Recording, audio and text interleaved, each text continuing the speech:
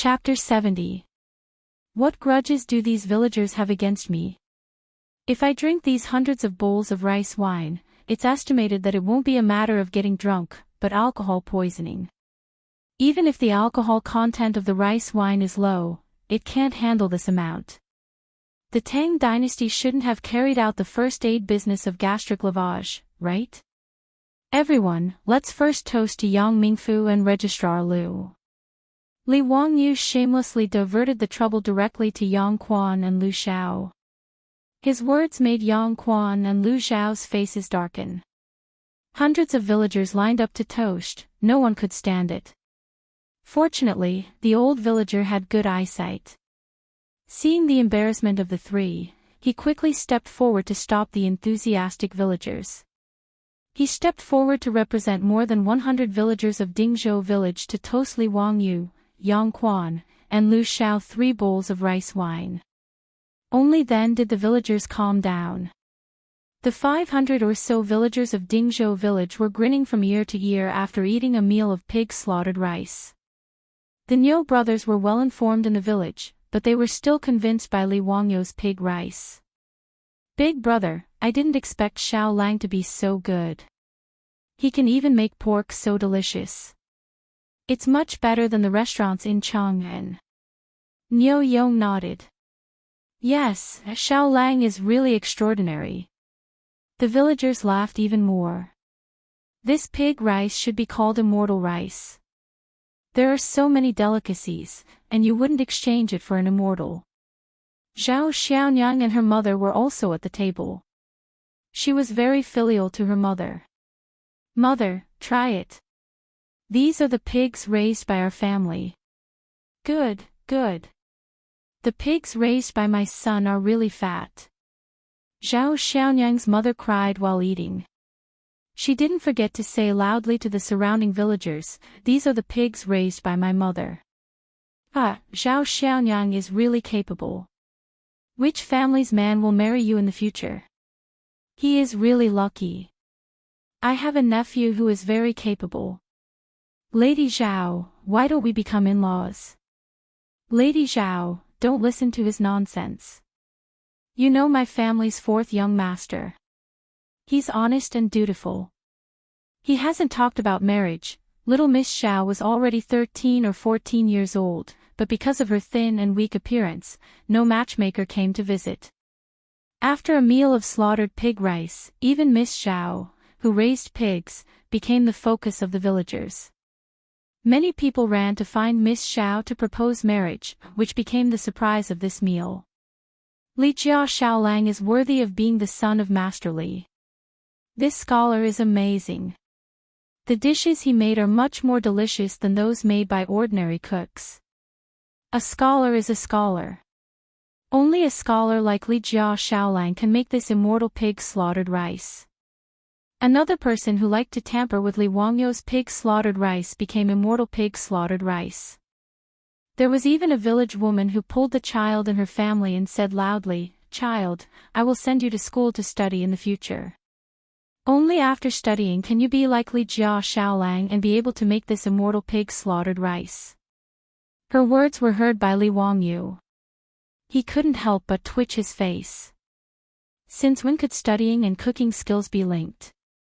I'm afraid that Kong Lauer's coffin can't be held down. On the other hand, Li Heng and Pei Lan had a suspicious look on their faces. Since young, their Lang Jun had always stretched out his hand and opened his mouth. When did he become so powerful?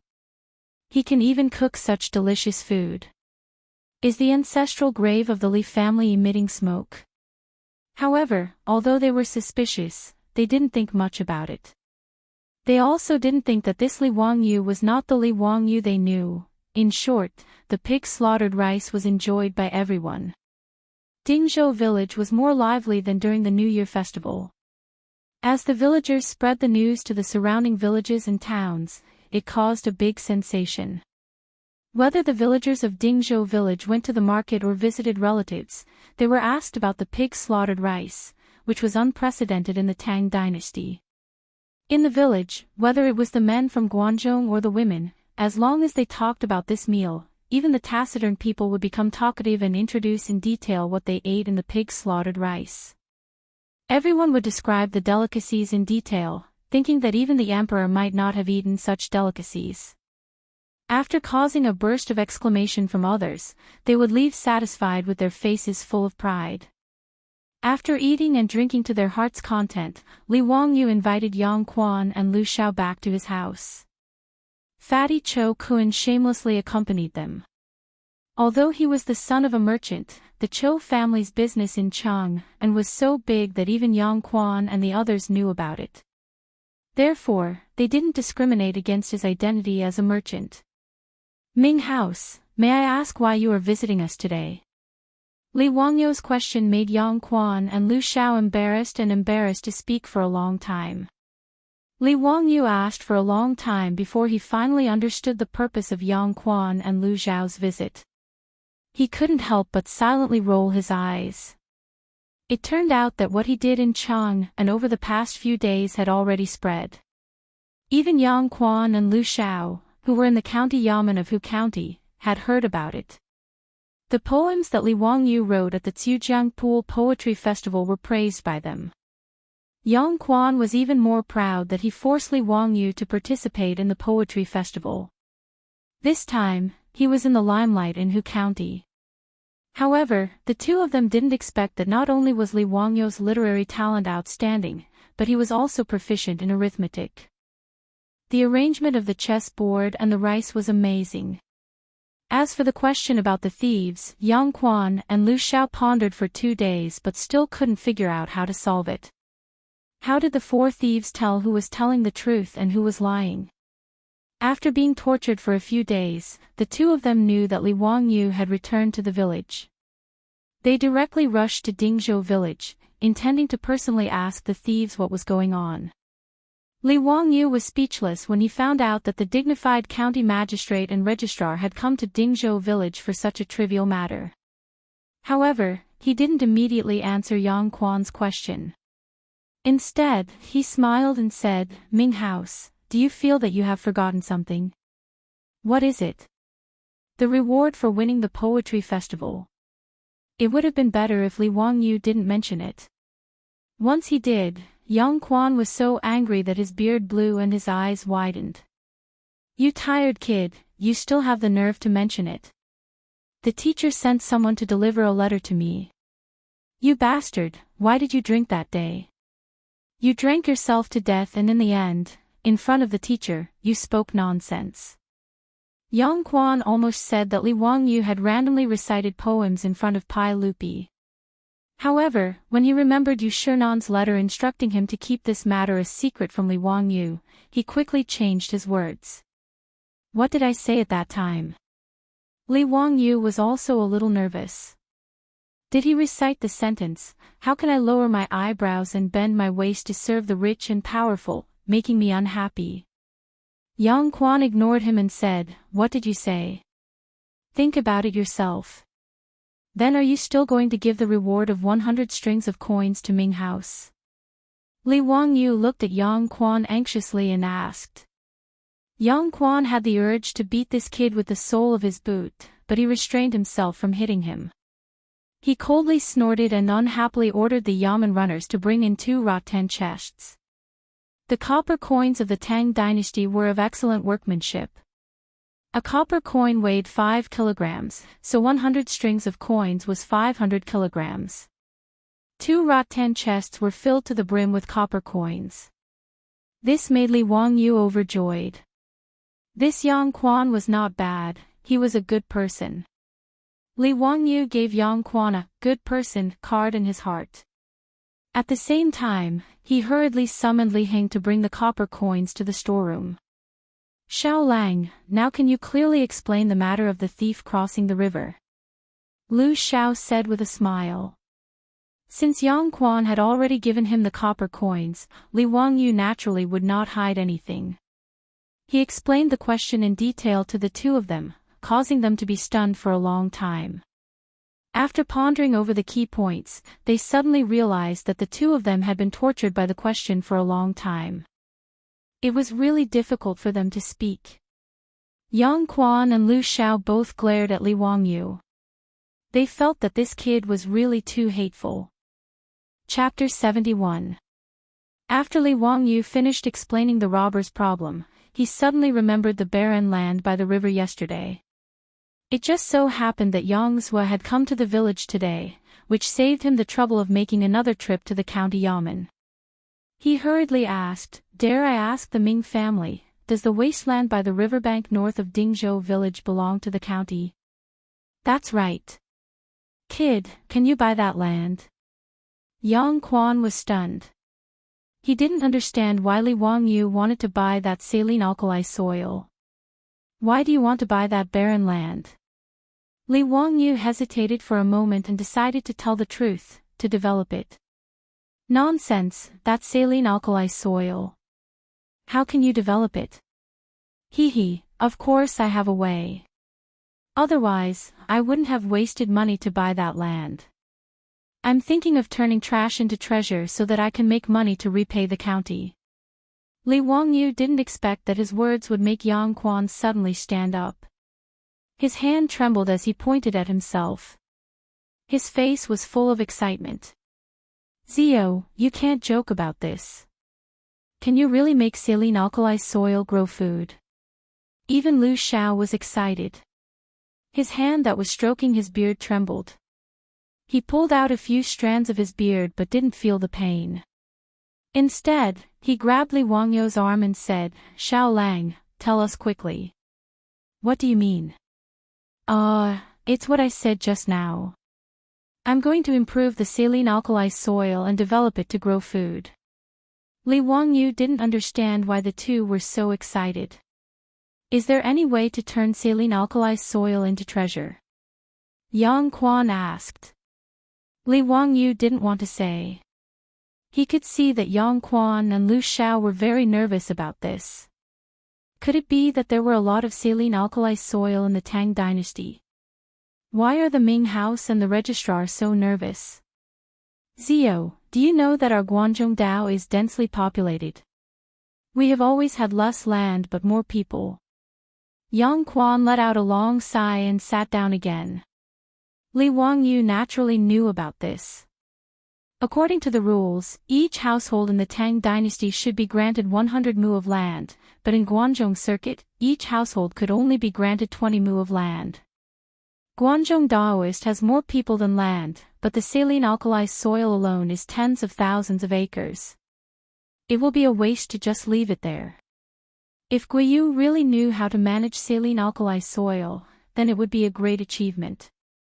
This county will definitely submit a memorial to the imperial court for you to be conferred an official title. Yang Quan's explanation enlightened Li Wangyu. He hadn't thought that Guangzhong Dao would have so much saline alkali land. However, Xie Jing wasn't interested in being promoted to an official. He couldn't wait to avoid it. Why would he be in a hurry to become an official? "Ming House, I do know a little about managing saline alkali soil, and I can teach you. However, if it was submitted to the imperial court, there would be no competition. How about some debt reduction? Look at the 10,000 mu of saline alkali soil. If you can reclaim it, it will be 10,000 mu of good farmland. A consultation fee of 100 copper coins per mu isn't much, right?" Yang Quan and Lu Xiao didn't understand what Li Wangyu was talking about. However, they understood Li Wangyu's meaning. Yang Quan glared at him again. "Nonsense. How can this county privately give you a reduction in public funds? If your method is feasible, this county will naturally report it to the imperial court and fight for you to be rewarded." His words made Li Wangyu curl his lips. Wanting to steal his secret without paying, wasn't that too disrespectful of intellectual property rights? Before Li Wangyu could speak, he heard Yang Quan say, "However, this county can make the decision to put the 300 mu of uncultivated land in Dingzhou village under your name. This is a big matter that will benefit the country and the people. Zio, you must not act recklessly." "Fine." Yang Quan's big hat was on Li Wangyu's head. "Moreover, getting the 300 mu of land for free wasn't considered a loss. He was about to nod his head in agreement, but swallowed the words that were about to come out of his mouth. It was best to ask his beautiful superior's opinion on this matter. He didn't want to be muddle-headed and make a loss. He couldn't waste a top student from the University of Pennsylvania who majored in business administration. Li Wangyu used the excuse of going to the toilet and ran out to find Su Chongqing. He told Su Chongqing about his conversation with Yang Quan and the others. Then, he eagerly waited for Su Chongqing's opinion. Sure enough, after his beautiful superior heard his words, she immediately whispered a few words into his ear. Li Wangyu fiercely slapped his thigh. He almost made a loss again. Su Chongqing told him to ask the county for cattle. In the Tang dynasty, cattle were quite precious. The price of a strong cattle was very high. It was about 20 strings of coins. In order to protect cattle, the Tang dynasty didn't allow cattle to be killed. Even the accidental death of a cattle had to be reported to the government. In the huge Dingzhou village, there were less than 10 cattle. One cattle could only cultivate 2 to 3 mu of land a day. After cultivating for 2 days, they needed to rest for a day to recover their strength. Dingzhou village's 2,000 mu of land depended on manpower to cultivate. This was one of the reasons why Dingzhou village was so barren. Su Chongqing felt that the method of managing the saline alkali soil could be handed over to the imperial court. However, just giving them the 300 mu of uncultivated land in Dingzhou village wasn't enough. At least 10 more cattle were needed. Otherwise, even if Li Wangyu could manage the land, he wouldn't be able to find enough manpower to cultivate it. With regards to Su Chongqing's words, Li Wangyu deeply agreed. After returning to the central room, Li Wangyu chuckled and proposed his conditions to Yang Quan. In addition, he also added 2 horses to Su Chongqing's conditions. He was tired of the days when he had to walk outside. Although he had the money to buy it now, it was better to save as much as possible. He still owed a huge debt.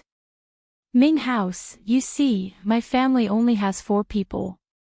There's not a single able-bodied worker.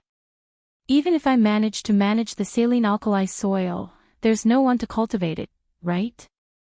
Moreover, without cattle, there's no way to manage the saline alkali soil. Li Wangyu's reasons left Yang Quan speechless. Indeed, he and Lu Xiao were very clear about the Li family's current situation. However, the condition of 10 cattle and 2 horses made Yang Quan slightly hesitant. Zio, are you sure your method will work?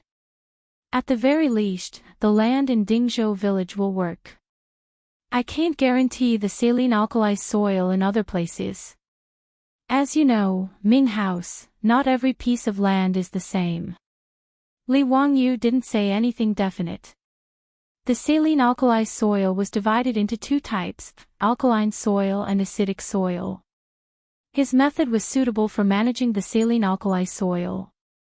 As for acidic soil, it wasn't impossible, but he couldn't guarantee the results. Yang Quan and Lu Xiao looked at each other and nodded silently. Yang Quan directly agreed to Li Wangyu's request. Then this old man will agree to your request. However, if you can't grow anything, the county yamen will take back the cattle and horses.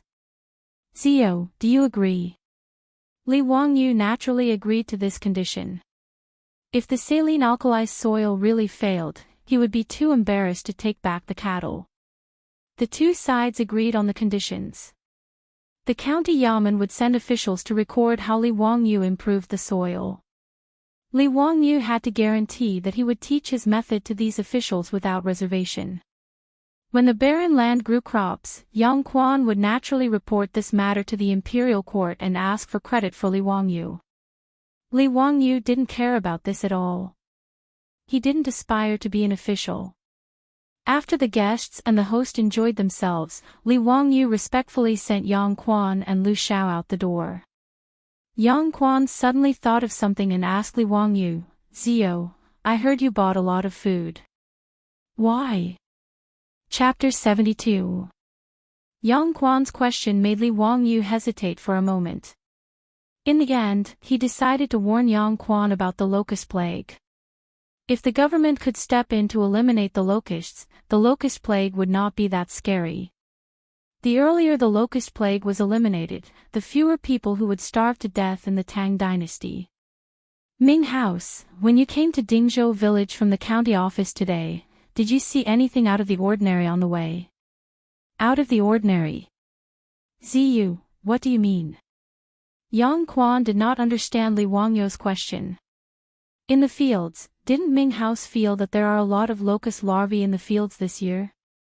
Li Wangyu's words made Yang Quan and Lu Zhao's expressions turn serious. Ziyu, are you worried that there will be a locust plague this year? Are you the one who prepared the food? Li Wangyu shook his head silently. Ming House, I'm not worried. I'm sure that there will be a locust plague in Guangzhou this year, and the scale will not be small. I prepared the food for the villagers of Dingzhou village. Sigh, it may not be enough. Ziyu, be careful with your words. Don't speak nonsense about a locust plague. Lu Xiao heard and quickly stopped Li Wangyu. Registrar Lu, I'm not speaking nonsense. Just look at the locust larvae flying all over the fields. Many farmers are already burning incense in the fields to worship that bullshit locust god. Don't Ming House and Registrar Lu know about this? Li Wangyu's voice grew louder as he spoke. Ming House, if we don't do anything, I'm afraid there will be no harvest this year, and then, he could not continue. He did not dare to imagine the terrifying scene of a locust plague in Guangzhou in March. The crops that had just been planted in the fields would be eaten up. Guangzhou was a region that only planted crops once a year. If all the crops in the spring were eaten up by the locusts, it would be a disaster. Although there was a record in the Aid for Governance Comprehensive Mirror, in the first year, Guangzhou was famished and there was only one rice dipper and straight silk. In the second year, there were locusts all over the world. In the third year, there was a flood. Although the people eat the food, they have never tasted any complaints. Yes, the world is big, the scattered people return home salty, the rice is no more than 3 or 4 qian. However, Li Wangyu didn't really believe the records in the history books. It was now the second year of Xinguan, and the price of grain was 360 copper coins per bushel. After natural disasters like the plague of locusts and floods, the price of grain in the autumn of the third year of Xinguan actually fell to 3 or 4 copper coins per bushel. This was simply a fantasy. Could it be that Pai Lupi borrowed the rice from the sky? But no matter what, the March locust plague was a real threat. Li Wangyu could save Zhou village, but he could not save the world. He might not be able to save him, but the government could. That was why he took the risk of misleading the public and directly told Yang Quan about the plague of locusts. Yang Quan stared seriously at Li Wangyu for a few seconds before sighing. How could I not understand what Ziyu is saying? When the larvae of the locusts first appeared, I had already sent a letter to the court, but... He shook his head. But how could it be so simple to kill the locusts? Li Wangyu did not understand. He asked, since the Ming House knows, what is so difficult about it? This is a matter of life and death. If there is no way to kill the locusts, I have a few ideas. Yang Quan shook his head again. It is not difficult to kill the locusts. The Book of Songs has a saying, punish the thief, punish the flame. It can be seen that using fire at night can attract the locusts to the fire, just like moths. But this is not a problem of the method, it is that you cannot do it. Why not? Li Wangyu was confused. Since the ancient people knew how to kill the locusts, why would they allow the locusts to overrun the land? Yang Quan and Lu Xiao were silent. This made Li Wangyu even more anxious. After repeated questioning, Yang Quan finally opened his mouth to explain. First, the people are ignorant. They think the plague of locusts is released by the locust god to punish the people. Therefore, they are unwilling to kill the locusts for fear of offending the heavens. Secondly, there are many disputes between the court and the great scholars. Therefore, we have to think about how to deal with the locusts. Lu Xiao also explained, Ziyu, things are not as simple as you think. Our Tang dynasty believed in Buddhism. As the saying goes, sweeping the floor does not harm the lives of the ants. We love the moths and the lanterns. There are many disputes about how to deal with the locusts. Li Wangyu was confused by the words of the two officials. This was the first time he had heard the saying that locusts should not be harmed because they were also living beings. After the locusts consumed the food, when the people of the Tang dynasty traded their children for food, human life was no longer a living being. Saint Mary. There was a Saint Mary in the Tang dynasty. Then the ministers in the court are just going to watch as the locusts overrun the land. Are they going to rely on the prayers of the farmers to survive the plague? Are there no measures to prevent this? Lu Xiao sighed deeply. Dealing with the locusts is against the heavens. The only way is to cultivate virtue. Li Wangyu understood immediately. At that moment, he could only say that he had bought a watch last year to express his thoughts. Cultivating virtue meant that everyone had to strengthen their moral character and practice their inner strength. When everyone had completed their cultivation, the plague of locusts would naturally subside. Which idiot came up with this idea? Dealing with the locusts. Is that even possible? Dealing with the locusts is against the heavens. Why didn't the officials and scholars who came up with this idea go to heaven themselves? If they wanted to go to heaven, Li Wangyu could donate some firewood. He could guarantee that they would be burned to ashes and sent to the heavens as a wisp of smoke. Li Wangyu really wanted Pai Lupi to hurry up and eat the locusts so that the entire Tang dynasty could begin to deal with the locusts. However, this was obviously unrealistic. He was just a commoner. How could he possibly meet the emperor? Was this Pai Lupi someone that Li Wangyu could meet whenever he wanted? Besides, so what if he met him? Was he supposed to send a bunch of fried locusts to Pai Lupi and tell him that it was delicious and that His Majesty should try it? Would he be dragged out and beheaded by Pai Lupi? Li Wangyu's thoughts ran wild. He didn't know that he had already met Pai Lupi more than once. However, this guy still didn't know and had even insulted Pai Lupi a few times. By the time Pai Lupi ate the locust plague would have already spread. Eliminating the locusts would only be doing their best and leaving the rest to fate. They wouldn't be able to take much food from the locusts. After understanding all this, Li Wangyu had nothing else to say. He cupped his hands and sent Yang Quan and Lu Xiao out the door. In this locust plague, it was better to save oneself. It was impossible to rely on the government. Cho Kun didn't say anything. After Yang Quan and the others left, the fatty pulled Li Wangyu with a nervous expression. Xiao Lang, will there really be a locust plague? Li Wangyu looked at the fatty in surprise. Only then did he realize that Cho Kuan's family was in the food business. If the locust plague really did appear, it would have a huge impact on their family's business. The locust plague is certain. Go back and tell your father to stock up as much food as possible. However, Brother Cho, I have a request. When the locust plague happens, the price of food will definitely skyrocket. I don't ask that you open your warehouse for free, but at least don't hoard food for huge profits. Is that okay? Li Wangyu nodded and replied. Cho Kun's fat face flushed red. Xiao Lang, what are you talking about? Although my Cho family is in the business, we have never done anything unscrupulous. Seeing the fatty's reaction so strong, Li Wangyu knew that he had wronged him and hurriedly apologized. Knowing that the locust plague was about to happen, the fatty couldn't stay in Li Wangyu's house any longer. He hurriedly left and prepared to return to Chang and to discuss this matter with his father.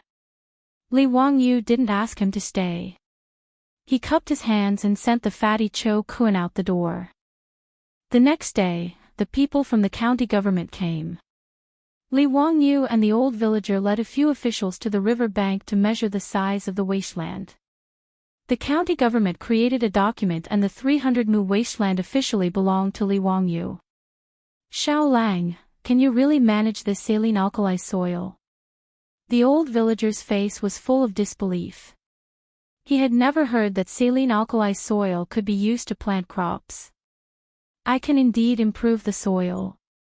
I also need the old villager's help. I need to invite some people from the village to do some work. Li Wangyu's words made the old villager somewhat embarrassed. Xiao Lang, it's not that I don't want to help. It's just that right now it's the spring plowing season and the busy farming season cannot be delayed. There is a shortage of labor in the village.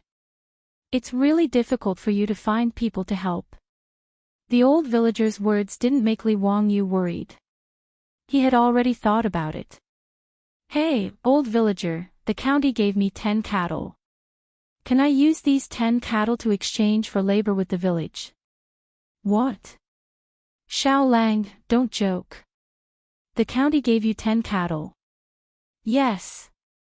Li Wangyu's words made the old villager sit down on the ridge of the field, speechless for a long time. Chapter 73. With manpower, 2 able-bodied laborers could only plow half an mu of land a day, and they were already exhausted to death.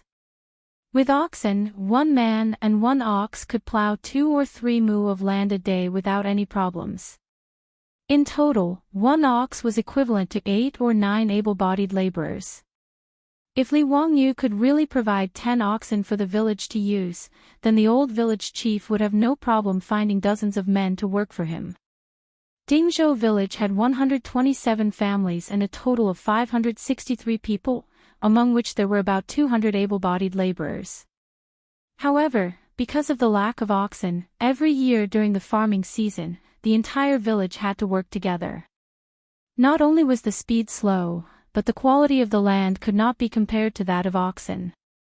If Li Wangyu could really provide 10 oxen to help the village with the spring plowing, then it would really be a great help to the village. Not only would they be able to spare some manpower to help Li Wangyu, but they would also be able to take a breather during the most important spring plowing of the year. The Tang dynasty was an agricultural society, and the spring plowing was the most important day of the year. Including the royal family would hold a ceremony on an auspicious day in February or March.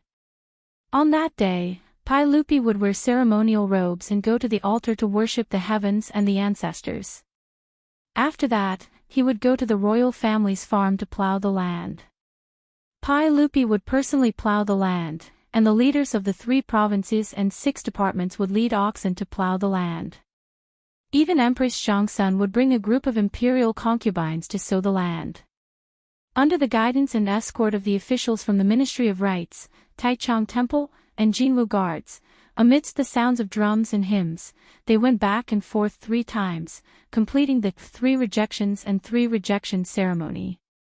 Although Pai Lupi's ceremony was just a formality, it also showed the importance of the spring plowing in an agricultural society. Now that the spring plowing was imminent, it was not surprising that Li Wangyu was able to get 10 oxen. It was not surprising that he was able to scare the old villager like this. The old village chief grumbled as he got up and grabbed Li Wangyu's arm. Xiao Lang, you can't joke about this matter. When will the oxen be sent? The county government will send the oxen tomorrow. However, old village chief, if I want to keep this ox, the prerequisite is that I must first manage this saline alkali soil. Therefore, I have to trouble the old villager to find someone to help me. Otherwise, if the saline alkali soil is not improved, the county will take back the cattle, and I won't have any cattle to lend to the village. As soon as the old villager heard his words, his eyes immediately glared.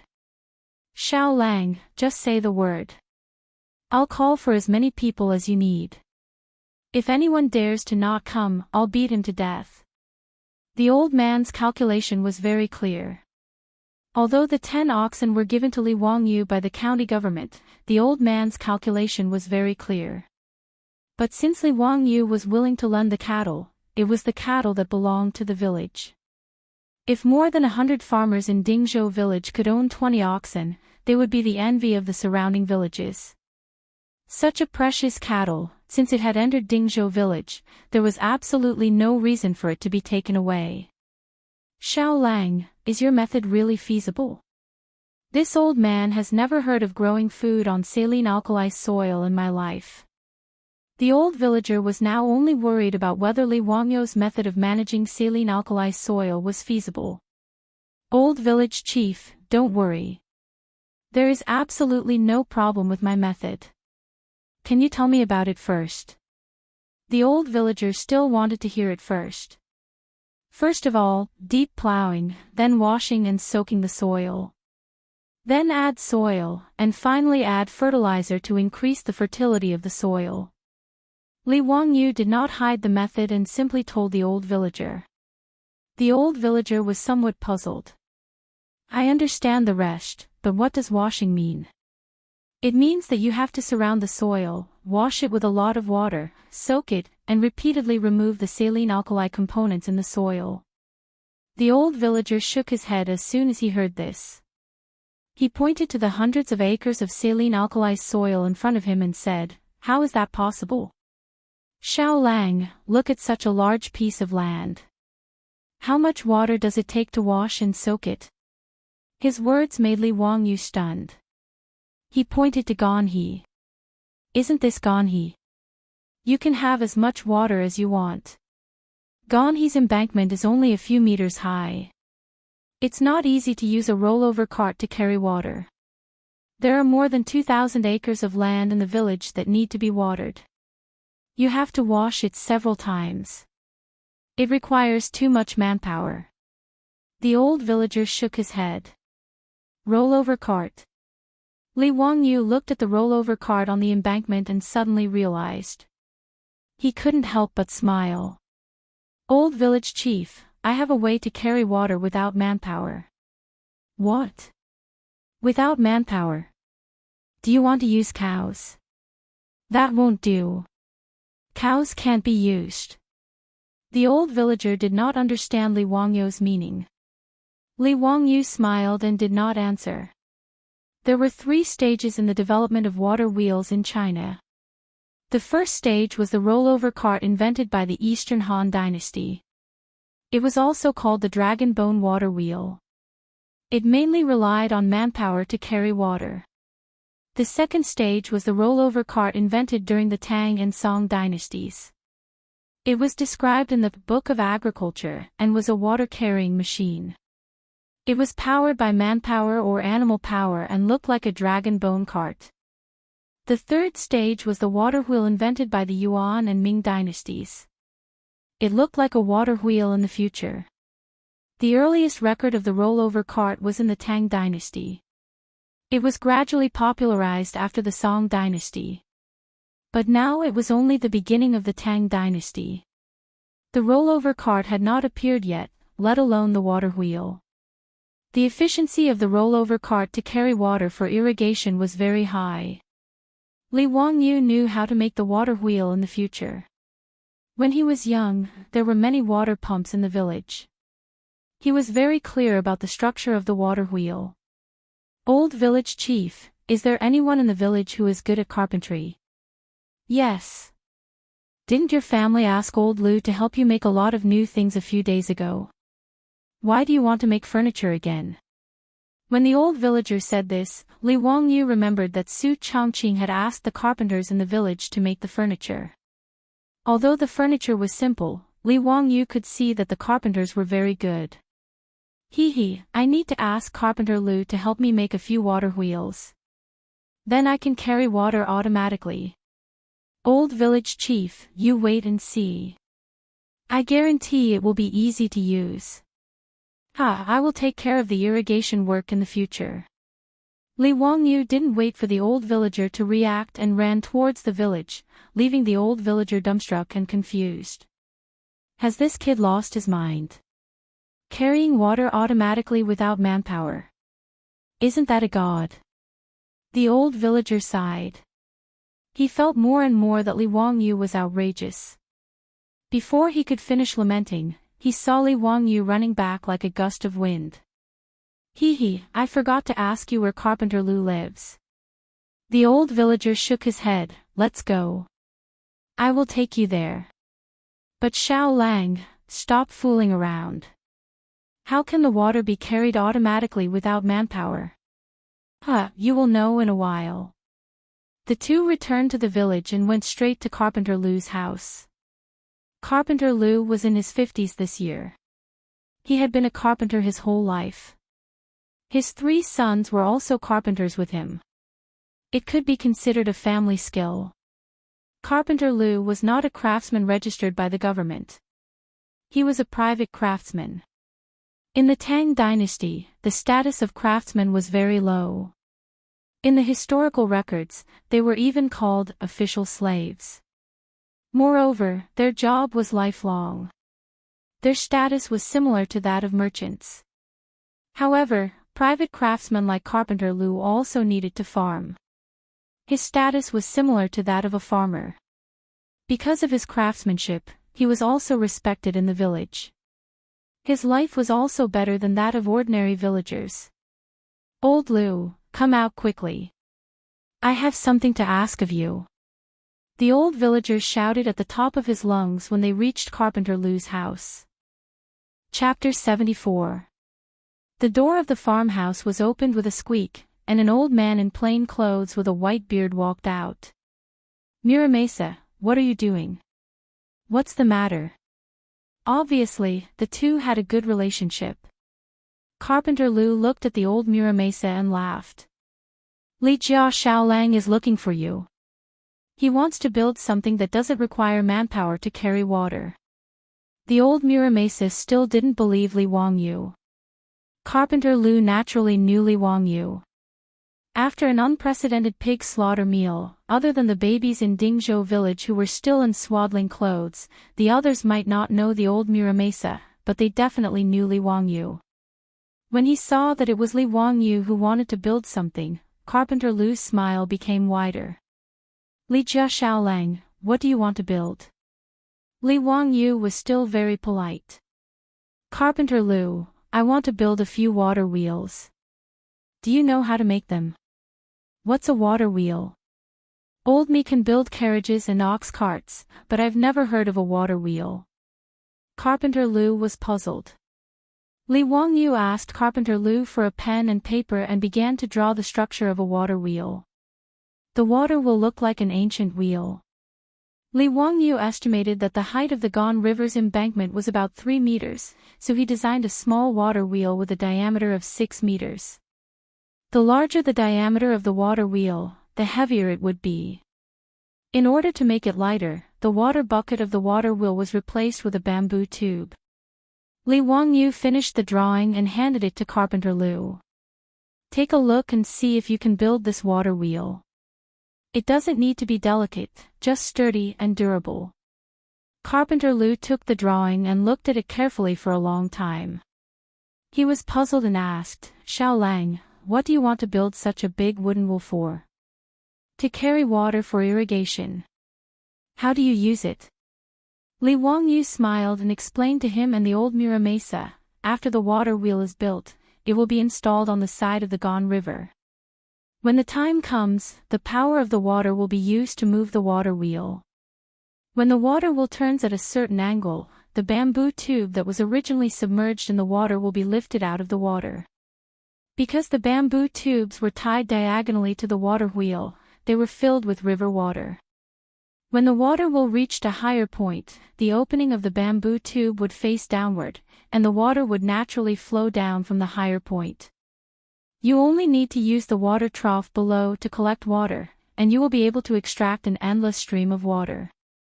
His explanation stunned Carpenter Lu and the old village chief. After a long time, the old village chief looked at Li Wangyu excitedly. Xiaolang, this is an amazing thing. It doesn't need any manpower to draw water, it's really a divine item. Carpenter Lu was even more excited. He grabbed the blueprint tightly and said, Xiaolang, I will build the water wheel for you for free. I only only ask that you allow my Lu family to build this water wheel in the future." Li Wangyu laughed. "Of course, I'll leave it to you, Carpenter Lu. As long as something like a water wheel was built, anyone with a discerning eye would know what was going on at a glance. There was no value in keeping it a secret." Since Carpenter Lu was willing to help him build the water wheel for free in exchange for the blueprint, Li Wangyu was naturally happy. "Oh yes, Carpenter Lu, the bearings of the water wheel are best made of steel. Do you have any ideas?" "Yes, yes. I will go to the blacksmith shop in the county today to build according to the blueprint." "How many water wheels does Xiao Lang need to build?" 5 water wheels are enough." "How many days will Carpenter Lu be able to build them?" 10 days. "Old me, 10 days is enough for me to build 5 water wheels. But the installation will require a lot of manpower." Carpenter Lu estimated the weight of the water wheel. It was not something his old arms and legs could carry. The old village chief laughed. "Old Lu, you just need to focus on building the water wheel. 10 days later, I will gather all the strong men in the village to help with the installation. Don't worry. Then there is no problem." Li Wangyu explained some details of building the water wheel to Carpenter Lu. After making sure that Carpenter Lu understood everything, he left. But after taking 2 steps, Li Wangyu turned back and said, "Carpenter Lu, I heard that your son is also a carpenter. Can I ask one of them to help me build something?" Carpenter Lu smiled and said, "Xiao Lang asked them to build something because he thinks highly of them. I will ask Daoist to help me build the water wheel. You can take Erlang and San Lang with you." "Thank you so much, Carpenter Lu. Then I will ask Lu Erlang and San Lang to come to my house tomorrow. I will tell them what they need to do." Li Wangyu remembered that he had promised Su Chongqing to renovate the bathroom. Now that he had money, he did not want to make things difficult for himself. The most important thing was to renovate the bathroom as soon as possible. Li Wangyu could tolerate other places in the Tang dynasty, but the sanitary conditions were too poor. Even he was not used to it, let alone Su Chongqing. With food in hand, there was no need to panic. Li Wangyu planned to expand the Tang dynasty's modern bathroom plan. "Old village chief, can you help me find some people first? I want to renovate the house a little. Are there masons in the village?" "Yes, there are a few in the village who help people build houses." "Your father asked them to renovate the house." "Why, Xiao Lang wants to rebuild the house again." Li Wangyu smiled and shook his head. "No, just a simple renovation. By the way, is there a kiln nearby? I also want to burn a batch of porcelain."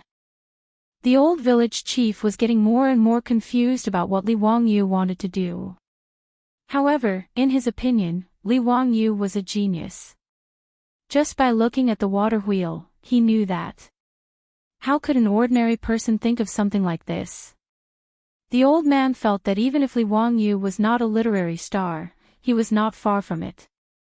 So even if he did not understand, he still patiently told him where to burn porcelain. There was a kiln in Wuxian. Although it was not a high-quality product, the craftsmanship was still passable. Li Wangyu thanked the old village chief and hummed a song as he went home in a good mood. "Why are you so happy?" Su Chongqing saw Li Wangyu's smiling face and asked with a smile. "Hee, I asked someone to start renovating the house tomorrow.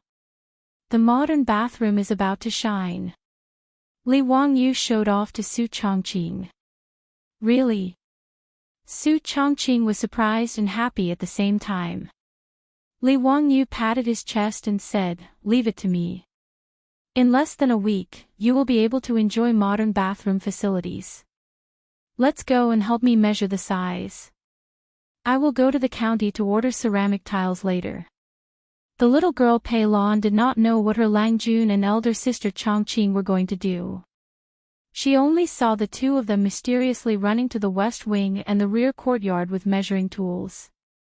They fiddled around for a long time and also wrote and calculated on a piece of paper. This made her feel very strange, but she did not dare to ask. She could only hide her suspicions in her stomach. Ever since her Langjun fell seriously ill, Perrin felt that he had become a different person.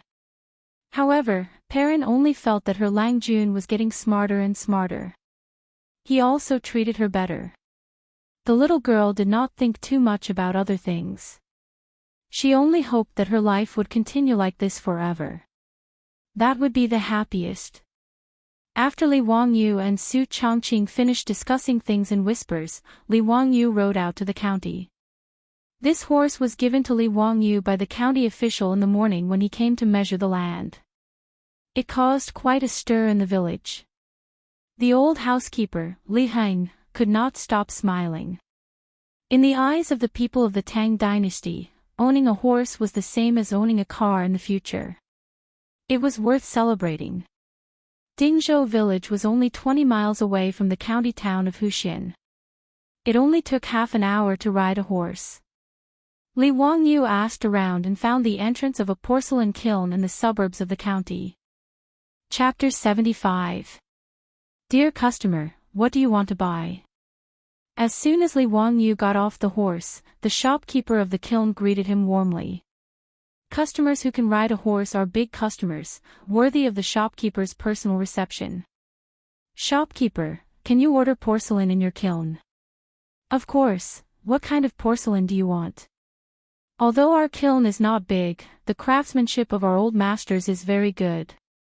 Whether it is porcelain bowls, porcelain bottles, porcelain basins, all kinds of shapes, as long as you need, we can order them. Li Wangyu smiled, took out the drawings he drew and handed them over. I need to make a batch of ceramic tiles, can you see if you can do it? How can a modern bathroom not have ceramic tiles?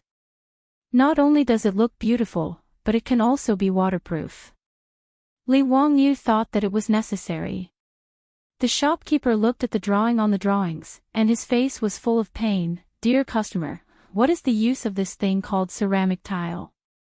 Old me has been making porcelain for so many years, but I have never seen this thing. Hee, I have my own use, can you make it? Of course, I can. This thing is too simple, it is just a piece of porcelain plate, there is no difficulty. Dear customer, are you sure you want to burn this thing? The shopkeeper still did not believe that someone would want to burn such a thing. Li Wangyu nodded, that's right, the quantity I need is written on it. How long do you think it will take you to burn it? The shopkeeper pondered for a moment, this thing is very simple, 3 days is enough. But you need to pay the deposit first, after all, if you don't want this thing after it is burned, it is not convenient to deal with it. Okay, no problem. In addition, I also need to burn a batch of ceramic pipes. Shopkeeper, can you see if you can burn it? Li Wangyu took out another drawing. It was the size and style of the ceramic pipe he was going to use for the sewage pipe. No problem, this kind of ceramic pipe is also very simple to burn.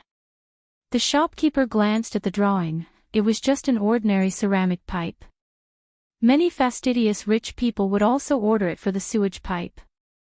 Just when the shopkeeper thought that Li Wangyu was going to burn these simple things, Li Wangyu took out another drawing from his arms. What is this? The shopkeeper looked at Li Wangyu with a puzzled expression. The toilet bowl used for the toilet is also made of ceramic. I wonder if it can be made. Don't think that Li Wangyu was wrong. During the Tang dynasty, the toilet bowl was indeed called this. Originally, the toilet bowl before the Tang dynasty was called Huzi, but the grandfather of the Tang dynasty's founder, Li Yuan, was named Li Hu. In order to avoid the word Huzi, he changed it to Ma Zi, and then it slowly became a toilet bowl. Of course, Li Wangyu's toilet drawings were not as complicated as the ones in the future. In fact, it was just a sitting, flushing toilet. There was no backflow or drain. Otherwise, with the pottery technology of the Tang dynasty, they might not be able to make it. His explanation made the shopkeeper stunned again. He looked at Li Wangyu with a strange look, wondering why this customer ordered so many strange things today. However, he would not refuse money. He nodded and replied, "Yes, it can be made." Before he finished the drawing, Li Wangyu put his hands into his arms again. The shopkeeper was going crazy. Couldn't he take out all the things he wanted to make at once? The shopkeeper was no longer in a hurry. He glanced sideways at Li Wangyu, wanting to see if Li Wangyu would take out any other blueprints from his bosom. Li Wangyu was scared by the shopkeeper's stare. He smiled awkwardly and said, "Hee, no more. I just want to make these things." "Sir, it's 5 strings of copper coins. The deposit is 2 strings of copper coins." After confirming that Li Wangyu was no longer taking out drawings, the shopkeeper calculated the total price. "Okay, but you have to help me deliver it to Dingzhou village. Is that okay?" The shopkeeper saw that it was not far away, so he agreed. Li Wangyu took out the copper coins from the pouch and handed them to the shopkeeper.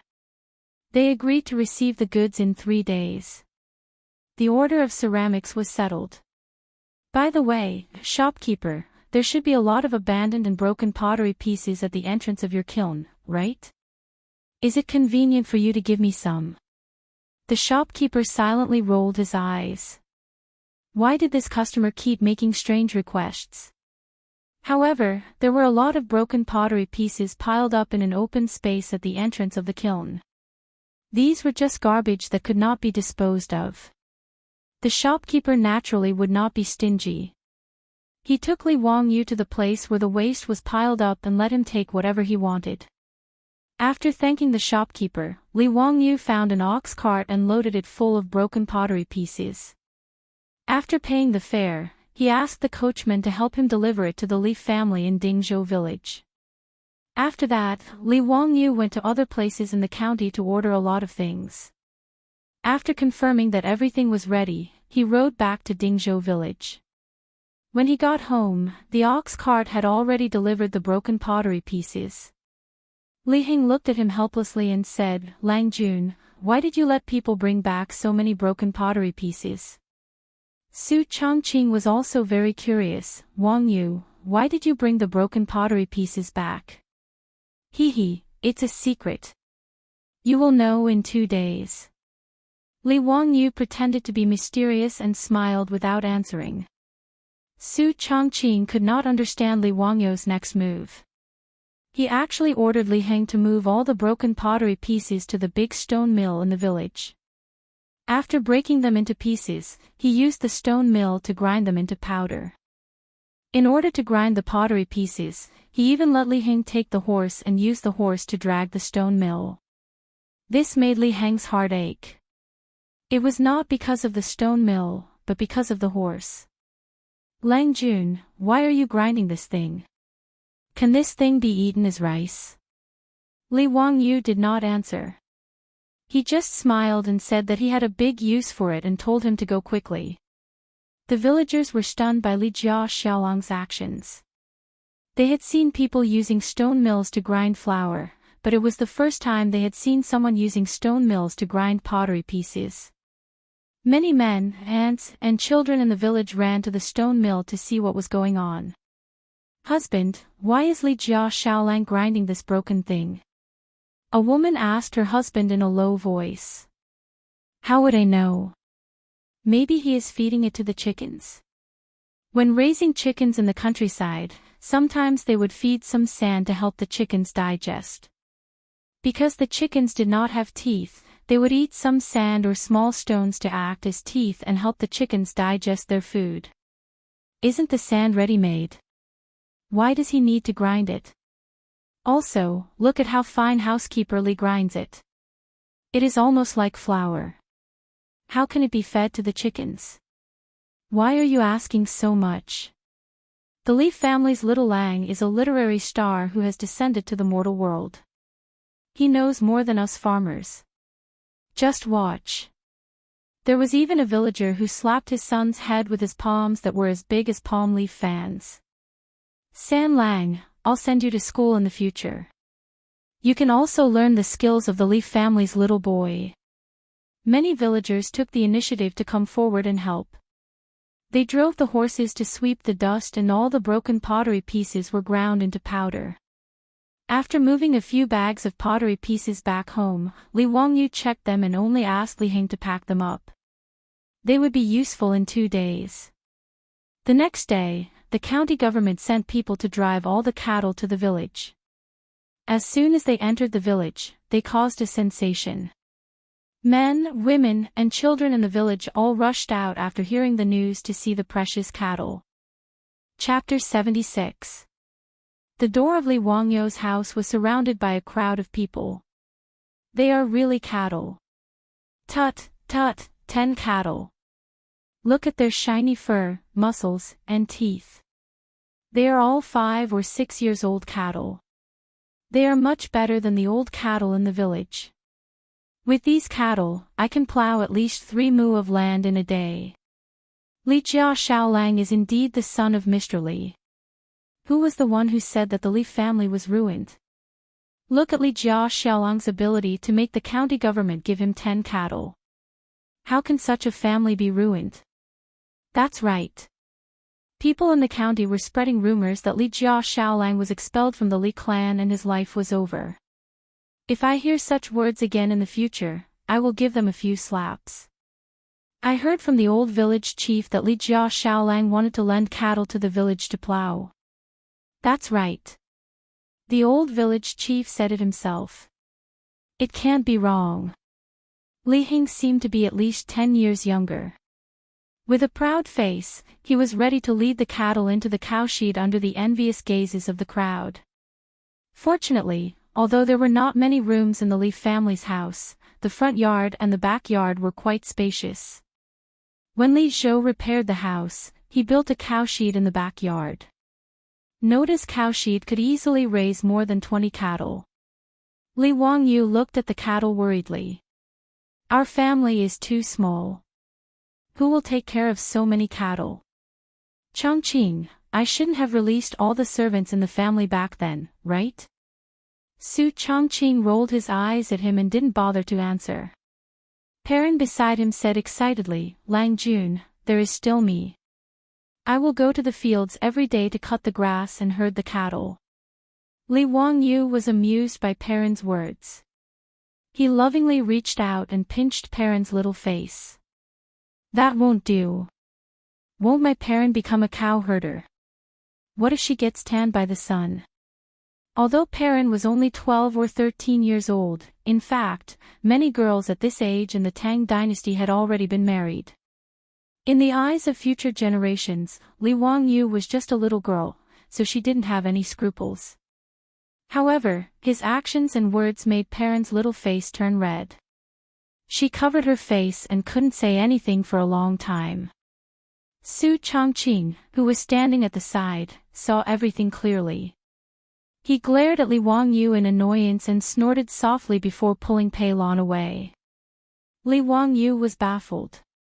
Did he provoke her or provoke her? Why are you glaring at me? Li Wangyu is too lazy to think about a woman's bottom of the sea. He goes out to find the old villager.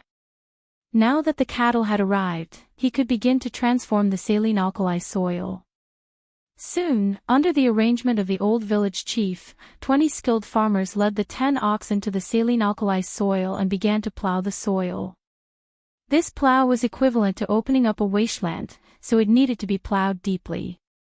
The soil was required to be fine in order to allow the alkali to be fully exposed to the air so that it would be easier to wash the soil later.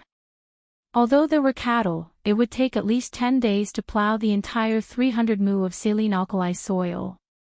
However, Li Wangyu was not in a hurry. This time was just right for Carpenter Lu to make the water wheel. After 10 days, the cattle could help the village cultivate. This exchange made the old villager smile so much that his back teeth were exposed. After explaining the saline alkali soil, Li Wangyu rushed back to his home. Carpenter Lu's 2 sons and several masons in the village were still waiting for him. Greetings, Xiao Lang, Kun. What do you need us to build? Carpenter Lu's two sons were already waiting for him with carpentry tools. Li Heng didn't know what his Lang Jun wanted to do, so he and Perrin were both curious. The two of them thought that it might be like Su Changqing, asking Carpenter Lu's sons to build some new furniture. At first, Li Heng and Perrin felt that the new furniture was strange, but after using it, they both liked it. Seeing that Li Wangyu had asked Carpenter Lu's sons to come over, they were both looking forward to it. However, Li Wangyu did not ask Carpenter Lu's sons to build any furniture. Instead, he pointed at a small mountain not far behind his house and said, "I'll have to trouble Erlang and Sanlang to help me build a water pipeline. Use the bamboo on the mountain. After opening it up, the spring water on the mountain will be connected to the house." After saying that, he took out a blueprint that he had drawn long ago. On it, there were detailed instructions on how to build the water pipeline. Lu Erlang and San Lang were both surprised. They originally thought that he was going to build furniture, but they didn't expect him to build a water pipeline. After carefully looking at Li Wangyu's blueprint, the two of them were full of admiration. "Xiao Lang, Kun, this idea of yours is really interesting. In this way, you don't need to use people to draw water from the well. The spring water on the mountain can continuously flow into your kitchen and this bathroom. May I ask, Xiao Lang, Kun, what is a bathroom?" Li Wangyu laughed and said, "It's a bathroom and a toilet." Hearing this, the two of them were both stunned. "Xiao Lang, Kun, you want to build a toilet in the West Wing? How can that be?" Not only were Carpenter Lu's sons surprised, but Li Heng and Perrin were also stunned. Building a toilet in the West Wing? Was Lang Jun crazy? They couldn't be blamed for being surprised. The toilets in the Tang dynasty were not like those in the future that had complete sewer pipes. They were dry toilets.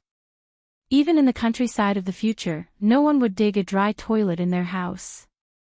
Not to mention the issue of hygiene, just the smell alone was enough to make one feel disgusted. Li Wangyu didn't explain. He just smiled and said, "I have my reasons." "Lu brothers, is there any problem with the water pipeline?" "No problem. It can be built in 2 days at most. It's not complicated." Although they didn't understand what Li Wangyu was thinking, the Lu brothers still nodded and agreed.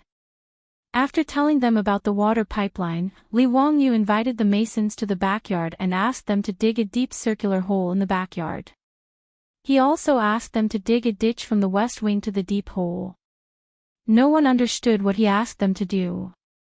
Although the masons were confused, they still started to work according to Li Wangyu's blueprint. After giving them the blueprint, Li Wangyu didn't care about it anymore. He just waited for the materials he ordered to be delivered 2 days later. 2 days later, several ox carts came to Dingzhou village. They were all delivering things to Li Wangyu's house. The strange things on the ox carts made the villagers talk about it. They were all guessing what Li Jia Xiaolang was doing. Li Wangyu checked the things delivered, especially the baked tiles and the toilet bowl. Needless to say, the craftsmanship of the Tang dynasty craftsmen was really good. It was no worse than the furniture sold in the future. He picked up a tile with a beautiful pattern and flicked it with his finger. The tile made a crisp and pleasant sound. "Changqing, what do you think of the tiles?" "Hee, it will be beautiful in the bathroom." Su Changqing didn't speak for a long time. He frowned and thought for a long time before he asked uncertainly, "Wang Yu, did we forget something?" "Ha! What did we forget?" "There was no cement in the Tang dynasty. How can these tiles be pasted on the wall?" Chapter 77. Su Changqing had just thought of this problem. There was no cement in the Tang dynasty, so the tiles could not be pasted on the wall. However, Li Wangyu did not show any surprised expression as she had imagined. Instead, he smiled and did not speak. He directly went to take out a bag of pottery shard powder that Li Heng had previously ground into powder. "Well, there is cement. I have already thought of this problem. Li Wangyu proudly raised his eyebrows. Isn't this the powder ground from the pottery shard? Can this be used as cement? Su Chongqing had an expression that said, "Are you kidding me?" Li Wangyu explained with a smile, "Cement is mixed with lime. This is called artificial volcanic ash cement. It is to break and grind the bricks or pottery into fine pieces. It can also be directly calcined in a kiln with lime and clay. Yunnan's Yunnan Railway was built with this kind of cement. When cement could not be bought in the countryside of my hometown, this was used instead of cement." Really? Su Chongqing still did not believe that grinding pottery shards into powder and adding lime could be used as cement. Li Wangyu did not explain. He directly took the lime and mixed it with the pottery shard powder. Then, he added water and mixed it well. After the preparation, Li Wangyu found a mason and asked him to use his own cement to paste the tiles on the wall. Xiaolang Kun, how is this possible? I have been a mason for most of my life, and I have never seen anyone use mud to paste bricks. After listening to Li Wangyu's request, the mason shook his head again and again. In his opinion, this kind of thing that Li Wangyu called tiles could not be pasted on the wall like this. Perhaps using fish bladders to make glue could be tried, but it might not stick firmly.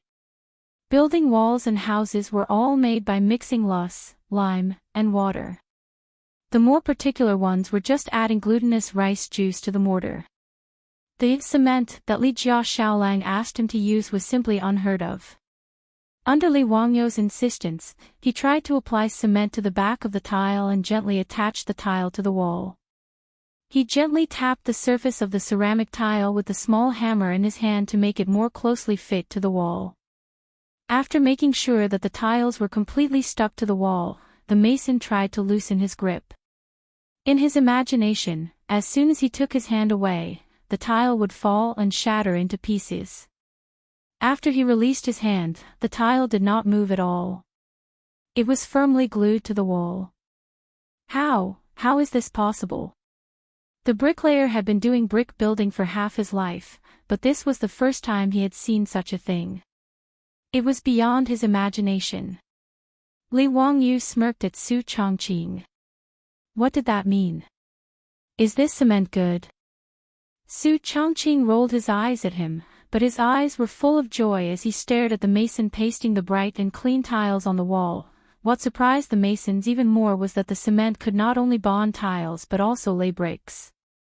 Among the things that Li Wangyu ordered, there was also a truck of bricks, which were used to build a biogas pool. Yes, the circular pit that he asked people to dig in the backyard was a biogas pool. However, the biogas pool still needed to be surrounded by bricks, so that the sewage would not penetrate into the soil. The bricks were naturally the artificial volcanic ash cement that Li Wangyu had made. Seeing that this thing called cement could really bind bricks, and it was obviously much more sticky than the yellow soil, lime, and water they used to bind bricks, the masons were dumbfounded. How could this Li Xiaolang know everything? What a monster! What surprised them even more was that when they came to work the next day, several masons found that the cement from yesterday had solidified and dried. Not only was it firm, but it was also waterproof, as if it had turned into stone. How is this possible? Li family is really a literary star in the sky. This is simply the means of immortals. Yes, he can turn mud into stone. Isn't he an immortal? Several craftsmen whispered to each other around the cement wall. All of this was beyond their imagination. The Li family's modern bathroom renovation plan was still in progress. First, there was the water supply problem. This was the easiest to solve. Carpenter Lu's two sons were good craftsmen. In 2 days, they used bamboo to build pipes and wood to make brackets to bring the spring water from the back mountain to Li Wangyu's house. Next was the sewage system.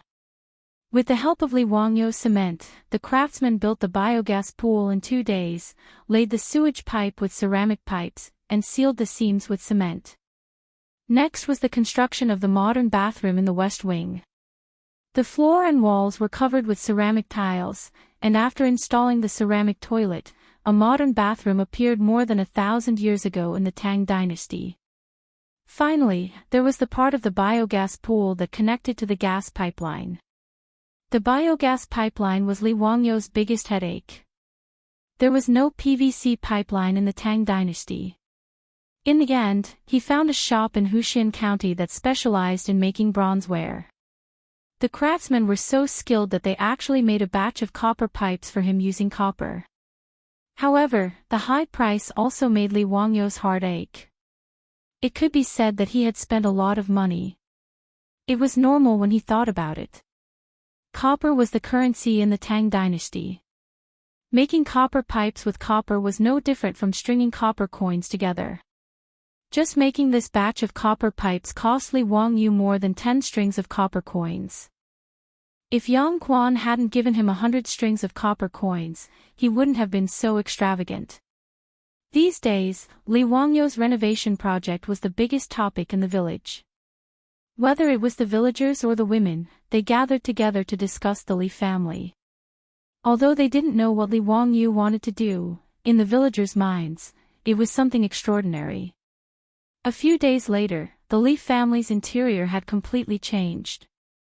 There wasn't much change in the front yard except for an extra washroom. However, once you entered the backyard, everything changed. The spring water from the back mountain flowed continuously into the house through the bamboo pipes. Li Wangyou had someone dig a canal in the backyard for a portion of the water. The water flowed endlessly, adding a bit of life to the small courtyard. There was also a tall wooden frame in the courtyard. A bamboo pipe kept the spring water flowing into a huge clay pot on top of the frame. After the pot was filled with spring water, the spring water poured down like a small waterfall. This clay pot was custom-made by Li Wangyou at the kiln factory. Its purpose was to store water. Underneath the clay pot was a pipe made of bamboo that extended to the Lai Hot's kitchen and the washroom in the west wing. The reason why this clay pot was set up to store water was to install a water valve on the bamboo pipe. The Liu brothers' craftsmanship was pretty good. They used wood and bamboo to make a wooden water valve that could control the flow of water out of the bamboo pipe. Just this water valve was enough to make Perrin extremely happy. She continuously opened and closed the water valve on the bamboo pipe in the kitchen. Seeing the water flowing out of the bamboo pipe, she happily called out. Li Wangyou looked at Su Chongqing proudly, like a child eager to be praised. Su Chongqing proudly raised her beautiful swan-like neck. Not bad. Lead the way. This consort wants to see the washroom. Scum, Your Highness, this way please. Li Wangyou flung his robe and helped Su Chongqing to the west wing like a servant. Chapter 78. The area of the west wing was very large. Naturally, it was not only remodeled into a modern bathroom. In the west wing, there was not only a bathroom covered with beautiful tiles and a ceramic toilet, but also a large bathtub and a sauna room. The walls of the sauna room were covered with smooth and bright fir wood planks, which were the craftsmanship of the Liu brothers. The thick planks on the walls were used for insulation.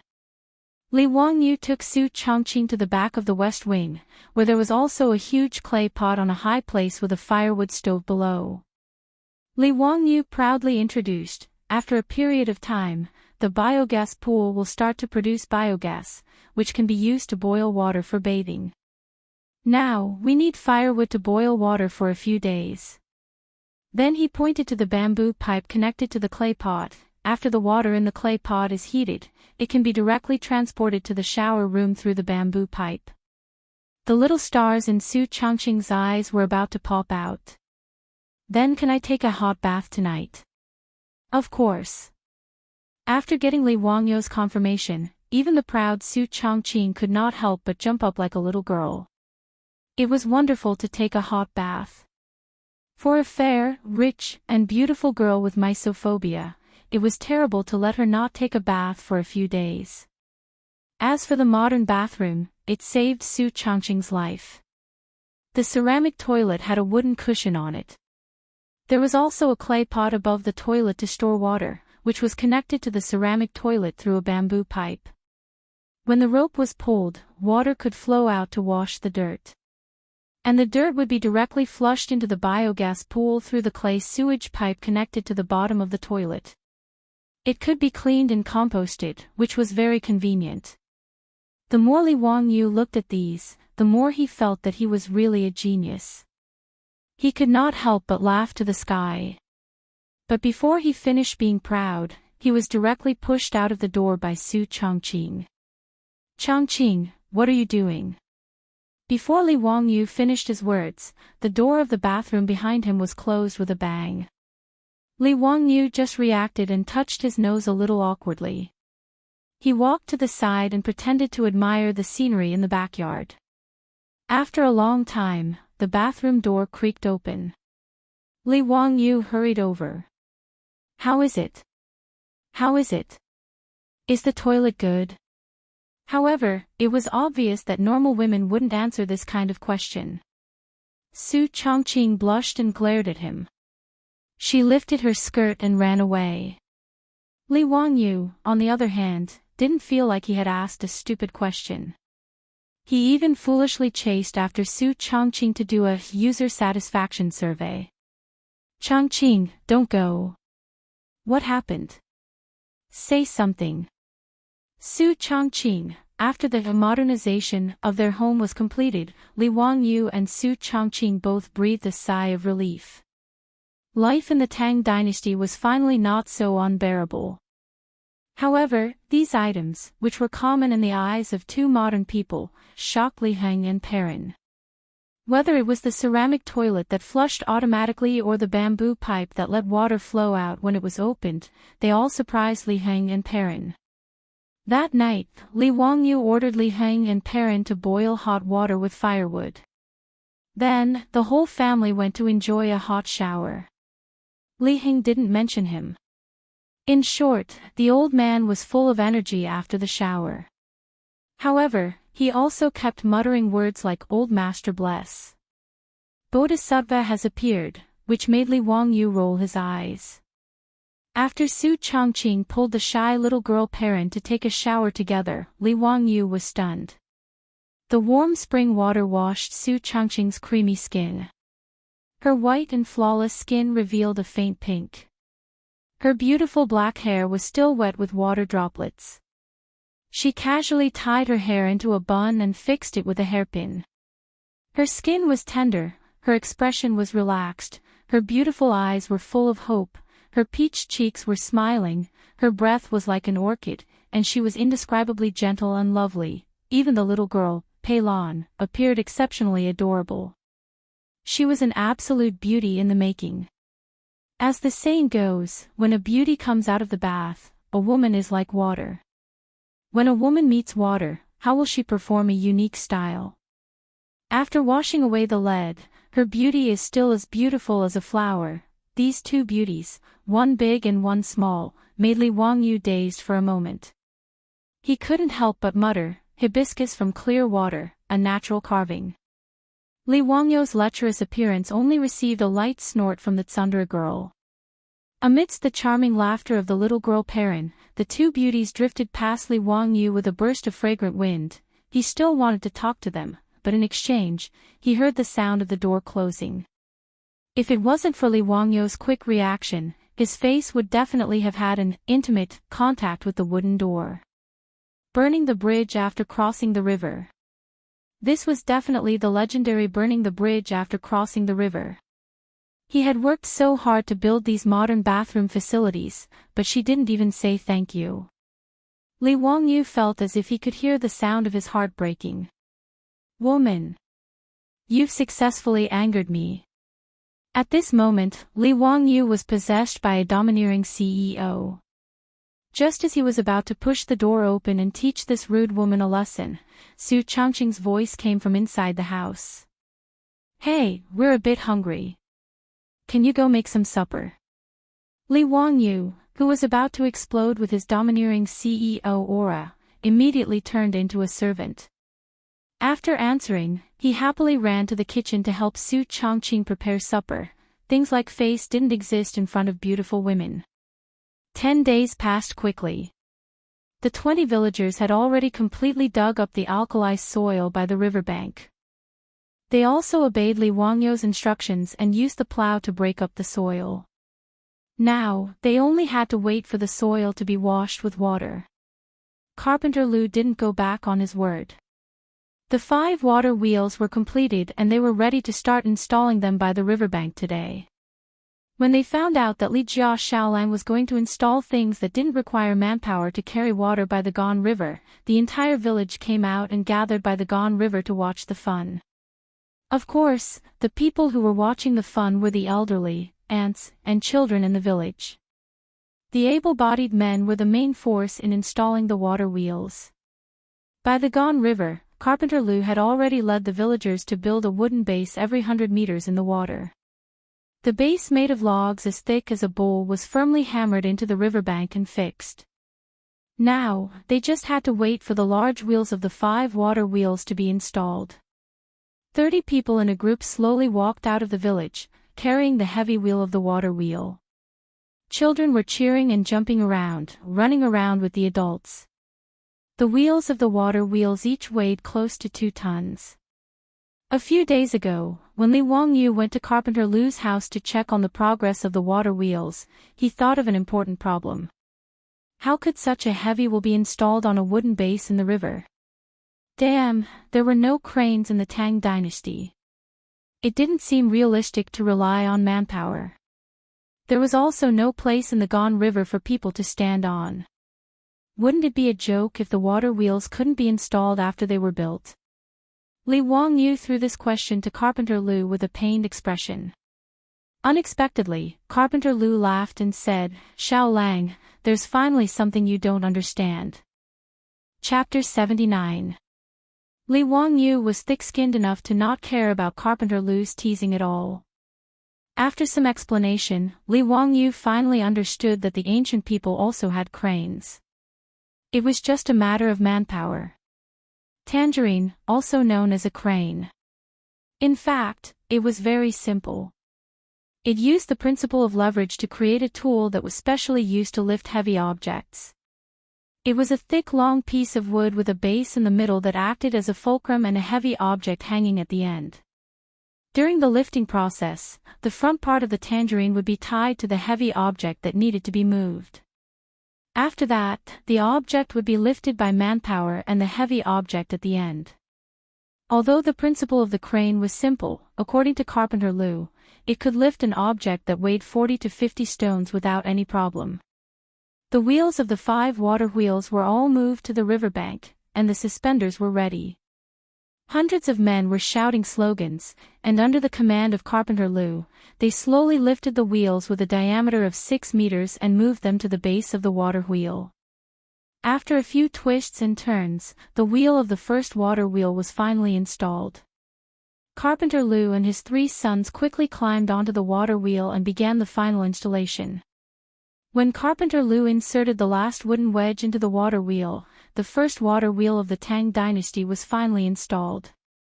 Li Xiaolang, the water wheel is installed.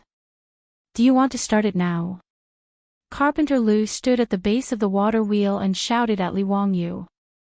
Li Wangyu led Su Chongqing, Perrin, and Li Heng to the embankment and watched the installation of the water wheel with smiles on their faces. Hearing Carpenter Lu's shout, Li Wangyu gave him an OK hand sign. Carpenter Lu, let's start the test run. Carpenter Lu did not understand what Li Wangyu's hand sign meant, but after hearing it, he and his sons removed the plate blocking the wheel of the water wheel. Su Chongqing elbowed Li Wangyu angrily and said, "Are you stupid? Do you want to give an OK hand sign to the people of the Tang dynasty?" Sorry, I forgot. Ha! These details are not important. Look, the water wheel is starting to turn. Start spinning. Li Wangyu shouted excitedly as he pointed at the water wheel that was slowly starting to move. The water level of the Gone River was calm, but the speed of the water flow was not too slow. Under the push of the water current, the water wheel made a squeaking sound.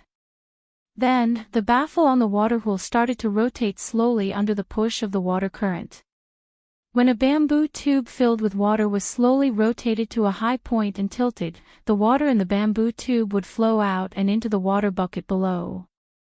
Then, the water would flow all the way down along the bucket. Under everyone's gaze, the river continued to flow. The water wheel kept turning, lifting the river water up and pouring it into the ground. The villagers of Dingzhou village began to cheer as if they had gone mad. The old villager was so excited that his beard was trembling.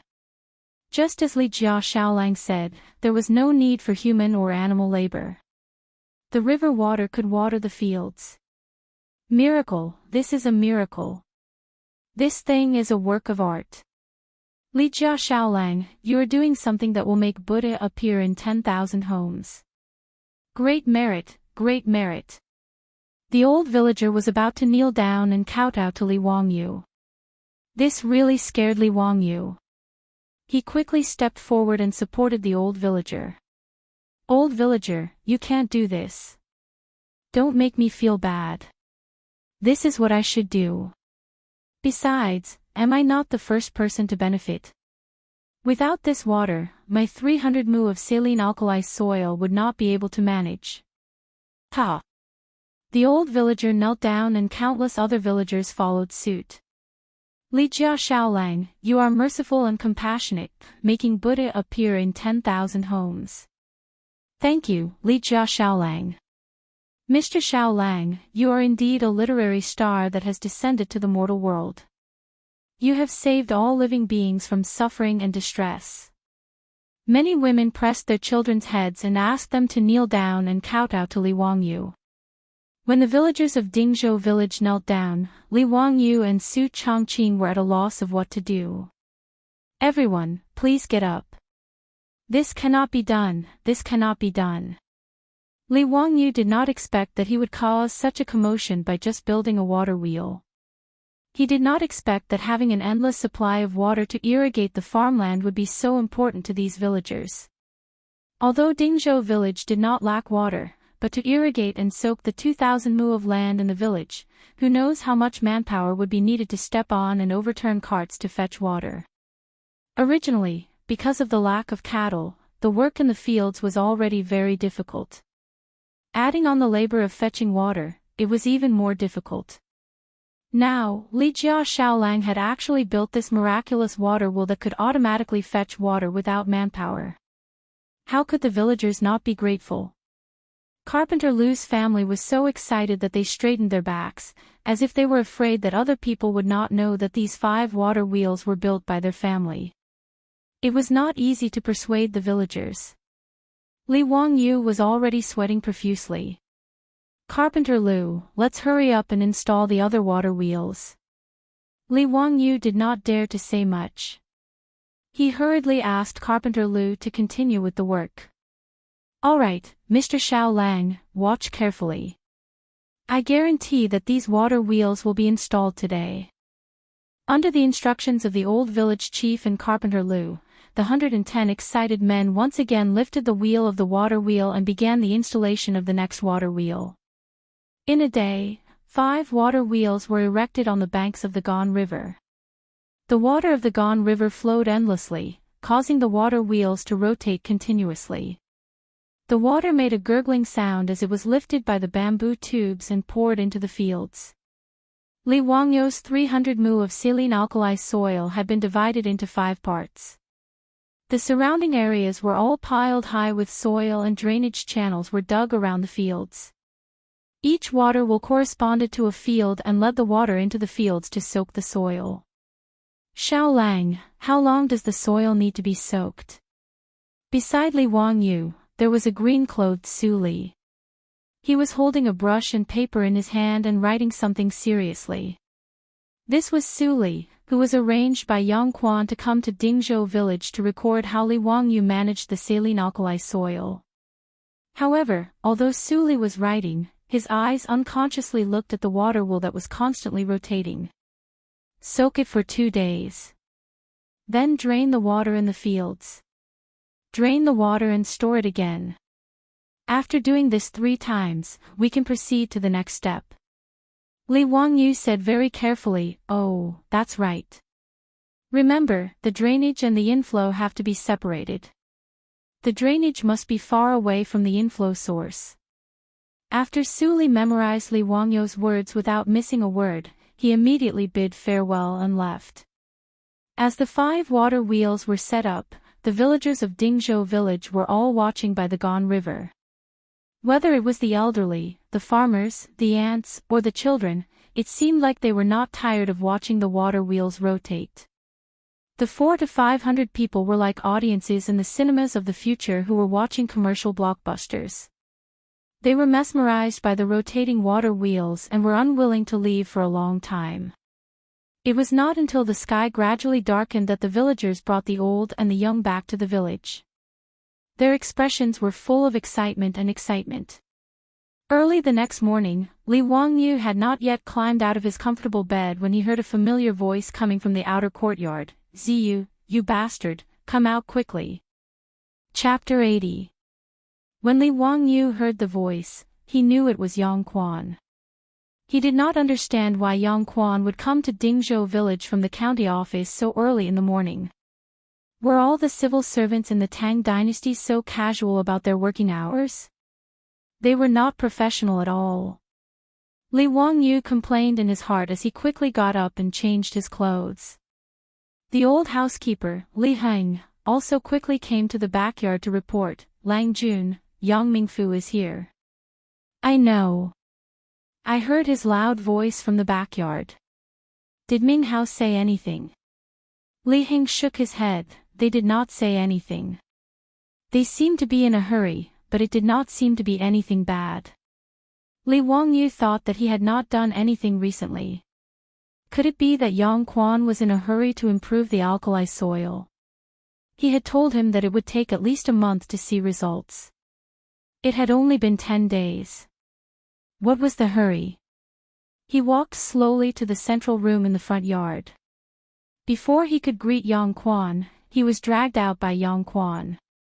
Ming House, what are you doing?" Li Wangyu was speechless. What was wrong with a man pulling and pulling? "Do you dare to change it to a soft girl? Zio, you bastard. Why didn't you tell me earlier that there was a water wheel? Quick, take me to see how magical the water wheel is." Yang Quan lectured him as he pulled him out. Li Wangyu was confused. What did he mean? He came to Dingzhou village from the county early in the morning just to see the water wheel. Yang Zhuo wasn't the only one who had come. All of the big shots from the Hu County Yamen had appeared at Dingzhou village. Li Wangyu was just about to greet the deputy, and Registrar Lu Xiao when Yang Quan pulled him out. Let's go. Let's go see the water wheel. Don't be so polite." Li Wangyu could only lead Yang Quan and the others to the Gone River outside the village. Li Wangyu did not expect that the usually quiet riverside would be so lively today. Not only did the villagers of Dingzhou village come to see the water wheel, but the villagers from the surrounding villages also rushed over after hearing the news. The banks of the Gone River were as lively as a market. What made Li Wangyu even more speechless was that he saw many people actually lighting incense sticks and praying to the 5 water wheels on the banks of the Gone River. After a night of continuous watering by the water wheel, Wangyu's land, the 300 mu of alkali soil was soaked in water. It looked like a big lake beside the Gone River. 300 mu of land was nearly 200,000 square meters of land. The 5 water wheels watered the land day and night. This scene was very magical in the eyes of the people of the Tang dynasty. Yang Quan and the other county officials were shocked when they heard Su Li's report yesterday. After repeated questioning, they confirmed that Li Wangyu had really created a tool that could automatically carry water without manual labor. The water wheel looked ordinary in Li Wangyu's eyes, but it made the other county officials unable to sleep well. They rushed to Dingzhou village at dawn to see it with their own eyes. When Yang Quan and the other county officials arrived, the villagers on the embankment immediately made way for them. They did not care about official etiquette. They lifted their robes and ran all the way to the water wheel. Hiss. It really doesn't need manual labor. It automatically rotates non-stop. Lu Xiao could not help but gasp when he saw how the water wheel worked. Yang Quan and the others also saw the structure of the water wheel and how it moved to carry water. They were all very excited. The county magistrate of Hu County shook his head and commented, "Ziyu, the water wheel is not a fake person. A wise man's creation is really a great coincidence. Lone Wolf carries cold water, no one is responsible for farming. Ziyu, you actually have such knowledge of how to apply it to the world. It's really rare. But since you have the ability to create something like this, why didn't you show it earlier? Do you know that you almost messed up our plan?"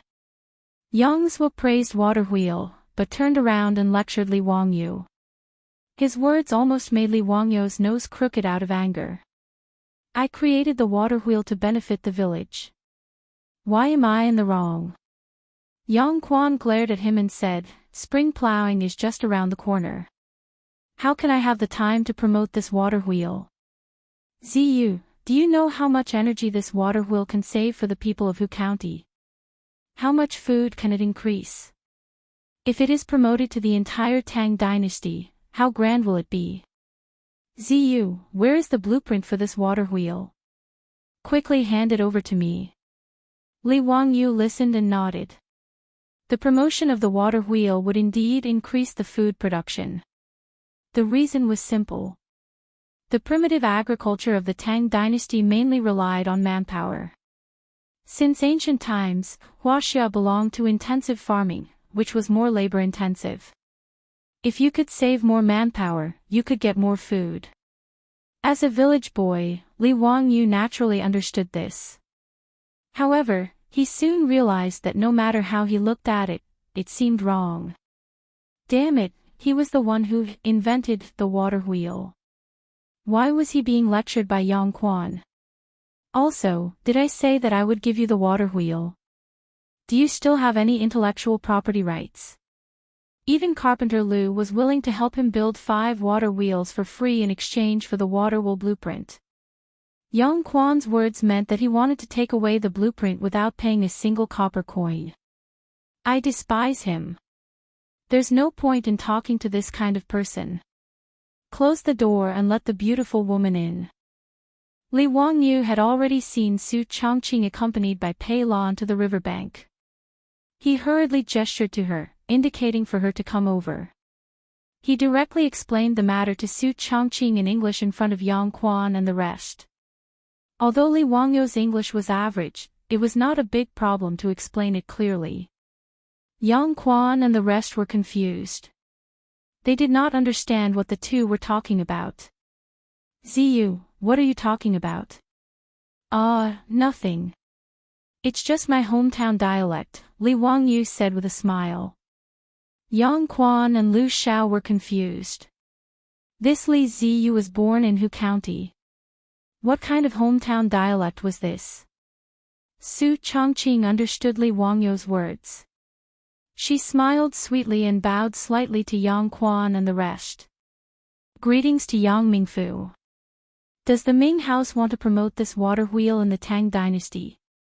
Yang Quan knew Su Chongqing.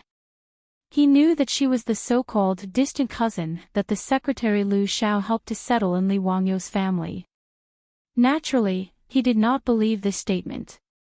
Before the Li family in Hu County was removed from the family, they were relatives of the royal family. How could there be a distant cousin for no reason?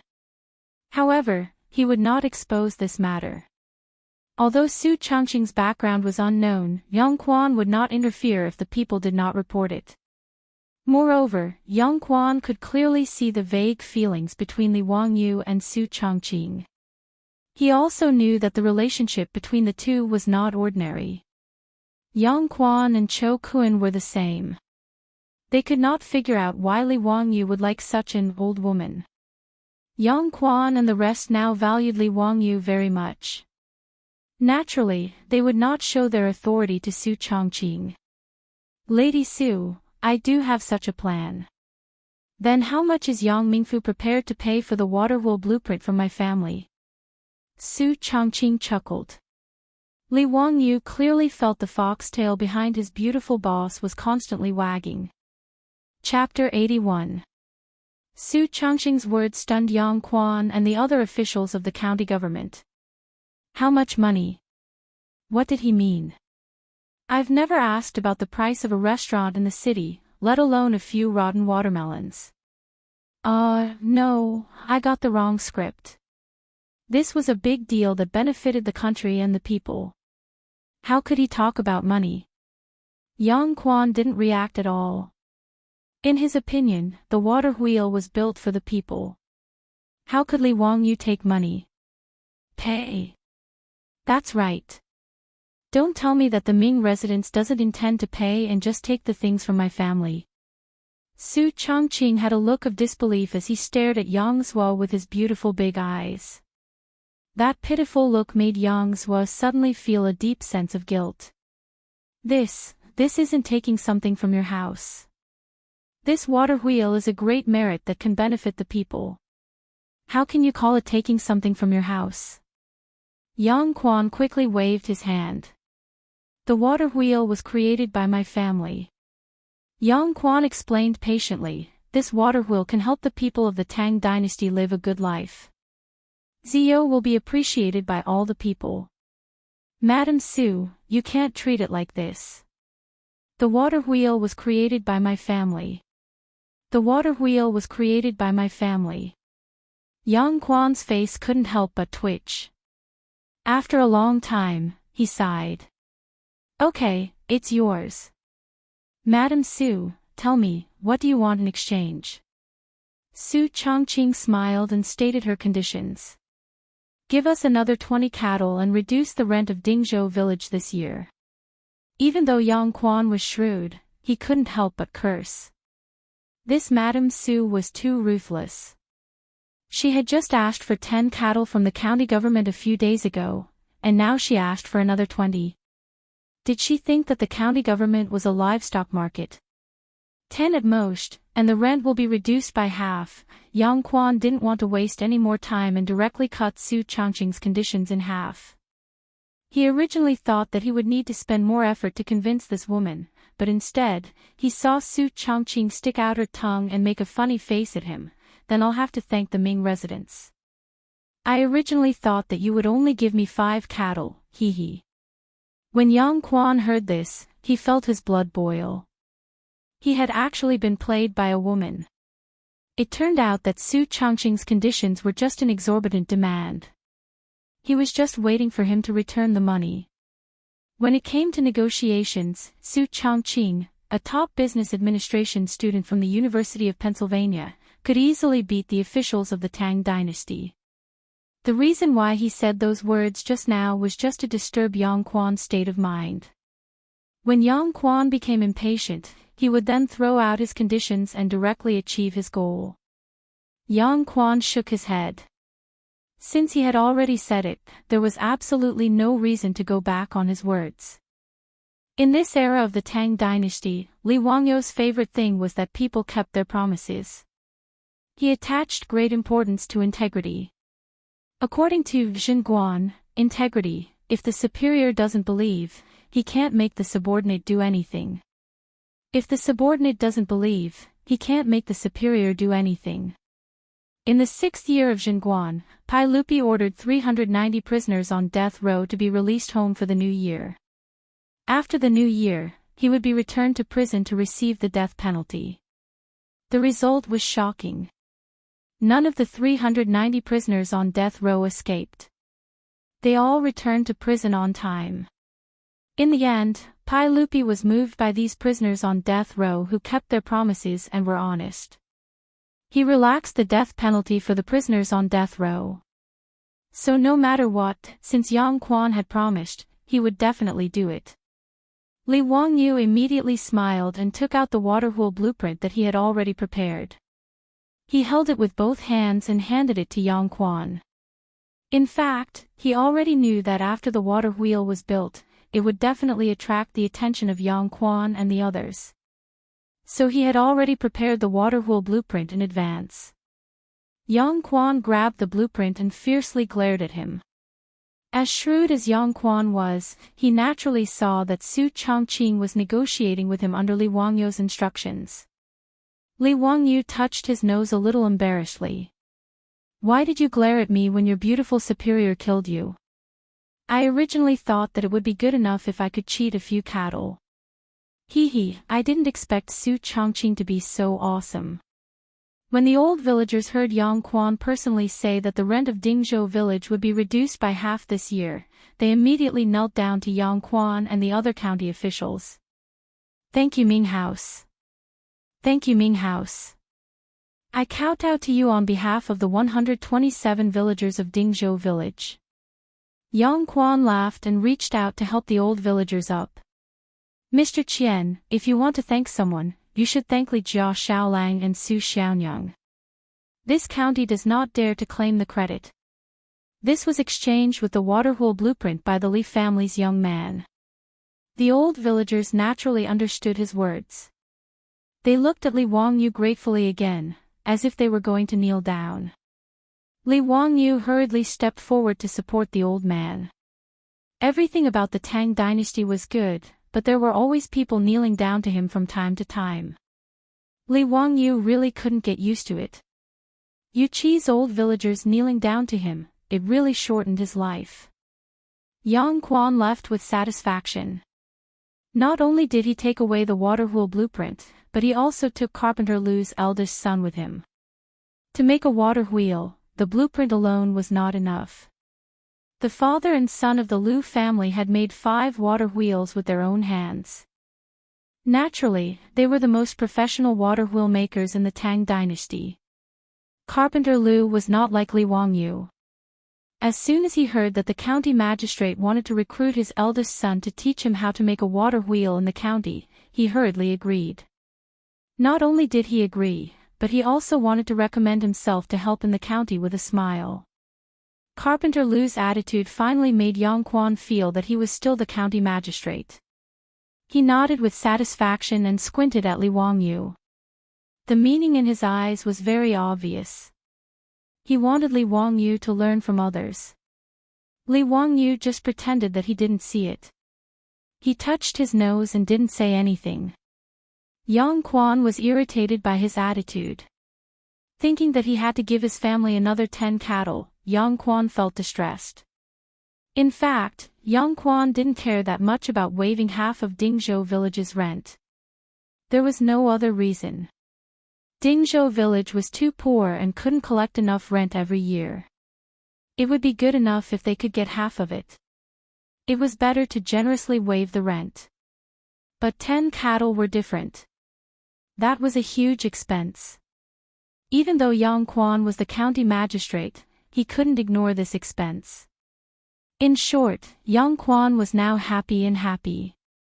He took the waterwheel blueprint and Lu's eldest son back to the county magistrate's office in Hu County. After Li Wangyu sent Yang Quan and the others away, he and Su Chongqing stayed at home to take inventory of their property. It had only been half a month since they transmigrated to the Tang dynasty. Now, he and Su Chongqing had been forced to leave the mansion in Hu County without any property. Now, they unknowingly owned 20 cattle, 2 horses, a plot of land that could be improved, and more than 100 strings of copper coins and gold at home. If he didn't consider the debt of more than 1.6 million yuan, Li Wangyu would have entered the well-off society of the Tang dynasty ahead of time and become a great and glorious small landlord. Sure enough, knowledge was power. This was the so-called "there is a house of gold in a book." Li Wangyu only exchanged the method of improving saline alkali soil and the blueprint of making a water wheel for these things. Of course, strictly speaking, the 2 techniques he handed over were far more than what he exchanged from Yang Quan.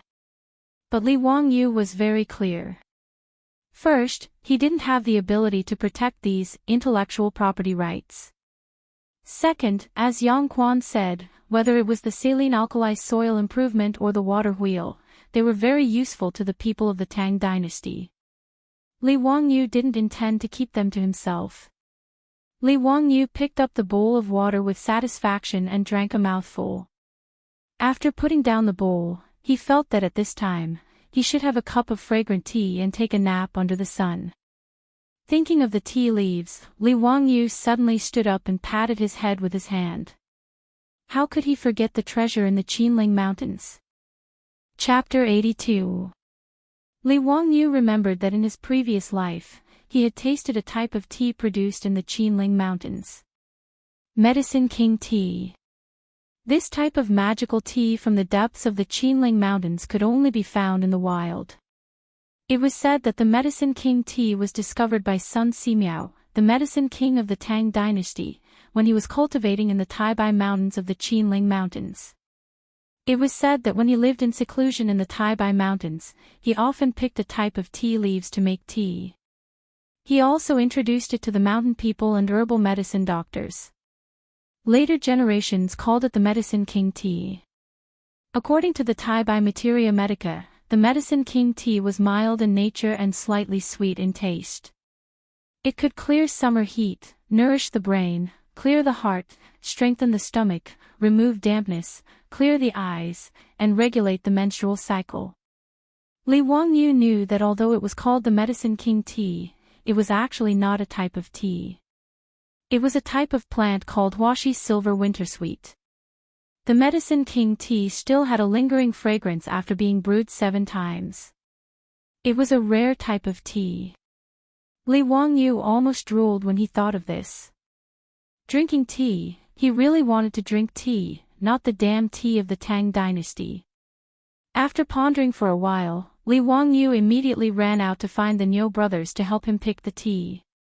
Li Wangyu did not have the ability to go deep into the Qinling Mountains. However, the Niu brothers often went into the Qinling Mountains to hunt. If he asked them to help him pick the tea, there would be no problem.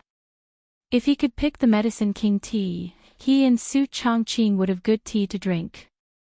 Thinking of this, Li Wangyu quickened his pace.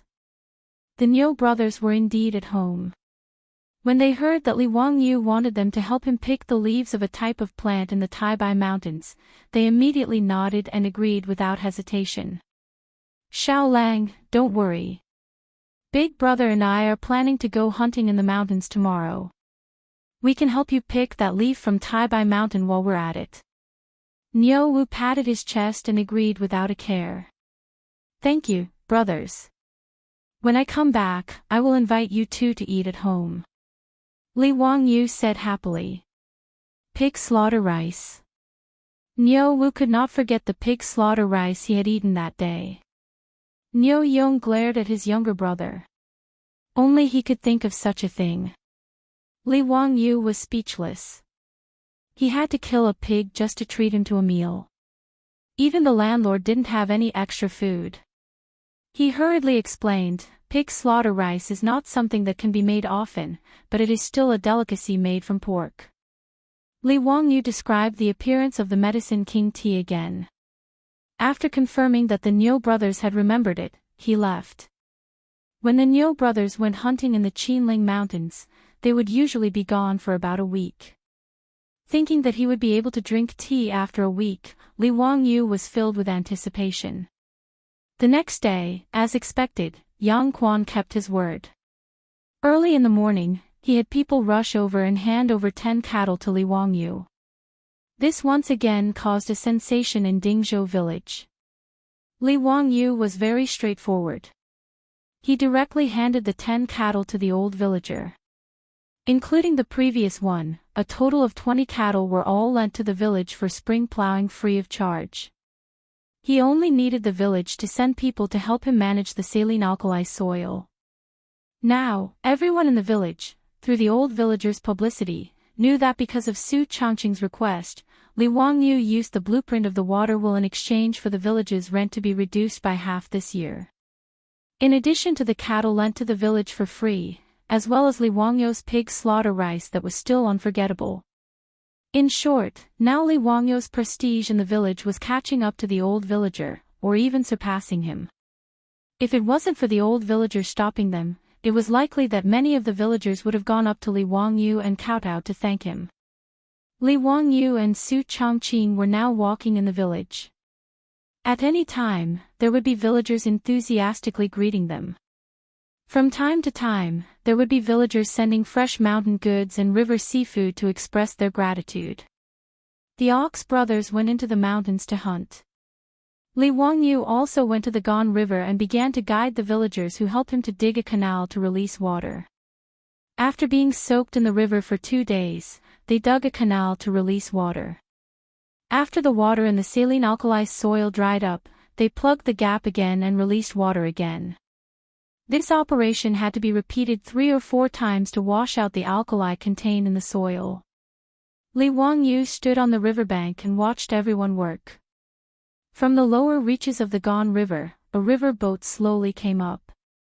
This was very rare. Because Chang and city was downstream of the Gan River, generally river boats came to the Chang and East Way Bridge Pier. In addition to fishing boats, there were very few river boats carrying goods on the Gan River. Li Wangyu curiously looked and saw a person standing at the bow of the boat waving at him. At a glance, Li Wangyu knew that the fatty Cho Kun had returned. "Brother Cho, why did you come by boat?" Li Wangyu curiously asked. From Chang and city to Dingzhou village, it took less than 2 hours on horseback, but by boat it took 2 days. Xiao Lang, thank you so much for the news. My family's Darren asked me to bring you another 100 dan of grain as thanks. Please accept it. Cho Kun stood at the bow of the boat and shouted. 100 dan of grain. This was a pleasant surprise. Li Wangyu now felt that the more grain, the better. Of course, he would not refuse. With a face full of smiles, he looked at the river boat docking and thought to himself that this time Cho Kun would not charge him for the meal. Yes, I am indeed a good person. I am too generous. Li Wangyu shamelessly praised himself in his heart. If Cho Kun could hear his inner thoughts, he wondered if he would have the impulse to beat him to death. Li Wangyu was still praising himself when he heard the fatty let out a soft cry. Xiao Lang, what are these things that can move on their own? A water wheel. It is used to carry water for irrigation. Li Wangyu explained.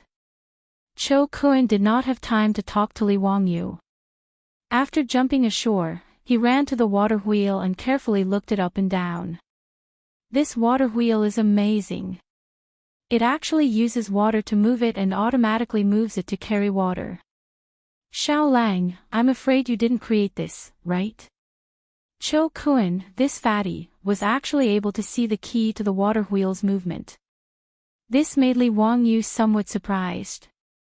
Li Wangyu nodded. Brother Cho has good eyesight. Actually, my family also farms. I wonder if Brother Cho can teach this water wheel to my Cho family. Don't worry, I will use grain to exchange for it. Cho Kun's small eyes blinked a few times and immediately put forward his request. You want a water wheel? What exchange? I will give you the water wheel blueprint later. After taking 400 dan of grain from the Cho family for free, Li Wangyu did not have the nerve to accept money. If Yang Quan knew that Li Wangyu gave the water wheel blueprint to the Cho family for free, perhaps he would have the heart to kill him with a knife. After all, he was extorted by Li Wangyu for 10 cattle in exchange for the blueprint. After a conversation, Li Wangyu finally understood that the Cho family was not only a big grain merchant in Chang'an, but also a big landowner. Their family owned a large amount of land in Hebei and Jiannan provinces. They had built a plantation specifically for growing grain. North China Plain and Sichuan Plain were the main grain-producing areas of the Tang dynasty. Li Wangyu did not expect the Cho family to have such a big layout. With so much land, the water consumption was naturally huge. Cho Kun could see the value of this water wheel at a glance, so he proposed to buy the method of making it from Li Wangyu. If the Cho family's plantation was equipped with a water wheel, Cho Kun estimated that the grain production would increase by at least 10%. Seeing that Li Wangyu was willing to give away the waterhole blueprint, Cho Kun was overjoyed and repeatedly thanked Li Wangyu for his generosity. Cho Kun asked someone to help him transport the grain back home. With so much grain, the old housekeeper Li Heng's face was full of smiles. He began to ponder whether or not he should build another granary. Inviting Cho Kun to sit in the central room, Li Wangyu planned to ask Cho Kun how his family was going to deal with the locusts that were coming. Chapter 83. Brother Cho, what have you and Mr. Cho prepared these days? It's all thanks to Xiao Lang's reminder this time. Cho Kun said proudly. Cho Kun took a sip of water and continued, my father has sent letters to Jiannan and Hebei provinces to ship all the stored food to Chang'an. In addition, he has transferred funds to buy a lot of food everywhere. My family's treasury has basically been emptied. Li Wangyu didn't expect Zhou Yuanliang to be so bold. After learning that the locust plague might break out, he put all his money on it. Looking at the complacent fat man, Li Wangyu thought for a moment and asked, Mr. Cho, did you hoard food and plan to use the locust plague too? Before he finished speaking, Li Wangyu didn't know how to continue. In business, it was understandable that Zhou Yuanliang hoarded food to make a fortune, but he felt that it was too low. If that was the case, it was fine if he didn't make friends with the Cho family. Cho Kun suddenly stood up and glared at Li Wangyu. What do you mean, Xiao Lang? My family has been doing business for generations, but they are upright and never do business against their will. Seeing Cho Kun so agitated, Li Wangyu was a little embarrassed. He smiled and touched his nose. Brother Cho, don't blame me. What is Mr. Chow's plan? Humph. Cho Kun glared at Li Wangyu with dissatisfaction and sat back down. My family is not hoarding food for profiteering. My father's intention is that when the plague of locusts arrives, all the food stores in my family will continue to operate as usual. No matter how much food you want, as long as we still have it in our warehouse, we will definitely sell it. His words made Li Wangyu's eyes light up. He raised his bowl to Cho Kun and said, Mr. Cho, you are a righteous man. I toast you with water instead of wine. After that, he drank the water in the bowl. Although the locust plague would reduce the production of food, the Tang dynasty had so much land that not all places would be affected by the locust plague. One of the main reasons for the famine was that unscrupulous grain merchants deliberately hoarded grain and did not sell it in order to make huge profits. This caused panic among the people and made grain even more precious. In fact, the Tang dynasty did not lack food at all, especially during the second year of Zhengguan. In the previous dynasty, when Emperor Yang of Sui ascended the throne, the population of the country had already reached 8.9 million households. With each household having 6 people, the population of the country was no less than 50 million. At the end of the Sui dynasty, the world was in chaos and there were countless casualties.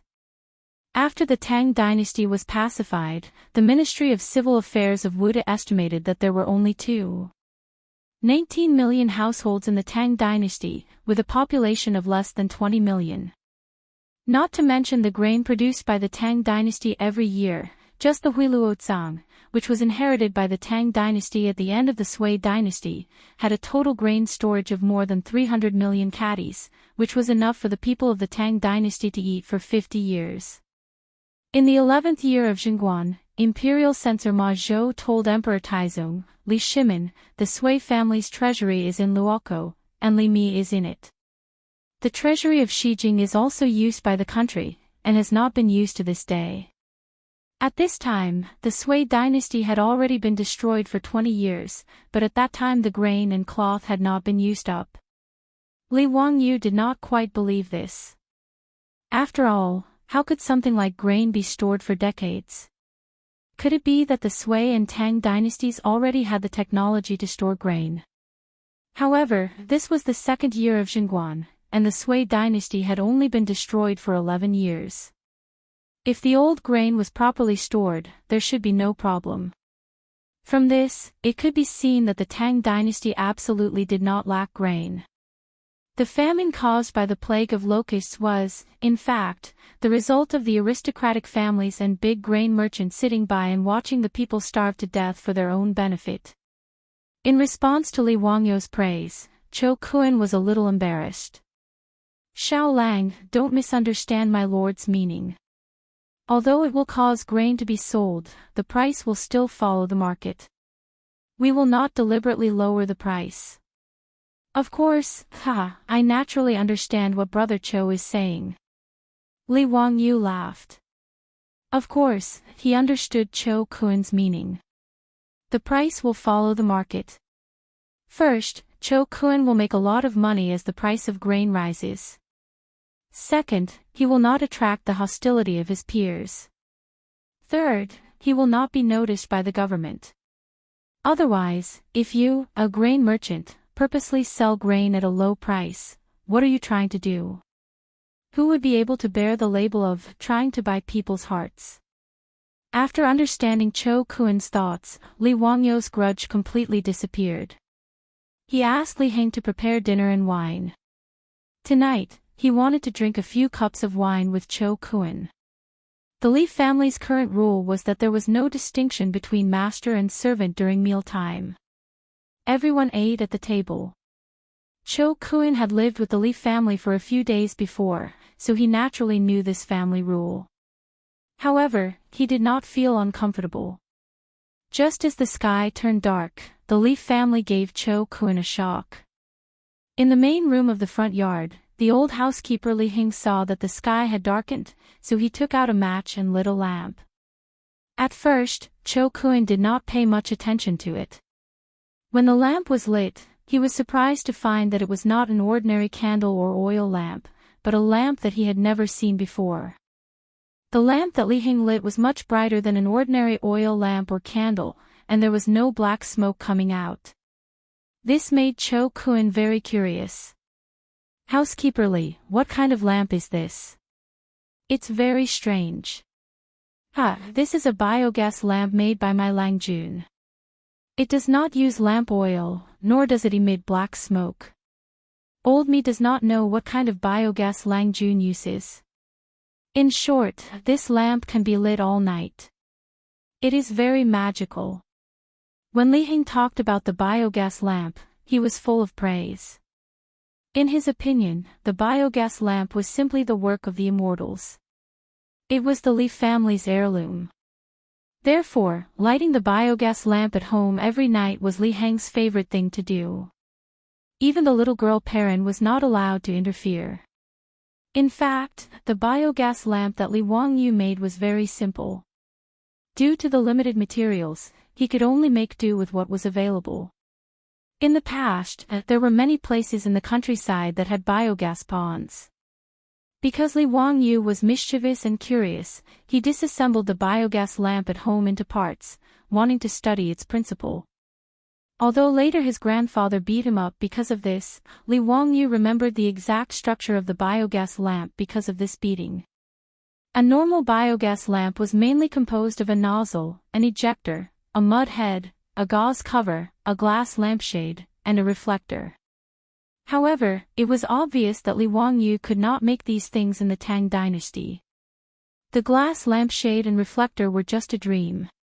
In addition, the biogas pond at home was the most simple one, and there was not even a pressurizing device. Therefore, Li Wangyou could only try to simplify it as much as possible. After a lot of effort, he finally made the nozzle and mud head of the biogas lamp. The most important copper wire mesh was made by an old copper craftsman in the county with copper wire. Of course, the glass lampshade outside was not possible. It was replaced by an ordinary gauze lampshade. Even so, such a simple biogas lamp was an amazing thing in the Tang dynasty. At this moment, Chou Kun seemed to have discovered a new world. He did not even wait for the Li family's delicacies that he was looking forward to the most. Like a curious baby, he followed behind the old butler Li Heng and watched him light up the biogas lamps at home one by one. Every time a biogas lamp was lit up, Chou Kun would shout, "Good," and then moved closer to observe carefully. However, the old butler Li Heng looked proud and disdainful, thinking that Cho Kun was simply a farmer who had seen too little. Li Heng's look made Li Wangyu laugh secretly. He clearly remembered that a few days after the biogas pond was built, the cow and horse dung piled up in the biogas pond began to ferment and produce biogas. When Li Wangyu lit the biogas lamp for the first time, Li Heng looked as if he had seen a ghost. It seemed that he was even more unbearable than Cho Kun. Chapter 84. The old housekeeper Li Heng led the fatty Cho Kun to show off the biogas lamps in the house. Satisfied, he went to the kitchen to see if the food was ready.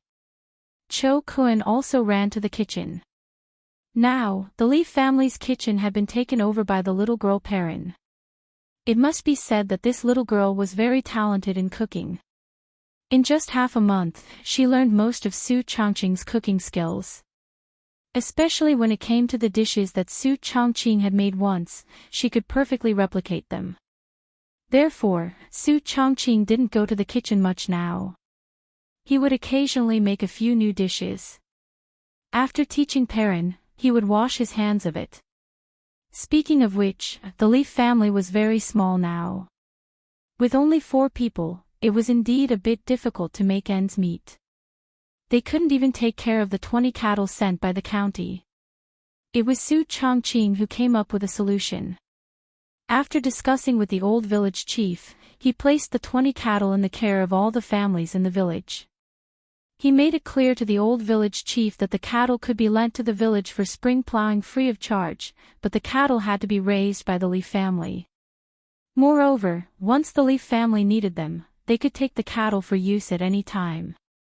In Li Wangyu's eyes, these conditions were very harsh, but the old village chief was overjoyed. Moreover, there was an endless stream of families in the village who were willing to adopt the cattle. The 20 cattle almost broke the old village chief's doorstep. Li Wangyu could only look up and sigh. They were still too poor. As for the 2 horses, neither Li Heng nor Li Wangyu was willing to send them to the village to be raised. Li Wangyu now also liked riding horses. When he was free, he would take the horses out and ride them around the village. He received all kinds of envious and jealous gazes from the villagers. What Li Wangyu didn't expect was that his beautiful boss also knew how to ride a horse. Moreover, she was much better at it than him. From time to time, the 2 would ride horses together to relax.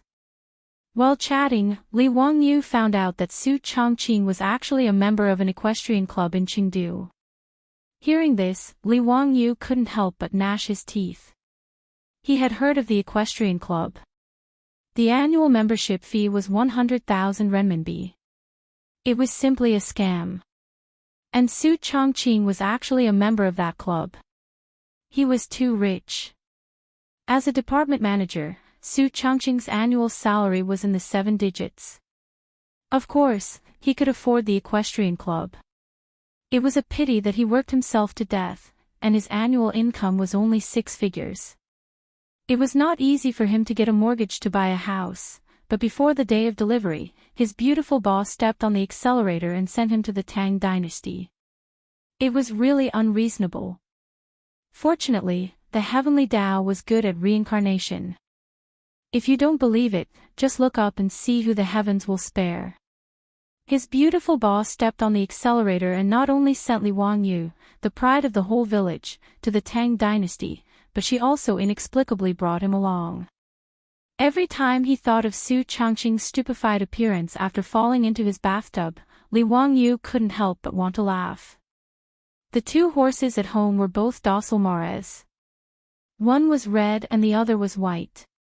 The white horse was unreasonably occupied by Su Chongqing, which made Li Wangyu full of melancholy and worry. Li Wangyu's little grievance was clearly seen by his beautiful boss. She proudly raised her beautiful neck and said, "Humph, don't think that you are a prince just because you have a white horse. Be careful not to become a monk." Her words were so reasonable that Li Wangyu was speechless.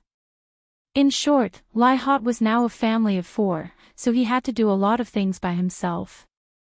Cho Kun, who was used to being served by others, was still not used to this. However, the delicious dishes of the Li family made it difficult for him to give up. If Cho Kun was in modern times, the most suitable occupation for him would definitely be a gourmet, commonly known as a foodie. For a mouthful of food, he actually disregarded his reputation as the young master of the Cho family and shamelessly followed behind the little girl Perrin, just to see what delicious food would be served tonight. Today, the villagers sent freshly caught river fish to the Li family. The little girl directly made fish with pickled cabbage and pickled cabbage. The fragrance that assailed his nostrils made Cho Kun almost drool. Cho Kun was very satisfied with the dinner at the Li family. He felt that it was a wise decision to come to Dingzhou village from Chang'an.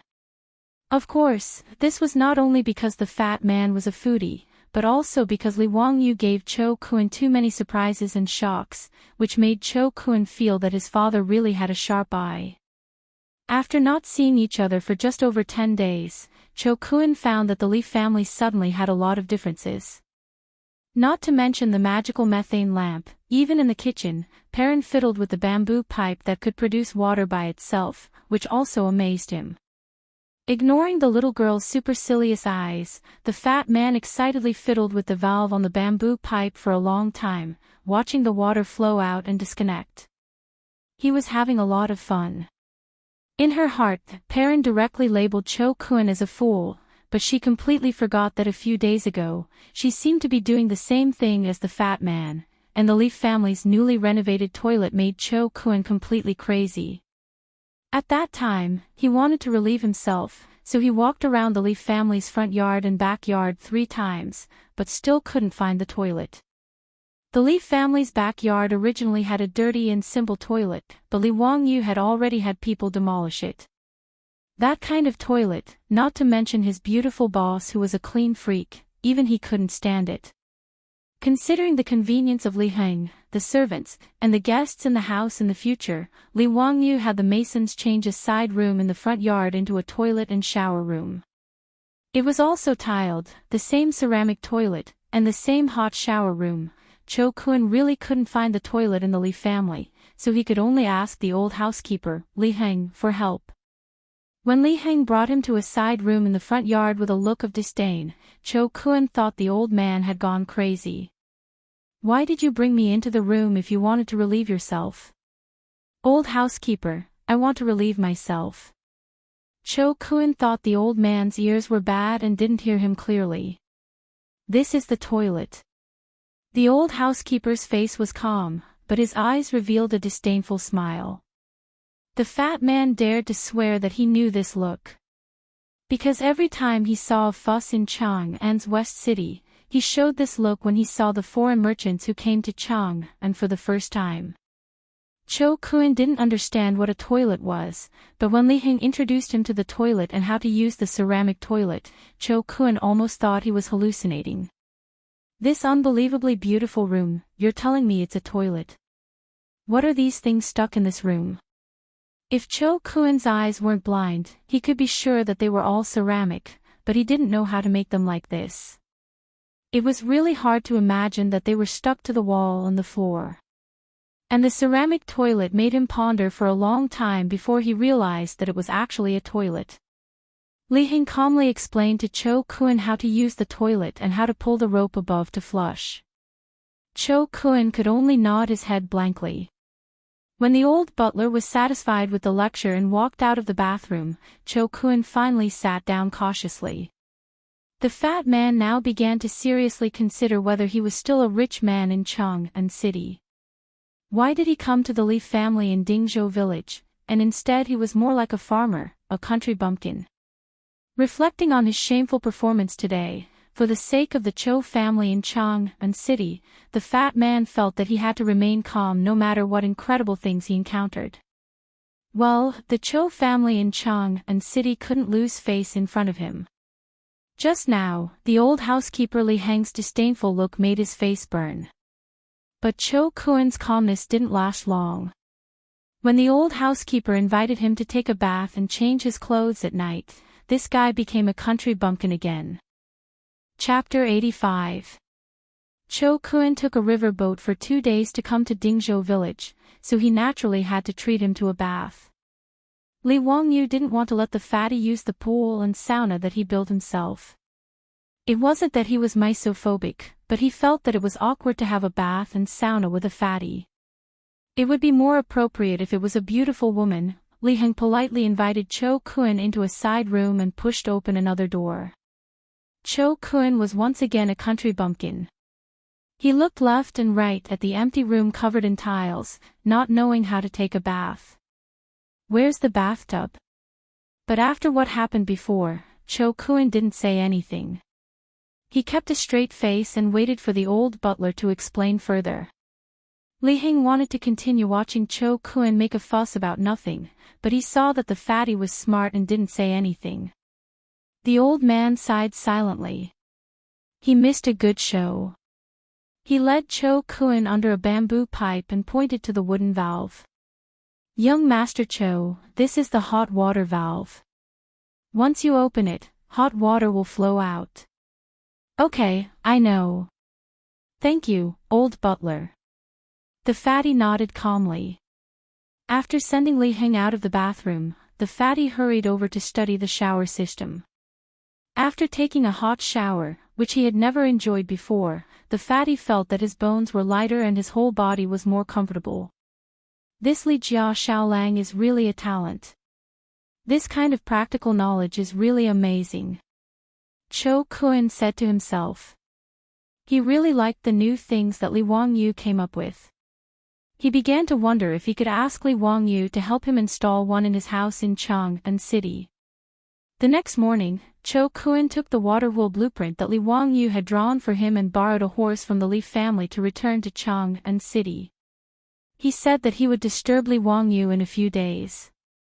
Li Wangyu looked at the date-red horse in the distance and his heart ached. This damn fatty, don't crush my horse. A few days after the fatty Cho Kun left, Li Wangyu's days were peaceful. Every day, if he didn't go to the alkali soil to check on the situation, then he would stroll around the village. He became more familiar with the situation in the village. He now had 400 dawn of grain in his hands, which should be enough for the whole village to survive the locust plague, so he didn't have much of a sense of crisis. These days, the number of locusts in the fields had increased. Even the village head had started to organize the villagers to burn incense and worship the locust god. Li Wangyu could only let out a long sigh and shake his head. For the past few days, he had been discussing with his beautiful boss about what other businesses he could do to make money other than brewing wine, so that he could pay off the huge debt of more than 1.6 million yuan. However, no matter how much they thought about it, they couldn't come up with any good ideas for the time being. On this day, Li Wangyu was strolling around the village, thinking about how to get rich. When he arrived at the village entrance, he suddenly saw 2 figures coming from the direction of Mount Shouyang in the distance. Li Wangyu squinted his eyes and looked at them. One of them looked familiar. He took a closer look. It was the second son of the Niu family, Niu Wu. Behind him was a skinny old Daoist. Strange, why don't I see Niu Daolang? Li Wangyu mumbled. As the two got closer, Li Wangyu suddenly realized that Niu Wu's body was stained with blood, and he seemed to be carrying someone on his back. It looked like the eldest son of the Niu family. Li Wangyu hurriedly ran 2 steps forward to greet him. Erlang, what's going on? What happened to Daolang? The person on Niu Wu's back was his brother, Niu Yong. However, Niu Yong had already fainted. His eyes were tightly shut, and he was also stained with blood. My brother was scratched by a black bear in order to save this damned old Daoist. Now his life is hanging by a thread. Niu Wu's eyes were wide open, and his eyes were red. He gritted his teeth and spat out these words one by one from his throat. Niu Wu's appearance of choosing a person to devour made Li Wangyu somewhat apprehensive. He didn't have time to look at the old Daoist, and quickly went forward to check on Niu Yong's condition. Niu Yong's injury was on his back. It looked like it had already been bandaged, but the cloth wrapped around the wound was still bleeding. Second son, Dalong's injury isn't fatal. Why is he unconscious?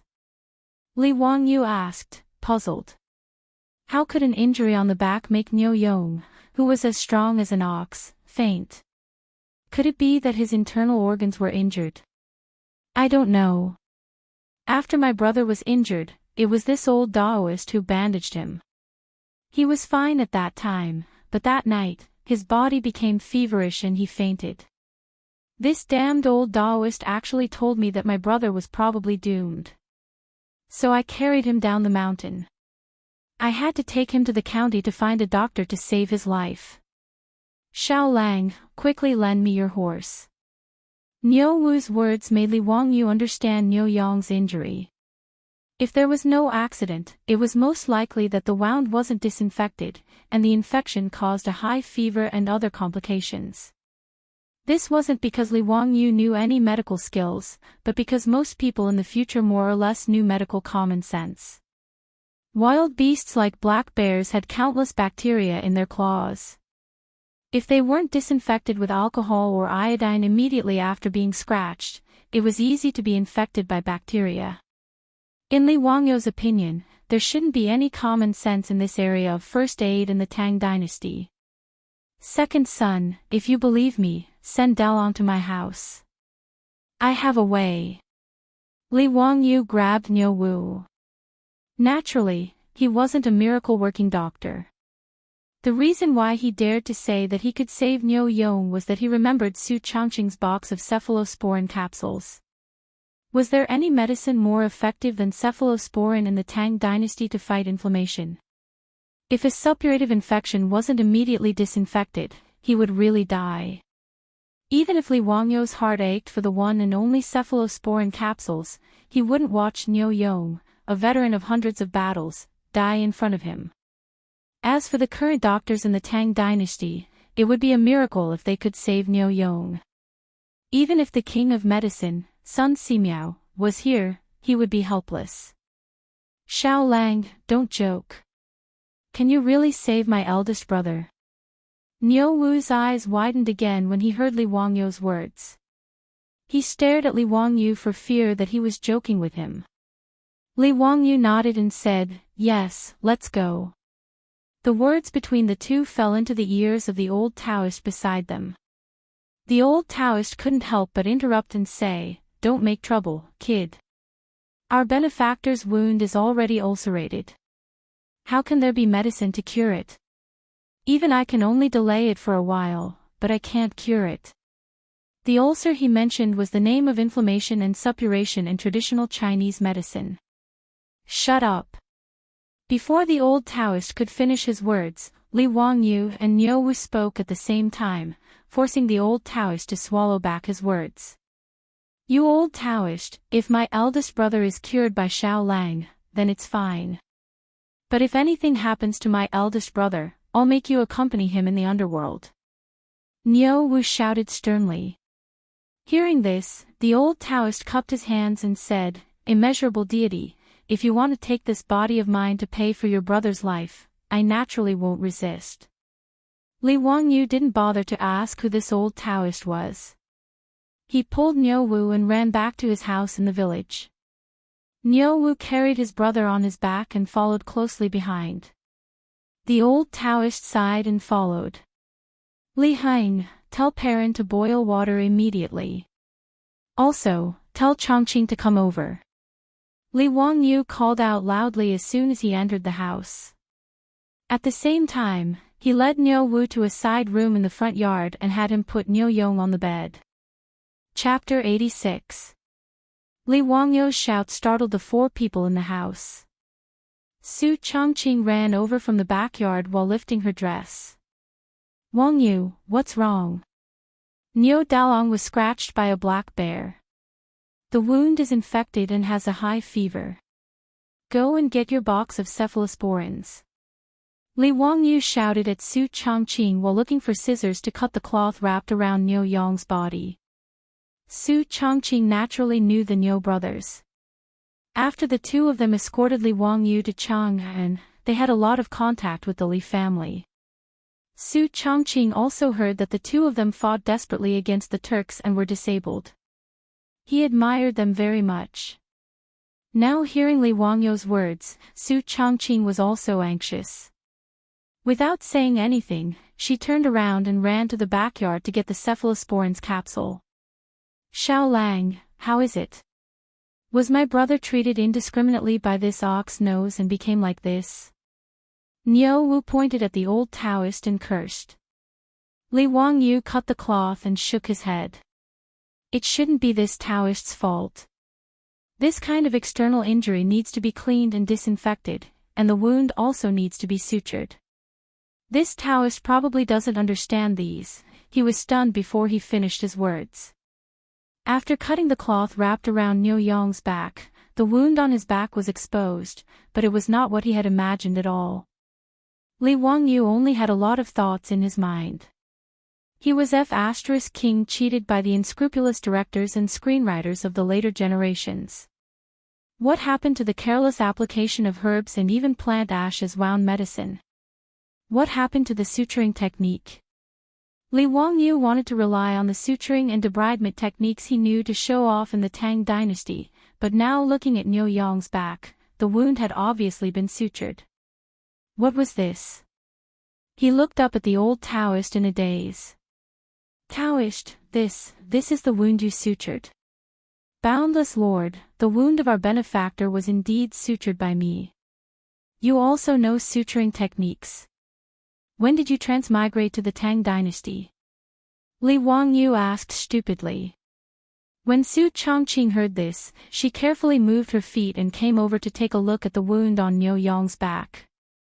She couldn't help but let out a soft cry and quickly covered her little mouth with her hand. What is transmigration? I naturally know how to suture wounds. What's so difficult about that? There is a detailed record in the theory on the origin of diseases that using mulberry thread to stitch up the skin is not a secret. Naturally, Li Wangyu did not understand what the old Daoist was talking about. He just nodded his head dumbly. He thought of something and asked, "Is there any disinfectant?" Disinfect. Sterilize.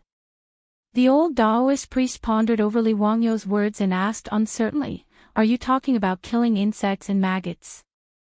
At that time, I had already used skullcap and pig fat to wash your wounds. What was the old Daoist saying? Li Wangyu did not understand at all. Could the decoction of Scutellaria and lard kill bacteria? Could it be pseudoscience?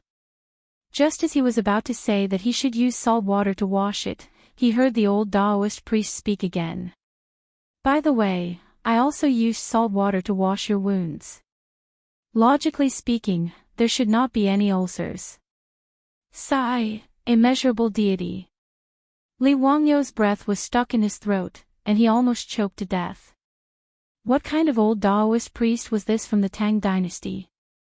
How did he know everything? Was Chinese medicine so advanced?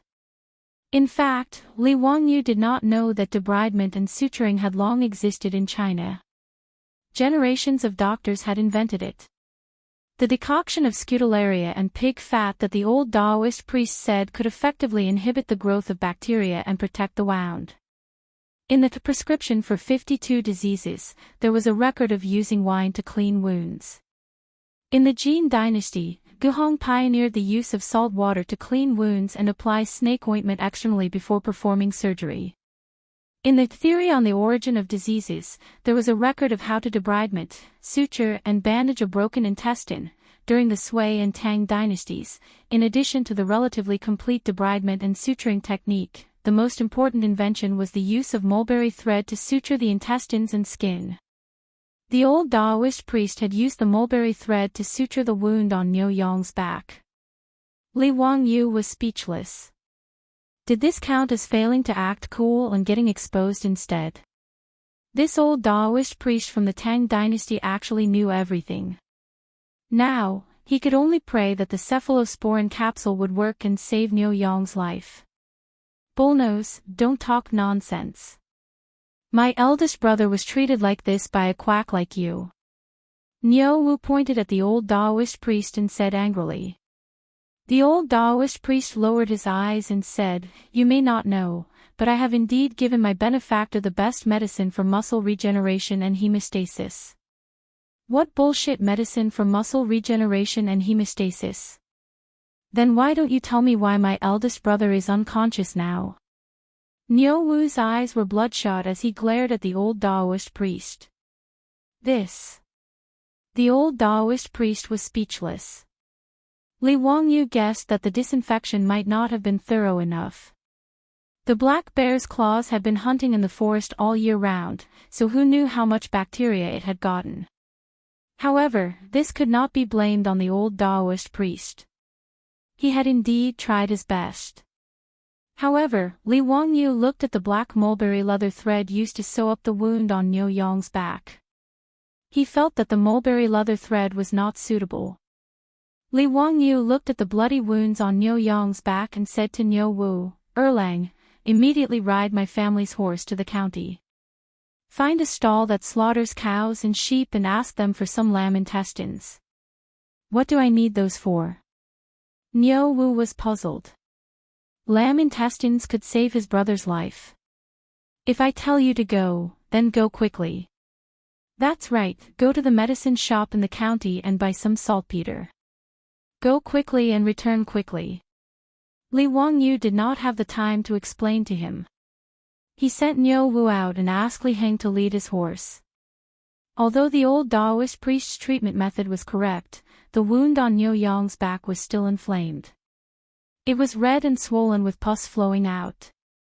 Clearly, it needed to be cleaned again. Li Wangyu subconsciously turned his head and took a deep breath. He was a small white-collar worker in a modern city. He had never seen such a bloody wound. He was at a loss for a moment. After a long time, Li Wangyu muttered, "Now, first of all, I have to scrape off the rotten flesh on Dalong's back."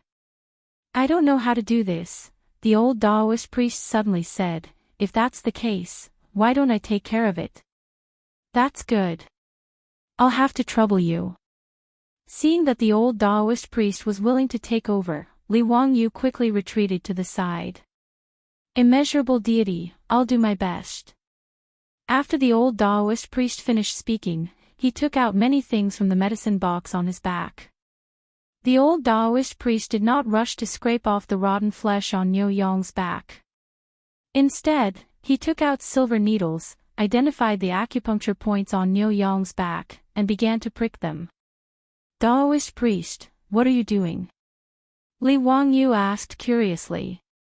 The old Daoist priest's face was calm. "It's too late to decoct the anesthetic powder now. I'll prick the acupuncture points with silver needles to reduce the pain." Acupuncture anesthesia. Li Wangyu was stunned when he heard the old Daoist priest's words. Could it be that the legendary acupuncture anesthesia in traditional Chinese medicine was real? This old Daoist priest actually had such a unique skill. It was said that acupuncture anesthesia was to use the needle to stimulate a certain acupuncture point or certain acupuncture points to achieve the purpose of analgesia. It could be performed without anesthesia. However, these were just legends in later generations. No one had ever seen a hospital that could perform surgery without anesthesia. Li Wangyu looked at Niu Yong curiously. Although Niu Yong was in a coma, his body would twitch unconsciously from time to time because of the pain from the wound. After the old Daoist priest pricked several silver needles on his back, Niu Yong gradually calmed down, as if he had fallen into a deep sleep. It was amazing. The old Daoist priest took out an iron lancet and prepared to clean the wound on Niu Yong's back. "Stop!" Li Wangyu quickly shouted. Chapter 87. This old Daoist priest did not even disinfect his knife and directly cut the wound. Are you *king curing diseases or spreading germs? Why did Xiao Lang stop me? The old Daoist priest asked, puzzled. Your knife, it is not disinfected. Li Wangyu pointed at the lancet in the old Daoist priest's hand. The old Daoist priest was confused, disinfecting again. What is disinfecting? Your knife is not clean, it has germs. Li Wangyu could only explain like this. The old Daoist priest picked up his clean and shiny lancet. How was this knife not clean? There was not even a speck of dust. What were germs? Li Wangyu could not explain to the old Daoist priest what germs were, and he was too lazy to talk nonsense. He directly asked Li Heng if the water was ready. Now that there was no alcohol, not even a high concentration of white wine, disinfection could only be done by boiling water. Li Wangyu asked the old Daoist priest for the lancet and gave it to Li Heng. He asked him to go to the kitchen and let Perrin boil it for a few minutes before taking it out. He looked at the cloth that he had bandaged Niu Yong and curled his lips in disdain. He ordered Li Heng to find a clean white cloth and cut it into long strips. He also asked Perrin to throw it into boiling water to disinfect it. With the speed of Niu Wu's horse, it would only take an hour to travel 20 miles from Zidingzu village to Wuxian County. When Niu Wu came back on his sweaty white horse, Li Wangyu had just finished preparing everything. Li Wangyu did not care about his horse and immediately asked Perrin to take the lamb intestines that Niu Wu had asked for to the kitchen. He scraped off the fat, took the innermost mucous membrane, soaked it in alkaline water, and then divided it into small strands. Pei Lan's hands and feet were very nimble, and she quickly got everything ready. After the little girl brought the old Daoist priest's scalpel that had been boiled and disinfected, Li Wangyu immediately asked the old Daoist priest to start cleaning the rotten flesh on Niu Yong's back. The old Daoist priest was indeed skilled in surgery. He held the lancet and moved nimbly. He did not mind the pus and stench flowing out of the wound at all. In a few moves, he removed the inflamed and pus around the wound. His technique was very professional. Perrin, is the warm water ready? Lang Jun, it's ready. Should I bring it in now? Okay, remember to add more salt. Since there was nothing else that could disinfect the wound, Li Wangyu could only make do with what he had. He used high-concentration saline to disinfect the wound. When the high-concentration salt water was poured on the wound on Niu Yong's back, even though Niu Yong had fallen into a coma due to a high fever, even though he had the old Daoist silver needle on his back that was used to anesthetize him, he was still in so much pain that he unconsciously let out a low groan and his body kept trembling.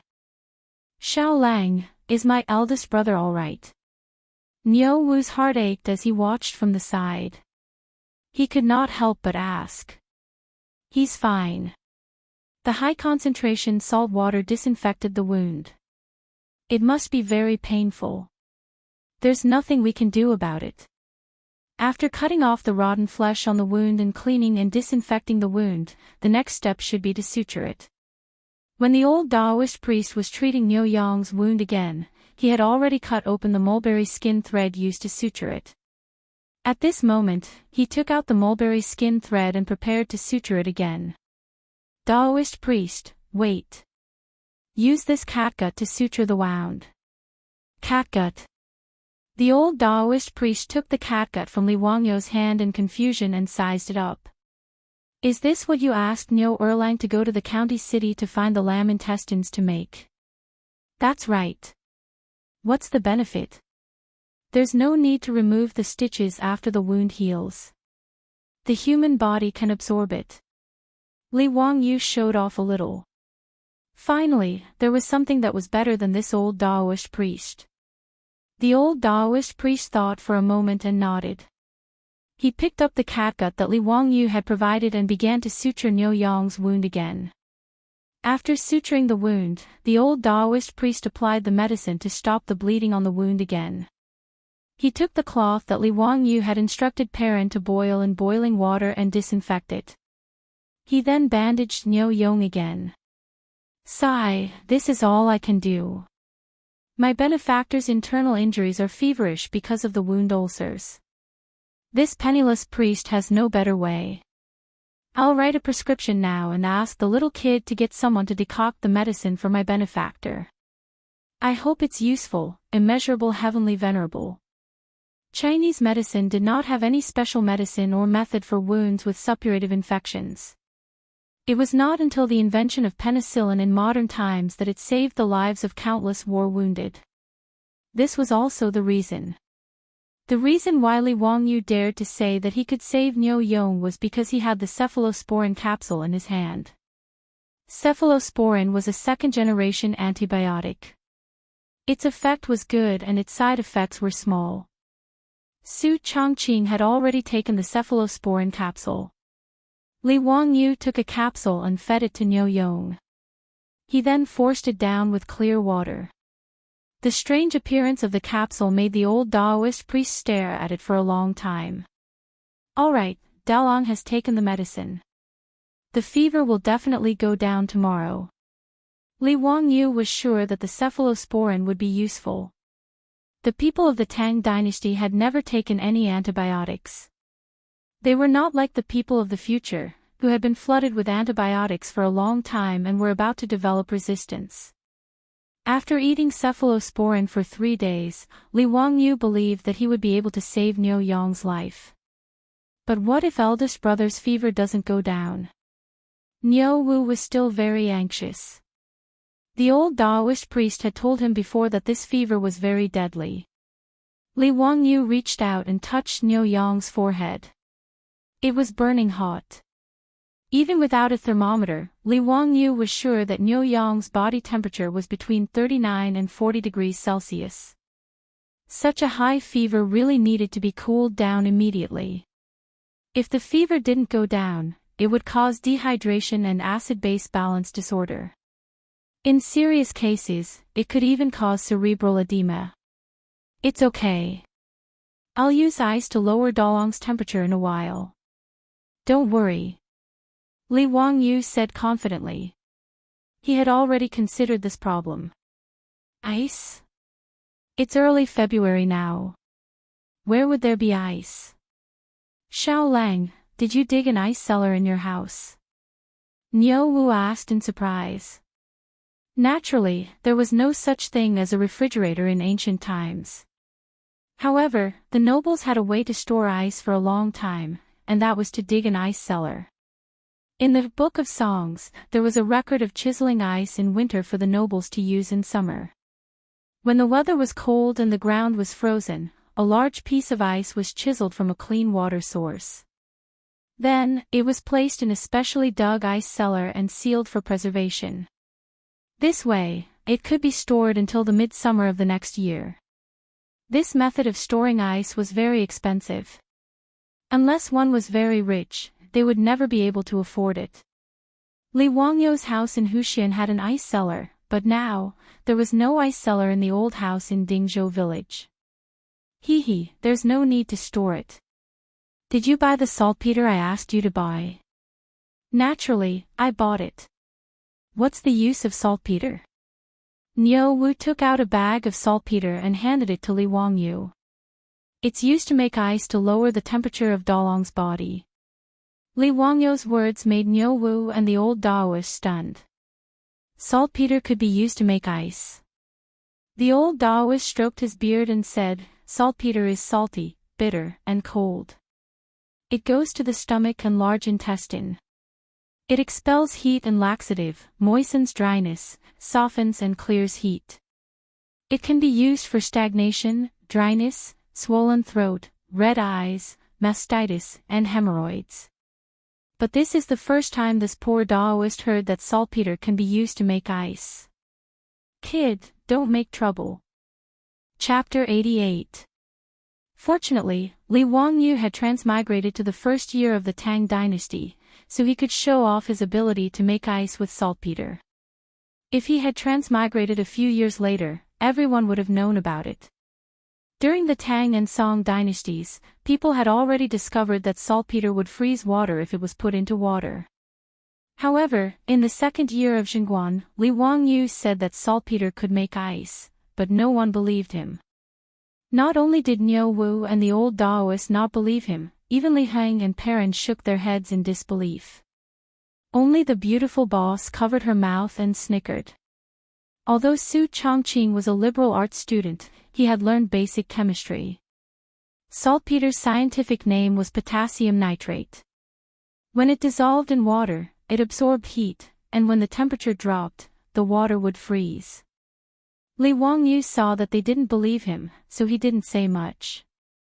He asked Perrin to fetch a large wooden basin and a small cylindrical basin. He poured the water into the wooden basin, poured the saltpeter into the wooden basin, and then poured the water from the copper basin into the wooden basin. Soon, under the astonished gaze of the old Daoist, the water in the wooden basin began to slowly freeze. Then, the water in the copper basin also began to slowly freeze. What kind of magic is this? Niu Wu's eyes widened as he looked at the ice in the basin in disbelief. The old butler's knees almost went soft again. Fortunately, Li Wangyu held him up. Li Heng, what are you doing? Lang Jun, have you become an immortal? Turning water into ice with a touch, this is an immortal magic. The little girl Perrin was no better than Li Heng. She covered her mouth and widened her black eyes. She also couldn't believe her eyes.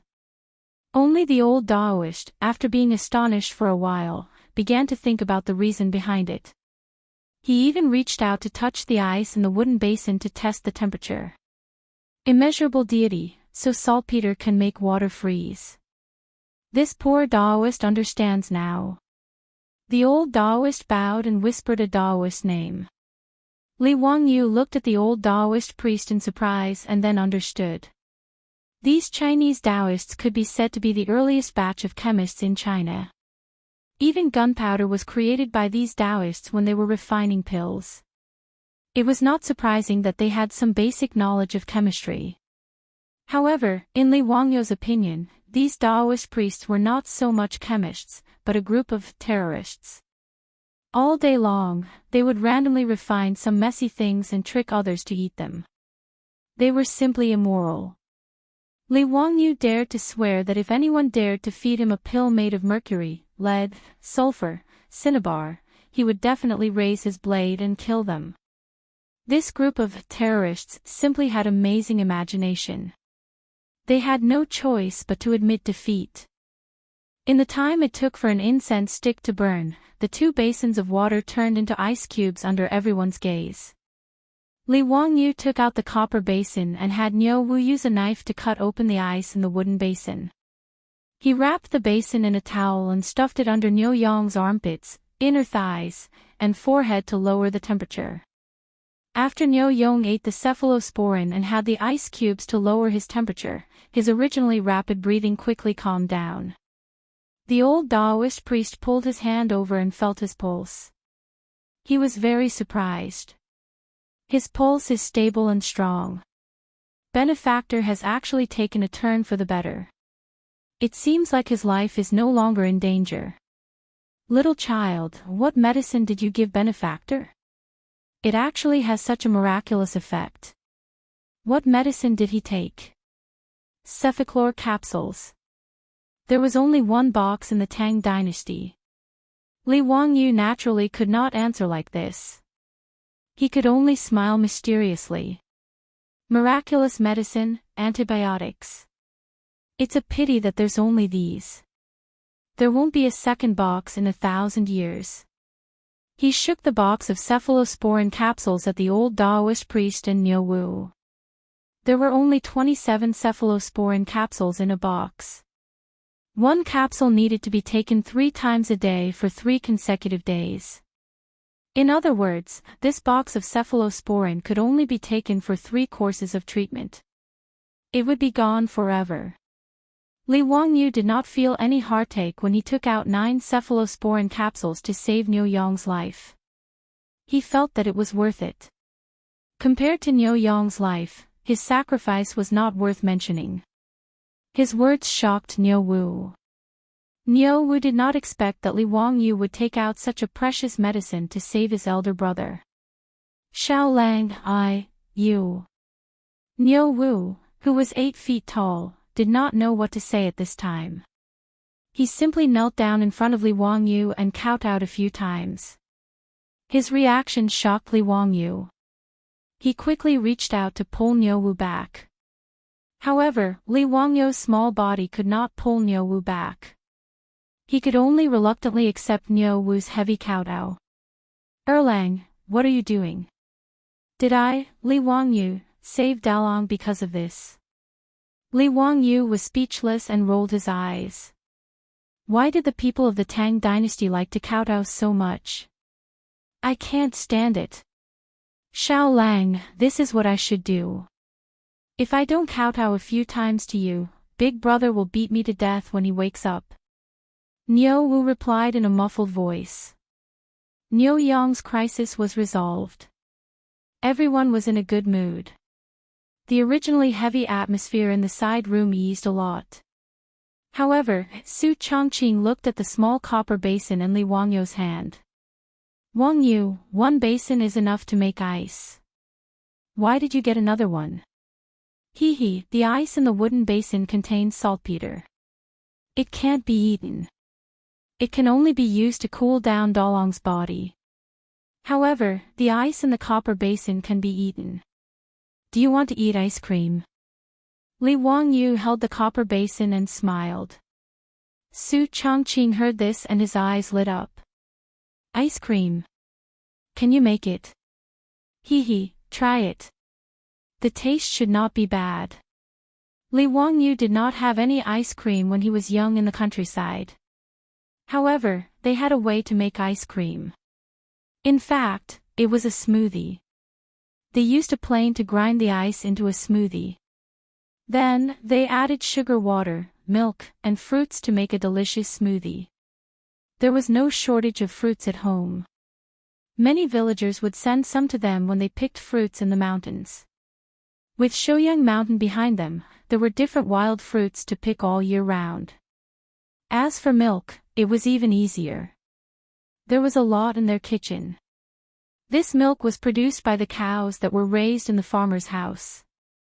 Su Chongqing had already told the farmers that the milk they squeezed out every day would be sent to their house. Don't think that only the black and white cows produced milk.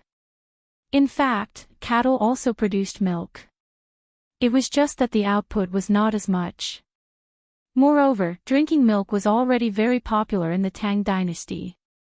In the murals of the Mogao grottos, there were many scenes of peasant women milking cows. During the Tang and Song dynasties, there were also many famous people who liked to drink milk. Bai Ji was also a milk lover. After grinding the smoothie, mixing the milk, fruit, and sugar water, the first smoothie in the Tang dynasty was ready. Li Wangyou asked Perrin to prepare a small bowl for everyone.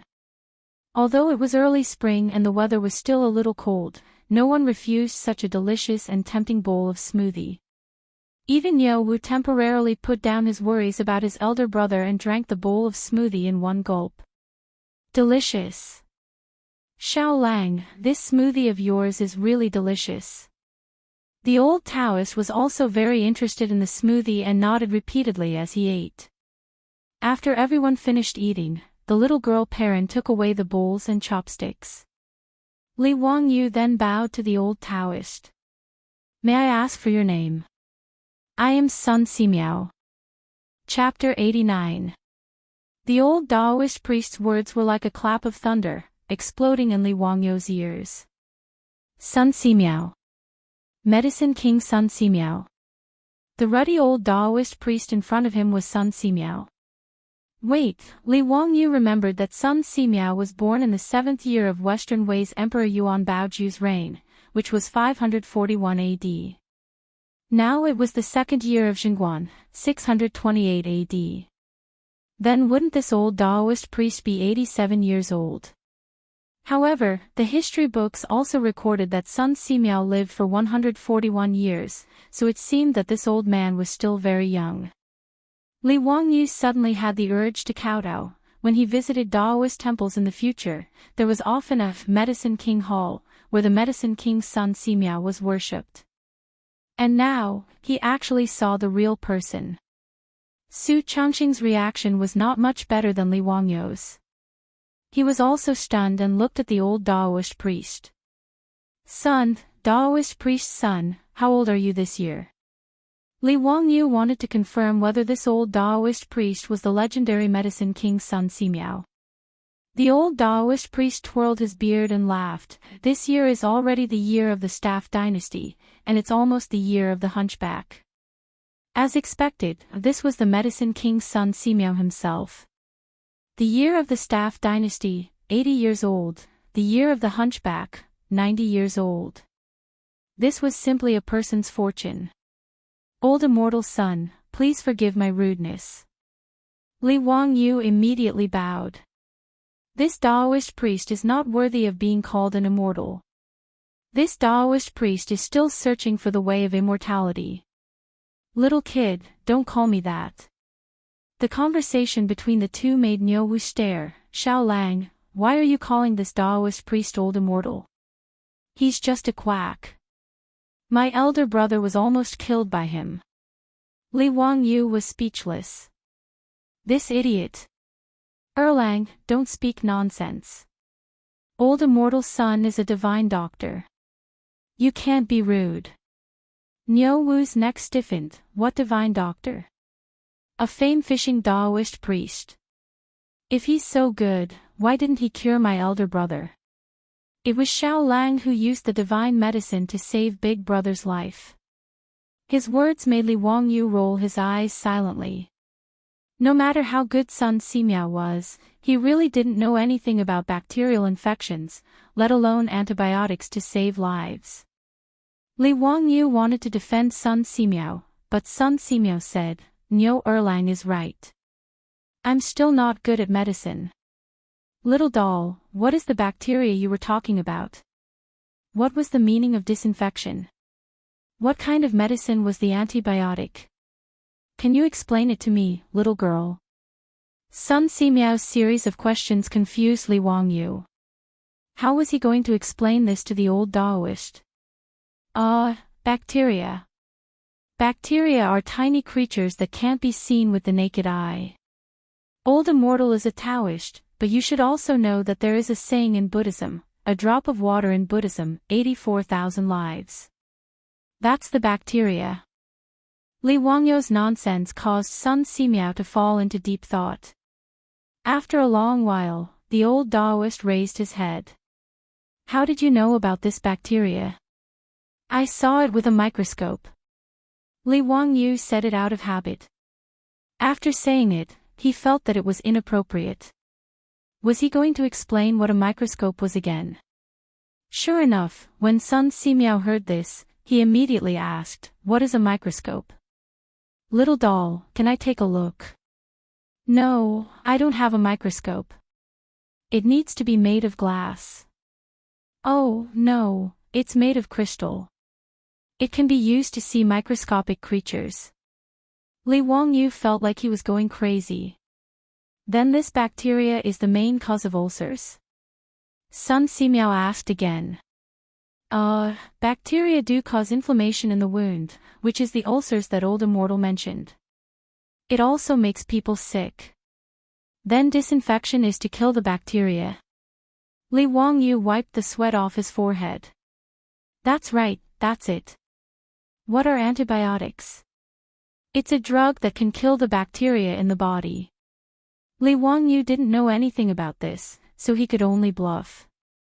Then, little doll, do you know how to make antibiotics? Sun Simiao continued to ask. This. Li Wangyu's face had already turned bitter. When the beautiful superior saw that Sun Simiao kept asking him questions, she couldn't help but snicker. Serves you right for being so talkative. Li Wangyu didn't dare to say anything more. He quickly changed the topic and turned to ask Niu Wu, Erlang, how did your big brother get injured? It's just a black bear. It shouldn't be a problem for you two brothers, right? It would have been better if he didn't mention it. Once he mentioned Niu Yang's injury, Niu Wu glared at Sun Simiao. It's all this Taoist's fault. Big brother was scratched by the black bear because he was trying to save him. Niu Wu began to tell Li Wangyu about Niu Yang's injury.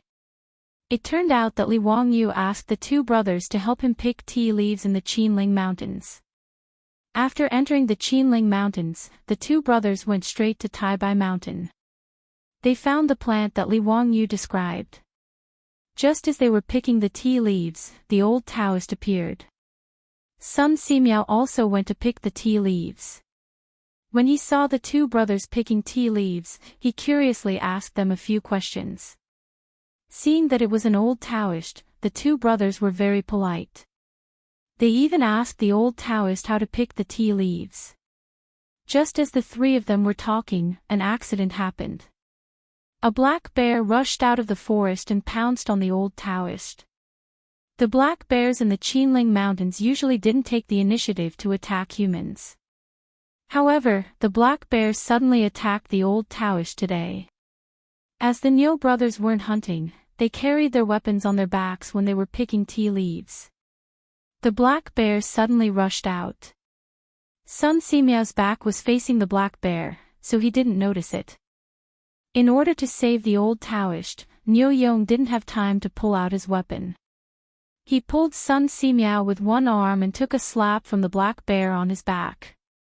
The sharp bear paw scratched several deep wounds on his back. After Niu Wu pulled out his weapon, he fought and killed the black bear. Then, he quickly treated his brother with the old Taoist. Niu Yong was only scratched on the back by the black bear. Although he was bleeding, it was only an external injury. To Niu Wu and Sun Simiao, it wasn't serious and wasn't fatal. Originally, Niu Wu saw that the old Taoist's skills were much better than those of the doctors in the army. He thought that his brother was lucky that there was a doctor to treat him immediately when he was injured.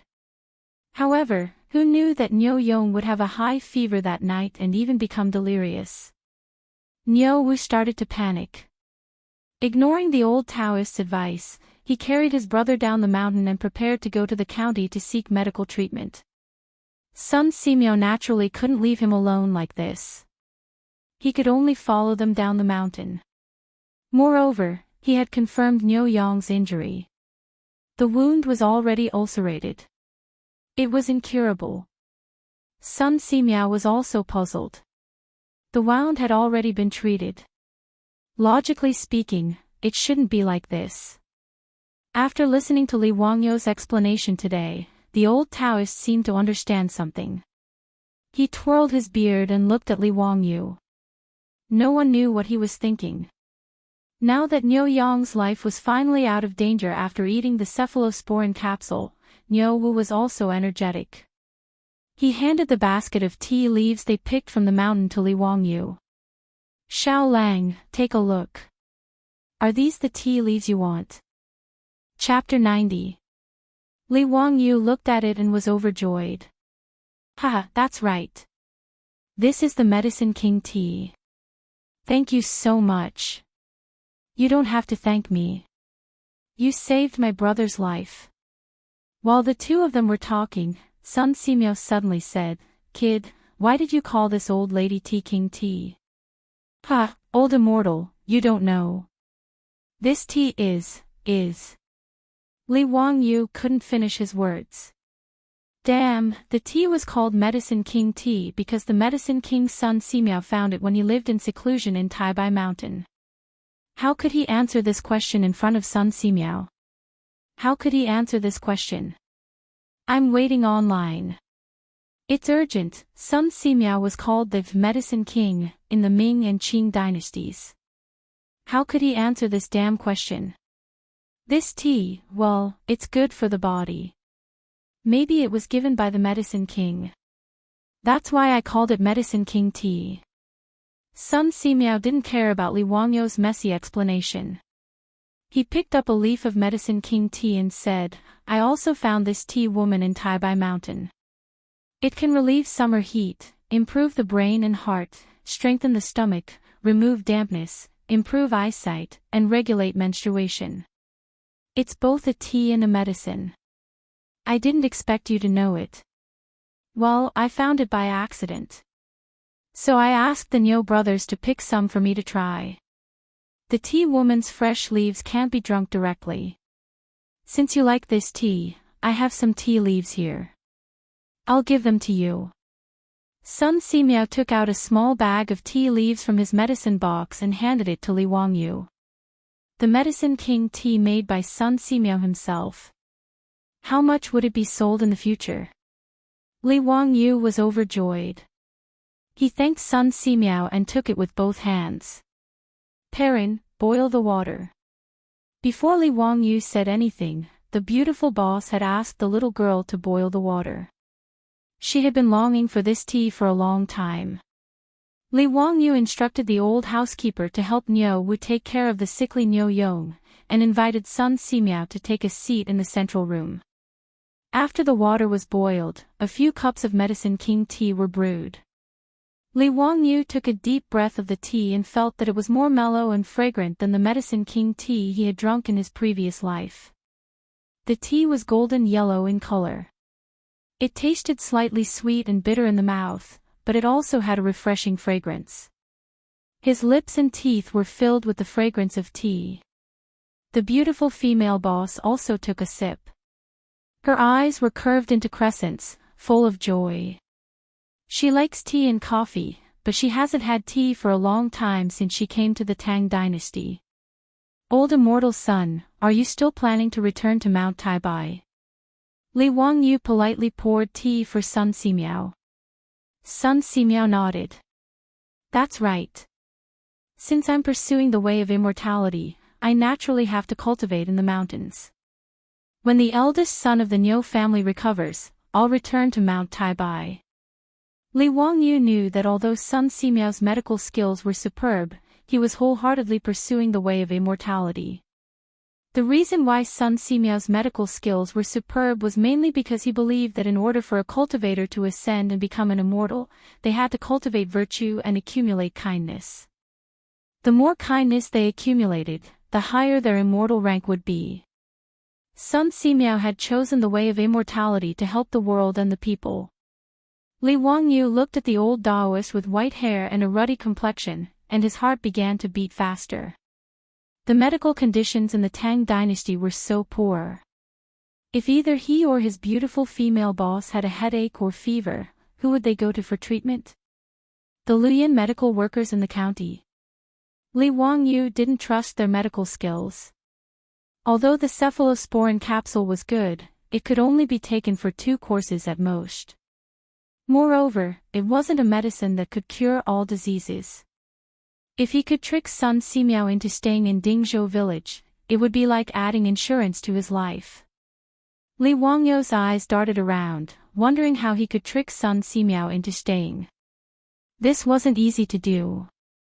Not to mention him, Pai Lupi had sent out many imperial edicts to invite Sun Simiao to come out of retirement and be conferred a title, but Sun Simiao, who was wholeheartedly pursuing the way of immortality, refused.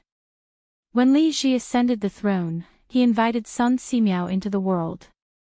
The old Daoist couldn't refuse and could only recommend his disciple, Lu Shenwei, to take up a post in the imperial hospital. The 2 emperors of the Tang dynasty hadn't been able to invite this old Daoist, so what could he do to make him stay? Li Wangyu didn't know what to say. Suddenly, a bolt of lightning flashed through his mind. Since Sun Simiao entered the way of immortality through medicine and pursued great merit, then he could give him great merit. Wouldn't that be enough to attract the old Daoist to stay? Penicillin. This was definitely attractive enough.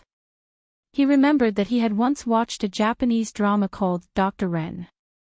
In the drama, a modern Japanese doctor traveled to the Edo period of Japan and made penicillin himself. He didn't know whether the drama had a scientific basis or not, but it seemed to be the case. The reason why Li Wangyu remembered it so clearly was that he thought it was nonsense after watching the drama, so he argued with people on the internet for a long time. However, a master who studied medicine said that the method in the drama was feasible. In the master's words, simple production of penicillin is not difficult at all. It's not much more complicated than brewing wine. Well, Li Wangyu was just a liberal arts student in a second-tier university. He didn't have any professional knowledge of medicine, so he couldn't refute it. He just remembered it in his heart. Li Wangyu thought of this and coughed softly. Old Immortal, I wonder if you are interested in antibiotics. Oh. Kid, you know how to make it. I know a little. Although I don't know how to make the medicine I gave Niu Daolong, I know another magic medicine called penicillin with the same effect. This is a magic medicine that can't be bought with money. Are you interested in it? Li Wangyu squinted his eyes and smiled. Sun Simiao was naturally interested. Otherwise, he wouldn't be called the king of medicine. He repeatedly urged Li Wangyu to tell him how to make penicillin. Li Wangyu then narrated the process of how the male lead produced penicillin in the TV series, Dr. Ren. To make penicillin, the first thing to do was to extract penicillin from moldy items, such as oranges. Then, the juice from boiled taro was mixed with the juice from ground rice to make a culture medium solution and the penicillin was added. After a week, the medicinal ingredients could be extracted from the propagated penicillin. The culture medium was filtered and mixed with vegetable oil. Then, the aqueous solution containing penicillin could be extracted. After that, the aqueous solution of penicillin could be filtered and poured in pure distilled water to obtain a high-purity penicillin solvent. As for whether the extracted penicillin solvent could cure diseases and save people, Li Wangyu wouldn't try it. Even if he was beaten to death, he wouldn't want to try this kind of crude penicillin. Li Wangyu's big lie had fooled the king of medicine, Sun Simiao. What kind of effect does this penicillin have? Sun Simiao was very interested. Tuberculosis, diphtheria, anthrax, heat, poison, phlegm, and blood stasis can be effectively treated. Moreover, it has a miraculous effect on ulcers like Niu Daolong. Li Wangyu's words made Sun Simiao's eyes light up. Tuberculosis was a terminal disease in ancient times. How could he not be interested in Sun Simiao, who walked the path of medicine? Seeing that Sun Simiao really began to lower his head and think, Li Wangyu immediately stopped talking. Fooling the king of medicine really gave him a sense of accomplishment. Chapter 91. Li Wangyu wanted to persuade Sun Simiao to leave the mountain and stay in Dingzhou village. Naturally, this did not escape Su Changqing's eyes. However, the beautiful boss gave Li Wangyu a look of approval. Obviously, the beautiful boss also thought of Li Wangyu's worries and naturally hoped that the king of medicine, Sun Simiao, could stay. In the Tang dynasty, who else could be more reliable than Sun Simiao? If the old Daoist could stay in Dingzhou village, it would be a pleasant surprise. Li Wangyu and the beautiful boss kept exchanging glances and instantly understood each other's meaning. Old Immortal son, do you abstain from certain foods? Li Wangyu asked carefully. After all, Sun Simiao was a Daoist and he did not know if he was a vegetarian. I don't abstain from meat and fish, but I don't eat cows, dogs, wild geese, and black fish. Sun Simiao answered casually. Li Wangyu nodded in understanding. He knew that Sun Simiao was a Daoist of the righteous sect.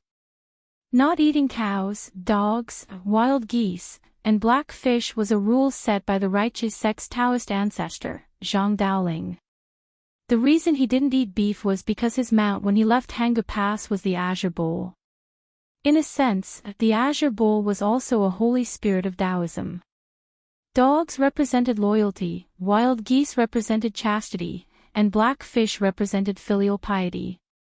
Therefore, although the righteous sect's Taoists did not abstain from meat and fish, they did not eat these four things. While Sun Simiao was still thinking about the problem of penicillin, Su Changqing had already left and went to the kitchen. Sister Changqing, are you going to make lunch? I'll do it. You accompany Lang Jun to drink tea. Perrin saw Su Changqing enter the kitchen and immediately rushed to cook. Su Changqing reached out and pinched the little girl's face. She smiled and said, "No need. I'll cook myself today." Perrin, go find the old housekeeper and ask him to help kill the rooster at home. Also, bring the bacon sausages made with pig rice last time. Perrin stuck out her tongue and said, Sister Changqing, you ate so much today. We have an important guest at home today. I know. It's that old Daoist. Is he very powerful? I think he's not as good as Lang Jun. Lang Jun was the one who saved Niu Dalong's life. The little girl snorted. In Perrin's eyes, her Lang Jun was the best. All right, now you know that your Lang Jun is awesome. Hurry up and tell the old housekeeper to kill the chicken. Su Chongqing smiled and pushed the little girl out of the door. The reason why Su Chongqing wanted to cook personally was not only to show her respect for Sun Simiao, but also because she had her own plans. Since Li Wangyu wanted to keep Sun Simiao, then he would use multiple methods. As the saying goes, if you want to capture a man's heart, you must first capture his stomach. The Medicine King was also a man. Su Chongqing was confident that his skills would make Sun Simiao reluctant to leave. After busying himself in the kitchen for half a day, Su Chongqing finally finished preparing lunch. Because Niu Wu was also there, she prepared quite a lot of food today. The table was filled with delicacies that had never appeared in the Tang dynasty. Salt-baked chicken, fried bacon, kung pao chicken, grilled lamb, sweet and sour pork, sour fish soup, braised meatballs. Li Wangyu respectfully invited Sun Simiao to eat. The old Daoist was also shocked by the table of delicacies that he had never seen before. Although Sun Simiao was not a foodie, he lived alone in Taibai Mountain. To put it bluntly, his taste buds were already out of his mouth. Not to mention the taste of the delicacies on the table, just the aroma that made people swallow their saliva was amazing. Other than Niu Yong, who was still unconscious on the bed, everyone sat at the table. Fortunately, when Su Chongqing asked Carpenter Lu to build the table, it was big enough for more than 10 people to eat together. Old Immortal son, come, try this chicken. It tastes very good. Old Immortal son, see if this dish is to your taste. Li Wangyu and Su Chongqing were very enthusiastic about serving food to Sun Simiao, which made the old Daoist feel a little embarrassed. However, Su Chongqing's culinary skills were indeed excellent. Not to mention Sun Simiao, who had never eaten stir-fried dishes, even Li Wangyu was nodding his head repeatedly as he ate. He hurriedly gave his beautiful boss a thumbs up. As for Niu Wu, he ate so much that he almost buried his head in the bowl. Sun Simiao had lived for more than 80 years, but this meal was the most delicious one he had ever eaten. The old Daoist could not help but secretly wonder where the Li family came from. Li Jia Shaolang knew a lot of strange things, and even the food at home was so delicious. It was even better than the imperial cuisine in the palace. That's right, Sun Simiao had eaten the imperial cuisine more than once. He had eaten the imperial cuisine in Beizhou. Pai Lupi had also invited Sun Simiao to eat the imperial cuisine of the Tang dynasty. However, it seemed that compared to the food of the Li family, the imperial cuisine was nothing.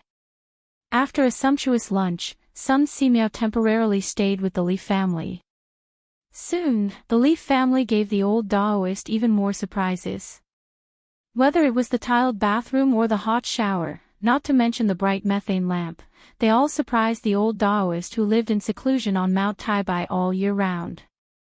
However, Sun Simiao was only slightly surprised. In addition, he praised Li Wangyu's clever mind and did not say anything else. No matter how Li Wangyu exaggerated the penicillin and how he beat around the bush, Sun Simiao did not show any intention of staying, which made him very depressed. Fortunately, Li Wangyu understood. If he really could not make Sun Simiao stay, then so be it. Anyway, he knew that Sun Simiao lived in seclusion on Mount Taibai. If he really needed the King of Medicine's help, he could go up the mountain and ask the King of Medicine to treat him. The next morning, Niu Yong woke up. Not only was his fever gone, but his body was also fine. He could even get up and walk. This was not strange. Niu Yong's body was originally good, and the injury was on his back. It was not a fatal injury. The reason why he looked like he was on the verge of death was mainly due to the infection of his wound. The cephalosporin capsule obviously had a magical effect on the people of the Tang dynasty. In this era where antibiotics were still zero, cephalosporin was not cheap and its effect was very obvious. After Li Wangyu woke up early, he was pleasantly surprised to find that Niu Yong was already moving around in the front yard with the help of Niu Wu. "Dalong, you're awake. You scared me. You must be careful in the future." Li Wangyu trotted forward and looked Niu Yong up and down. Niu Yong shook off his brother's support. Ignoring the injury on his back, he was about to kneel down in front of Li Wangyu. "Erlang, quickly support your eldest brother." Li Wangyu hurriedly shouted, "Dalong, what are you doing? You must not." "Erlang, let go.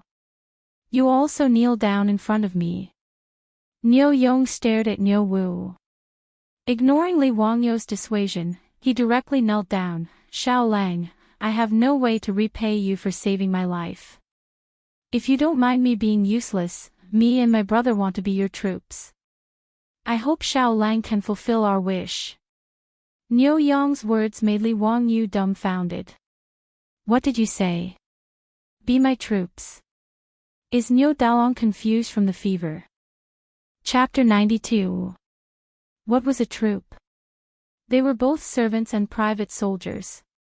Not to mention that Li Wangyu had nothing to do with private soldiers, the key point was that a troop was not a good person.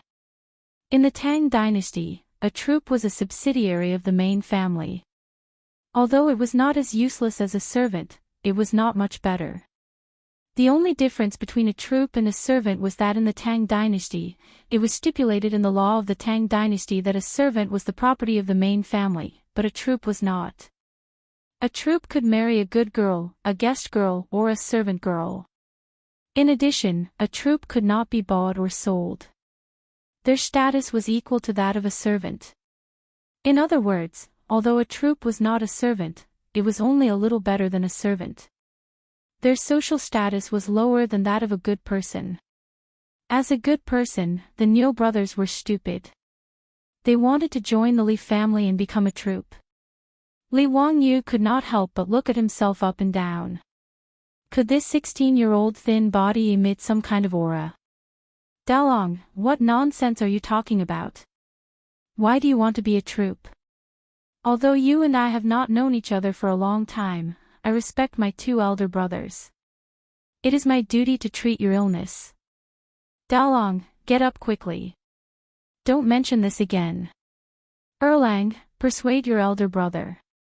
He is probably sick and confused." Of course, Li Wangyu would refuse the Niu brothers' proposal. He was not the kind of villain who would take advantage of others. He also did not think that others would have to give themselves to him just because he saved Niu Yong. In fact, Li Wangyu did not know that the reason why Niu Dalong made such a decision was related to himself. Yesterday, in order to persuade Sun Simiao to stay, he bragged that the cephalosporin capsule and penicillin were the only magic medicine in the world. He bragged that it was priceless and could not be bought with money. As a result, after Niu Yong woke up, Niu Wu told him word for word. Niu Yong was a person who would rather starve himself and take the prey he hunted to help his fellow soldiers. How could he accept such a big favor for nothing? In his opinion, how could his life be exchanged for such magic medicine? Therefore, Niu Yong didn't discuss it with Niu Wu and decided on his own, to be part of the Li family and protect the Li family. As for Niu Wu, he had always listened to his eldest brother since he was young. Even though he was in his 30s now, he was still the same. Of the two brothers, their parents passed away early. As the saying goes, an elder brother is like a father. Niu Wu was basically brought up by Niu Yong. Originally, only one of the two brothers could be selected as a prefectural soldier. In order to not leave his brother, Niu Wu used all kinds of methods to get someone to take him in, and he became a government soldier with his brother. And because Niu Yong had lost an arm to save him, Niu Wu felt even more guilty in his heart. Towards his elder brother's words, he was completely obedient and did not disobey in the slightest. His elder brother said that he wanted to be a member of the Li family's troop, but Niu Wu didn't feel any resentment at all. In his opinion, there was nothing wrong with being part of the Li family's troop. Li Jia Xiaolang was gentle and capable. As the head of the family, he was simply perfect. Moreover, the Li family's food was simply too delicious. Niu Wu had lived for more than 30 years, but he had never eaten anything more delicious than the Li family's food. If Su Chongqing knew that his meal didn't make Sun Simiao's stomach stay, but made Niu Wu's stomach stay, he probably wouldn't know whether to laugh or cry. So when his elder brother told him to kneel and join the Li family, Niu Wu actually grinned widely. Ignoring Li Wangyu's objections, he listened to Niu Yong's words and kowtowed several times to Li Wangyu. Xiaolang, no, Lang Jun, I will listen to my eldest brother. From now on, us two brothers will be members of the Li family. Li Wangyu glared at Niu Wu, his heart filled with anger. I told you to persuade your elder brother. Why are you also running a fever and not thinking clearly? Why are you causing trouble here? Dalong, Erlang, what are you doing? Get up quickly. The three people's movements in the front yard startled all the beautiful boss and the others. After figuring out what had happened, everyone's reactions were different. The old housekeeper and Perrin looked at the Niu brothers with admiration. Their eyes were full of encouragement, thinking that the Niu brothers should be like this. Sun Simiao just stroked his beard and smiled, not expressing his opinion. He was more interested in Niu Yong's fast recovery. At first, the beautiful boss was confused. She didn't understand why the Niu brothers knelt to Li Wangyu and what the troop meant. After she quietly asked Perrin about the meaning of the troops, she was completely stunned.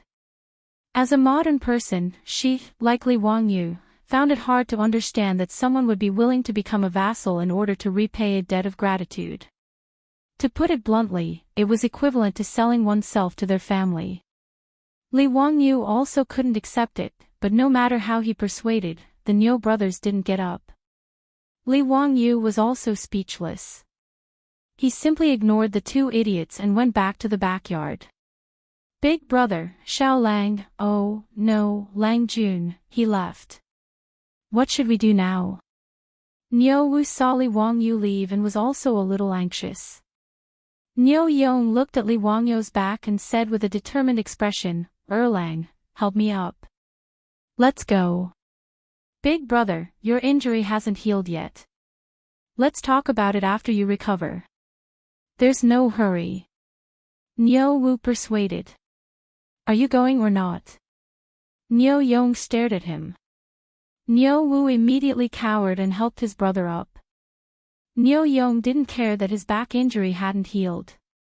He said goodbye to the old housekeeper Li Heng and left. Niu Wu helped his brother out of the Li family's gate. Seeing the two leave, Li Heng shook his head in disappointment. He only cared about the prosperity of the Li family. Someone offered to be his troop, but the young master refused. Thinking of this, he couldn't help but sigh. He felt sorry for his Langjuan stubbornness. After the Niu brothers left, Sun Simiao also said his goodbyes. Alone, he carried the medicine box and returned to Taibai Mountain.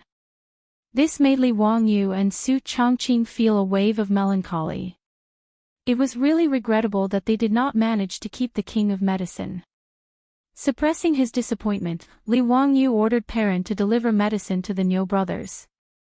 The cephalosporin capsules had to be taken 3 times a day for 3 consecutive days. Niu Yong still hadn't taken his medicine today. In the end, the little girl came back quickly and said that the Niu family's door was locked. She asked the neighbors and said that the two brothers didn't come home. Niu Yong was still injured. Where could they have run to? Li Wangyu was also a little anxious. He didn't ignore their ridiculous request in the morning, so the two brothers ran off to do something stupid, right? He took out the white horse at home and rode it to search all the fields in the village. He didn't see the Niu brothers. He asked a lot of familiar villagers. Some said that they saw Niu Erlang help Daolong out of the village, but they didn't know what they were going to do. Li Wangyu felt that something was wrong, but because he couldn't find the Niu brothers, he could only give up. In the end, later that day, the Niu brothers returned to the Li family again. The old village chief also came with them. Something that made Li Wangyu and Su Chongqing flabbergasted happened. Chapter 93. The Niu brothers and the old village chief entered the door together, holding a document issued by the county government in their hands. The old village chief was asked by the Niu brothers to be a witness. Daolong, Erlang, what are you holding? Li Wangyu asked, puzzled. A document issued by the county government. I, Niu Yong, and Niu Wu, volunteered to become members of the Li family. We have already registered with the county government. Today, the old village chief is here to be a witness. Niu Yong's words shocked Li Wangyu. The two brothers actually went to the county government to complete the formalities because Li Wangyu did not agree. He suddenly stood up, grabbed the document in Niu Wu's hand, and looked at it carefully. It was indeed a document issued by the county government. It was written clearly in black and white that Niu Yong and Niu Wu of Dingzhou village in Hu County were attached to the Li family as members. Li Wangyu pointed at the Niu brothers. He opened his mouth for a long time, but did not know what to say. You. Why can you apply for this document without me being present? Isn't the county government messing around? Li Wangyu did not understand how the Niu brothers got the document. Hey, Lang Jun, isn't it because you are familiar with Registrar Liu? My brother and I told him that it was you who asked us to go to the county government to apply for the document. He naturally nodded and agreed. Lang Jun didn't need to show up, so he helped us with the document. Niu Wu's words almost made Li Wangyu vomit blood. Damn, isn't this taking the back door? The Niu brothers actually used his name to take the back door and turn themselves into members of the Li family. How can this be justified? Li Wangyu rubbed his swollen forehead and rolled his eyes. I can write a document for you. I will handle it with Registrar Liu. Before he could finish his words, Niu Yong used his only arm to pull out a dagger from his waist. He knelt down on one knee and said, Lang Jun, if you really want to do this, then my brother and I will be too ashamed to face anyone. Let's just die in front of you today. Take it as returning my life to you. Niu Yong's words gave Li Wangyu and Su Chongqing a fright. What was he trying to do? Why did they have to commit suicide if they didn't accept them as part of the troops? Li Wangyu was so anxious that he stomped his feet. He rushed to Niu Wu and roared, Erlang, what are you standing there for? Quickly take away your big brother's saber. Hearing this, Niu Wu actually grinned. Following his brother's example, he pulled out a dagger from his waist and knelt down on one knee. Lang Jun, I can't listen to you on this matter. If you don't agree to let us become part of the Li family's troops, we won't have the face to walk out of the Li family alive today. Seeing the actions of the Niu brothers, the old village Xing did not try to persuade them. Instead, he said to Li Wangyu, Xiao Lang, the Niu brothers know how to repay kindness. This is what they should do. Just accept them. Otherwise, they won't be able to face anyone in this village. Li Wangyu glared speechlessly at the old village Xing. Why were you adding to the trouble? After the old village Xing finished speaking, he didn't say anything else. He happily stood to the side to watch the show. You too. Put down the saber. I agree, okay. Li Wangyu was at his wit's end. Why did he run into these two stubborn people? He was afraid that if he really refused, the two brothers would really stab the saber into his chest. Li Wangyu had a thorough understanding of the straightforward personalities of the men from Guangzhou. After Li Wangyu finished speaking, Niu Yong and Niu Wu's eyes lit up. You mean what you say? Less nonsense. Hurry and put away the saber. Perrin, go get this bastard's medicine. He hasn't taken his medicine today. Li Wangyu was speechless. He turned and walked toward the rear courtyard. Sooner or later, I'll be angered to death by these two people. Li Hang, arrange rooms for the Niu brothers. Li Hang and Perrin smiled and agreed. They started to help the Niu brothers settle in. The old village Xing congratulated Su Chongqing and said a few more words to the Niu brothers. He then turned and went home. In the old village Shang's view, the Niu brothers being part of the Li family's troops was not a disgrace to them. Given the ability that Li Jia Xiaolang had shown, the old village Xing was old and shrewd. Although he had not read many books, he had long determined that this child's future was limitless. Although the Niu brothers were good people in Dingzhou village, their lives were poorer. The two brothers were in their 30s and hadn't even found a wife. Rather than this, they might as well join the Li family's troops. The old village Xing dared to use his head to guarantee that Li Jia Xiaolang would not treat the two brothers unfairly. After Li Wangyu was forced to compromise and accept the Niu brothers packed their things and moved into Lai Hot that day. They didn't want the shabby house they had in the village. In any case, they didn't have any valuable belongings.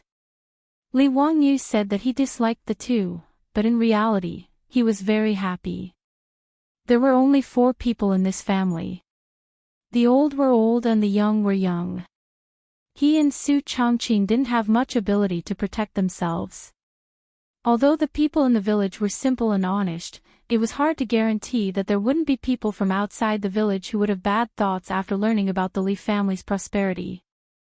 The Niu brothers were strong and powerful. They were also the kings of soldiers in the army. Although they were disabled, ordinary men were not their opponents. As for the Niu brothers' character, he was not worried at all. They would rather starve themselves and send food to their dead and disabled comrades. If he didn't trust such people, who else could he trust? After the Niu brothers settled down in the front yard, Su Chongqing immediately sent them food and asked about their well-being. The two were very moved. Su Chongqing was able to become a department manager at such a young age not only because of her high education, but also because she was quite handy in dealing with people. Since the Niu brothers had become the Li family's troops, she naturally had to take out the magnanimity of the hostess and brush up the Niu brothers' loyalty. That's right, the beautiful boss had also played the romance of the Three Kingdoms series and had a deep understanding of how to brush up loyalty. However, it was clear that her actions were in vain. Since the Niu brothers were Guangzhou men and had recognized a master, their loyalty was definitely at the max level. In reality, the beautiful boss's current status in the Li family was a bit awkward because she appeared as Li Wangyu's cousin. However, Li Hang and Perrin, the two elders of the Li family, knew that their Mr. Xiao Lang didn't have a distant cousin. However, if they said that she was the person their Lang Jun wanted to marry, Li Hang and Perrin both felt that the age difference between the two was too big. Secondly, they didn't know where this woman came from. In short, Li Hang and Perrin were now pretending to be confused. No one would say anything about Su Chongqing's identity. To outsiders, they would only say that she was their Longjun's distant cousin. However, this excuse also caused a lot of trouble in the future. This is a story for the future, so let's not talk about it for now. Li Wangyu ran into trouble again, and this trouble made him feel quite conflicted. Cho Kun came back from Chang'an City. Not only did he come back, but he also brought a gift to Li Wangyu to thank him for giving the waterwool blueprint to the Cho family. However, this gift gave Li Wangyu a headache. Chapter 94. The gift that Cho Kun brought for the Li family was something that Li Wangyu would never have expected. 4 pretty maids. This was the present that damn fatty gave to Li Wangyu. If his beautiful superior hadn't fallen into Li Wangyu's bathtub, he would have been very happy to accept this gift. He would have even quietly asked the fatty if he had blonde-haired and blue-eyed prostitutes. As a normal man in his 20s, having these pretty maids to serve him was of course a good thing. Li Wangyu wasn't a moralist, a fake scholar, or a disabled person who had been sent to the palace. Whoever dared to say that they didn't like it was absolutely hypocritical to the extreme. But right now, he didn't dare to reveal a trace of liking. Ever since the fatty Cho Kun brought the 4 specially selected maids into the Li family's door, his beautiful superior didn't reveal a trace of a smile on her face. From time to time, her cold gaze would wander around Li Wangyou's body, making him shudder. If he had to blame someone, he could only blame the damn fatty for not knowing how to speak. If he had said that they were sent to the residence to be rough maids, then it would have been fine. This guy opened his mouth and said, "These 4 maids are all virgins and are very clean. If Xiao Lang likes, they can warm your bed at night. It would also be a great joy in life. Warm your sister. Do you dare to speak any louder?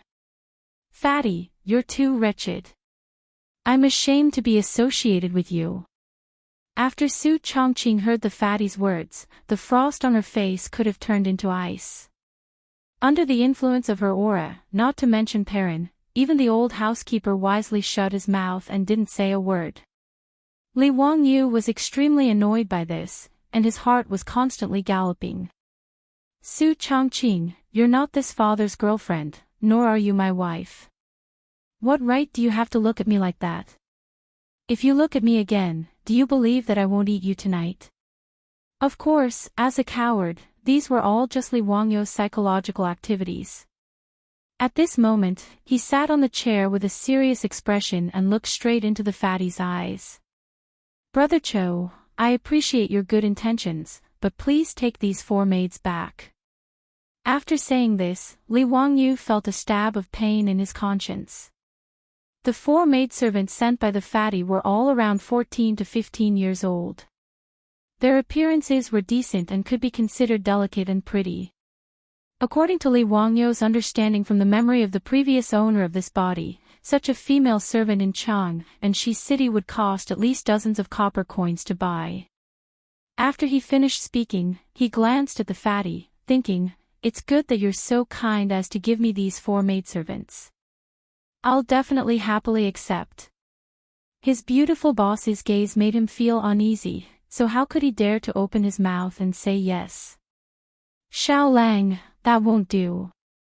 These 4 maidservants were specially chosen by my master for you. I know that you, Xiao Lang, are a sentimental person.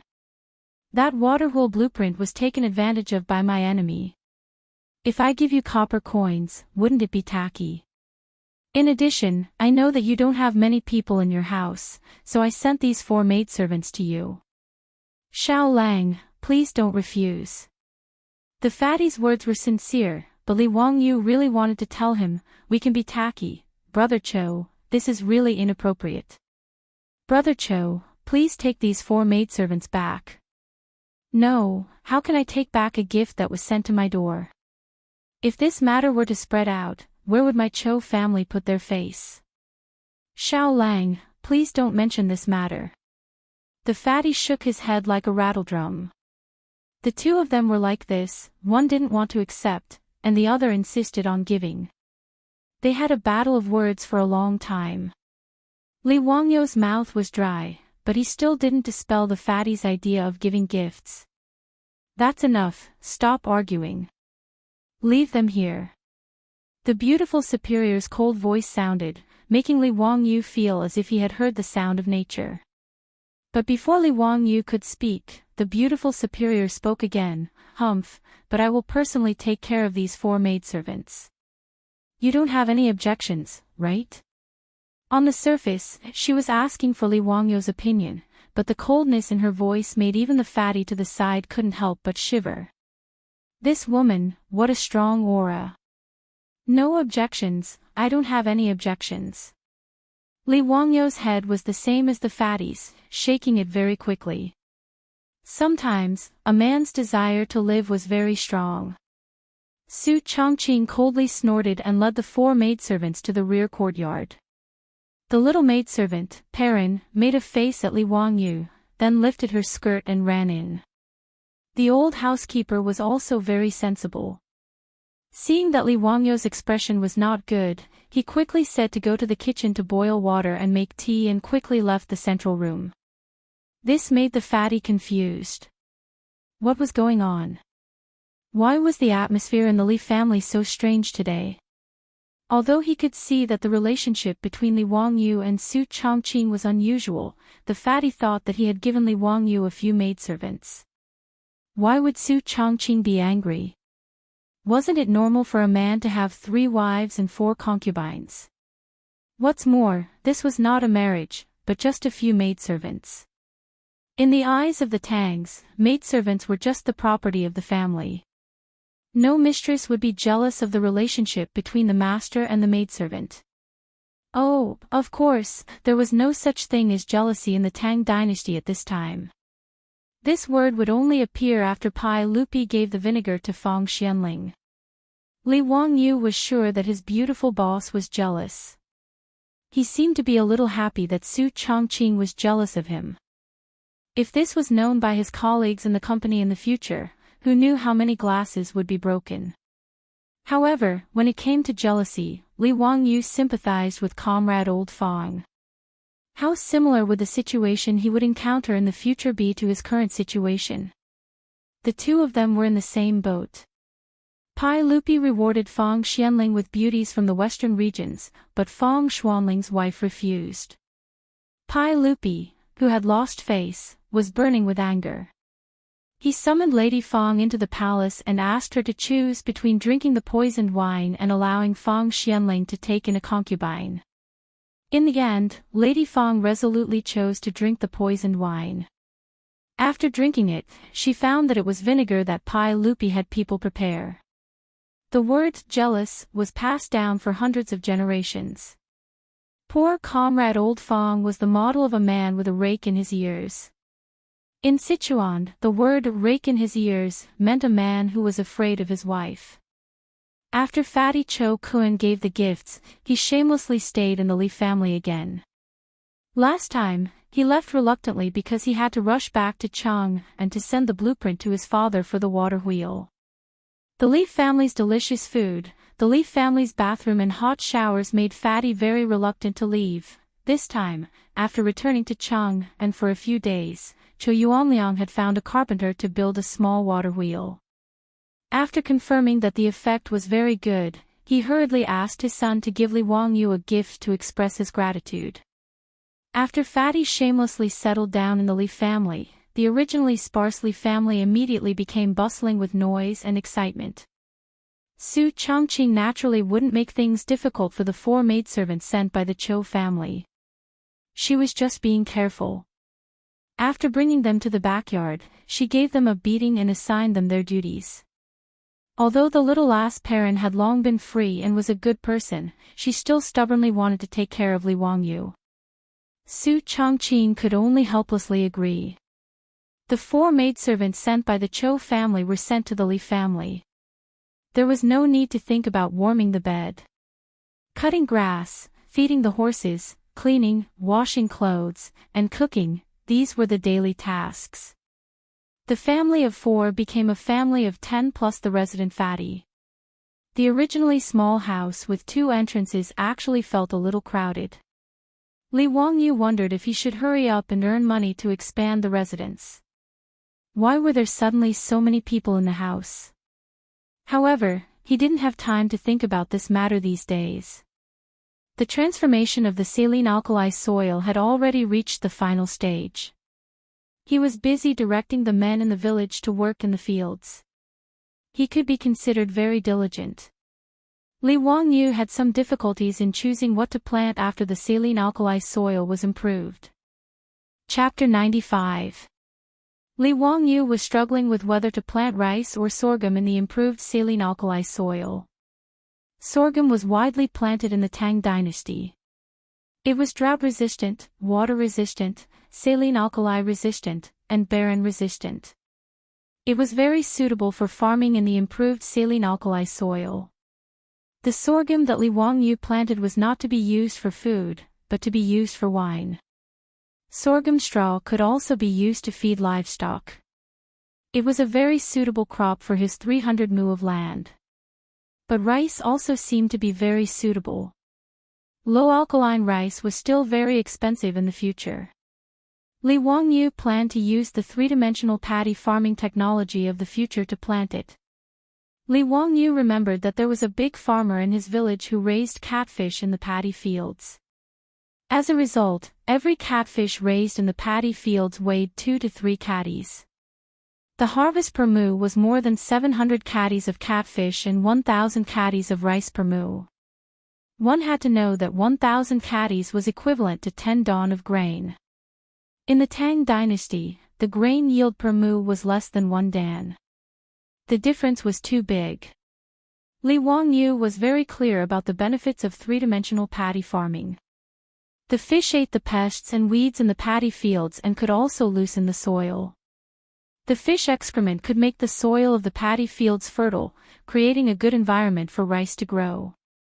But sorghum could be used to make wine. That was a huge profit. Li Wangyu was reluctant to give it up. What was even more painful was that no matter what he planted, he could not avoid the locusts that were coming. Whether it was sorghum or rice, the spring sowing was in the 3rd lunar month, which happened to be the time when the locusts broke out in Guangzhou. If he planted sorghum and rice seedlings at this time, wouldn't he be giving food to the locusts? In a few days, the locusts would eat up all the crops in his 300 mu of land. But if he did not plant them, he could not prove to Yang Quan that the improved saline alkali soil had been completed. This made Li Wangyu even more difficult. His beautiful boss did not grow up in the countryside, nor did she live in the countryside. She had no suggestions in this regard. On this day, Li Wangyu squatted by the riverbank and looked at the fields without any care for his image. This saline alkali soil had already been washed and soaked 3 times, and was in the process of transplanting. In other words, good soil from other places was transported and spread over the original saline alkali soil. The 20 oxen of the Li family had already been hitched to the carts, and were continuously hauling the soil from afar, dumping it on the ground. After that, they would fertilize the soil to increase the fertility of the soil. Then, the 300 mu of land could officially be cultivated. Li Wangyu, who grew up in the countryside, was born with an unusual love for the land. A total of 300 mu of land belonged to him, so he had to come to the edge of the field every day to have a look. The more he looked at this piece of land, the more Li Wangyu liked it. In the end, he slapped his thigh and decided to plant rice. As a small landlord with aspirations, Li Wangyu wanted to show the people of the Tang dynasty what three-dimensional farming was. By the way, not only can you raise fish in the rice field, you can also raise ducks. Duck? Duck? Li Wangyu was shocked. He felt as if he had forgotten something. He began to think carefully. What was it that had to do with the duck? Locusts. Ducks, a vague memory of his previous life came back to him. He remembered reading a report that an insect research institute in Guangdong had done an experiment, and a large number of ducks were introduced to the farmland to hunt locusts. As a result, 2,000 ducks devoured all the locusts on thousands of mu of land. Thinking of this, Li Wangyu couldn't help but slap his own head. This pig brain, why didn't he think of this earlier? Yes, ducks. With ducks, they could fight against locusts, and at least the crops in Dingzhou village could be saved. So what if it was a plague of locusts? Let's see if there are more locusts or more ducks. Thinking of this, Li Wangyu directly jumped on the back of the horse and rushed to the county. If he wanted to buy a large number of ducks, he had to find the chicken and duck vendors in the county. If there were not enough ducks in the county, Li Wangyu was ready to go to Chang'an to buy ducks. The county market in Tianhu County was quite lively. After the news of Li Wangyu buying a large number of ducks spread out, the chicken and duck vendors in the county market all gathered around. Li Wangyu calculated the copper coins and gold at home. There were about 150 strings of coins left. He left 50 strings of coins for the family's working capital, and the rest of the money was ready to buy ducks. Li Wangyu bargained with several chicken and duck vendors in the county and agreed on the price. An adult duck was 30 copper coins, and a duckling was 5 copper coins. After calculating, Li Wangyu could buy thousands of ducks. With so many ducks, it should be enough to protect the fields in Dingzhou village. Because of the large number, these chicken and duck vendors also needed time to collect ducks. So Li Wangyu made an appointment with them.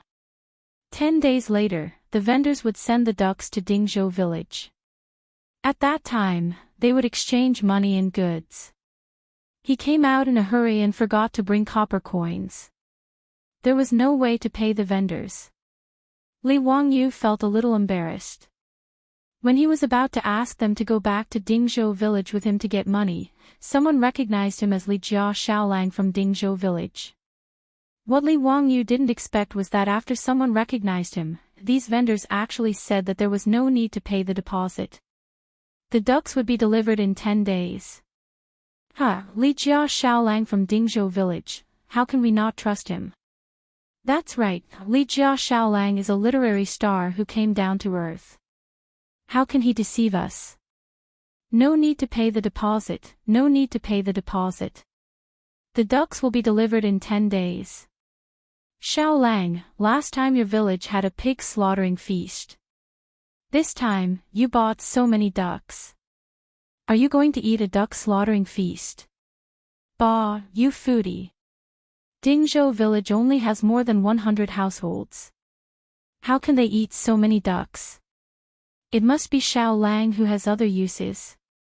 Don't you know who Li Xiaolang is? He is the person who made the water wheel. That's right, that's right.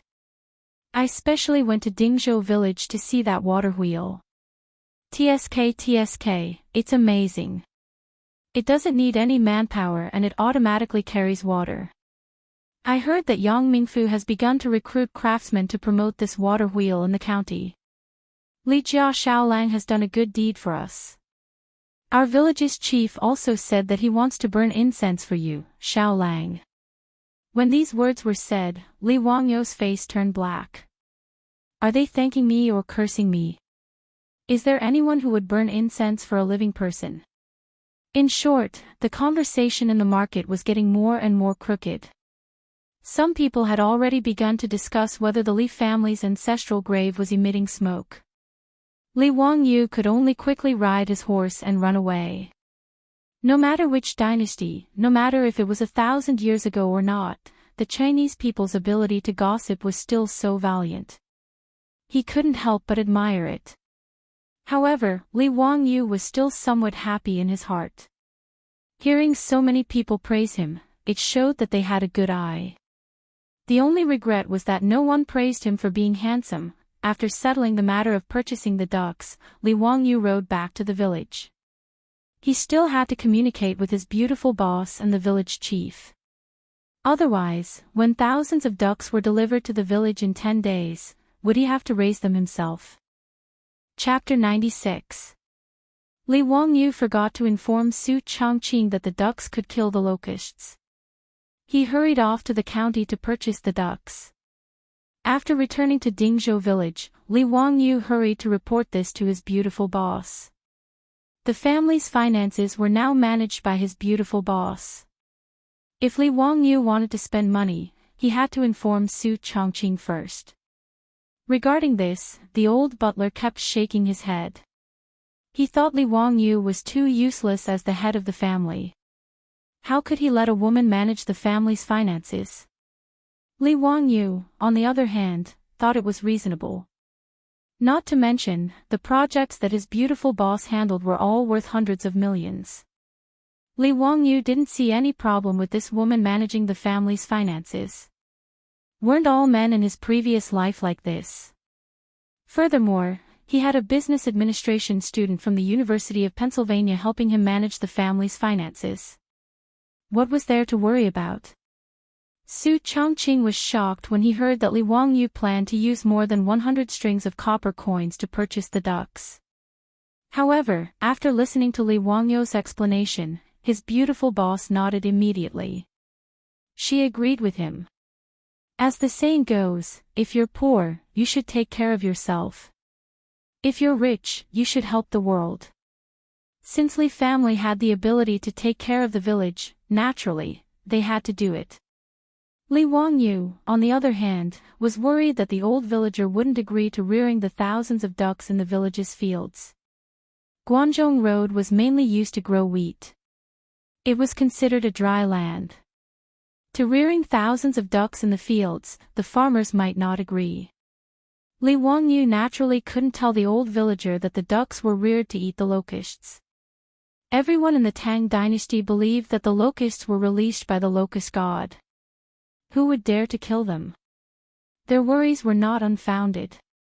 Li Wangyu invited the old villager into his home. As soon as he mentioned his idea, the old villager shook his head. No, no, no, Xiao Lang, you can't do that. It's fine if you're rearing some ducks at home, but thousands of ducks in the fields, how can you do that? Old Muramasa, don't worry. The ducks won't eat the wheat seedlings. I can guarantee that. If the ducks eat the crops in the field, I will pay for all the costs. Li Wangyu continued to persuade the old Muramasa. Xiao Lang, how are you going to feed these thousands of ducks? How can there be so much food to feed the ducks during the spring plowing season? I have my own plans. I will buy enough feed from the county. You don't have to worry about it, Li Wangyu said casually. In fact, he didn't intend to buy any food to feed the ducks.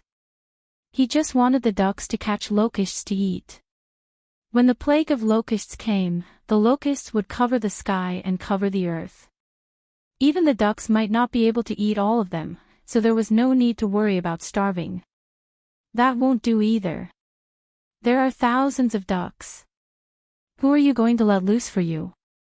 During the spring plowing season, even half-grown boys had to work in the fields. Who would take care of the ducks for you? Without anyone watching over them, were they going to let thousands of ducks run amok in the fields of the village? That would be terrible. No, no, no. Xiao Lang, what you are doing is ridiculous. Li Wangyu thought about it. The old Muramasa's words made sense. It was impossible for thousands of ducks to be taken care of without anyone watching over them. Besides, there must be a duck shed and someone to take care of the ducks. The spring plowing season was the most important thing. Even the emperor of the Tang dynasty had to pay attention to it. He really couldn't spare anyone to take care of the ducks for him. This wasn't transforming the saline alkali soil. He could just transfer some strong men to do it for a while. He did do it a little hastily. But if it weren't for the locusts, Li Wangyu wouldn't be so nervous. The most annoying thing was that he knew that ducks could kill locusts, but he couldn't persuade the old Muramasa with this reason. This made Li Wangyu very depressed. It wasn't easy to be a Lei Feng in the Tang dynasty. In fact, the problem of the duck shed was easy to solve. He could take an acre of land from the saline alkali soil and build a duck shed. It was enough to accommodate 3,000 to 4,000 ducks. In 10 days, the masons and carpenter Lu in the village should be enough to help him build the duck shed. The key was the problem of manpower to take care of the ducks. This was the most important thing. If he wanted to use these thousands of ducks to kill locusts, they must be free range. They must be driven to the fields to eat during the day and driven back to the duck shed in the evening. This required a lot of manpower. During the spring plowing season, where could he find people to take care of the ducks for him? While he was worrying, Li Wangyu suddenly remembered Zhao Xiaonyang, the girl who sold the pigs to him. There were a lot of girls of her age in the village. In the village, it was the men and boys who worked during the spring plowing season. Girls like Zhao Xiaonyang didn't seem to be busy with the spring plowing. The women of the Tang dynasty didn't have the habit of going out to work. Li Wangyu felt that if he could organize the girls in the village to take care of the ducks for him, the problem would be solved. Old Muramasa, what do you think? There are a lot of unmarried girls like Zhao Xiaonyang in the village. Why don't you let them take care of the ducks for me? I'll pay them. 3 copper coins a day. How about that? What? Xiao Lang, do you have a lot of money? You'll pay a girl 3 copper coins a day. Just help you look after the ducks. The old villager was shocked by Li Wangyu's words and suddenly stood up. Li Wangyu was shocked by the old man's action. What was he going to do? Old Muramasa, can you find someone to help? If it's not enough, we can negotiate. He didn't think that the villagers of the Tang dynasty worked hard all year round, but their per capita income was actually less than the usual, about 800 copper coins. Zhou village couldn't even catch up with the per capita income of the Tang dynasty. Otherwise, Yang Quan wouldn't have agreed to reduce part of the rent so easily. He proposed to ask the girls in the village to take care of the ducks for him. 3 copper coins a day, more than 1,000 copper coins a year, which was a lot of copper coins. How could the old Muramasa not be surprised? Li Wangyu didn't feel that the price was too high. Instead, he felt that it was too low. After all, breakfast in Chang'an City cost more than 10 copper coins a person. 3 copper coins a day to ask someone to take care of the ducks for him was really a little apologetic. The old Muramasa was panting and staring at Li Wangyu. After a long while, he asked, Xiao Lang, how many girls are you going to find to take care of the ducks for you? Li Wangyu estimated that in 10 days, he would be able to buy at least 4,000 ducks. It shouldn't be a problem for one person to take care of 200 ducks. 20 people. It doesn't matter if it's more or less. That's 60 copper coins a day. Xiao Lang, you have to think carefully.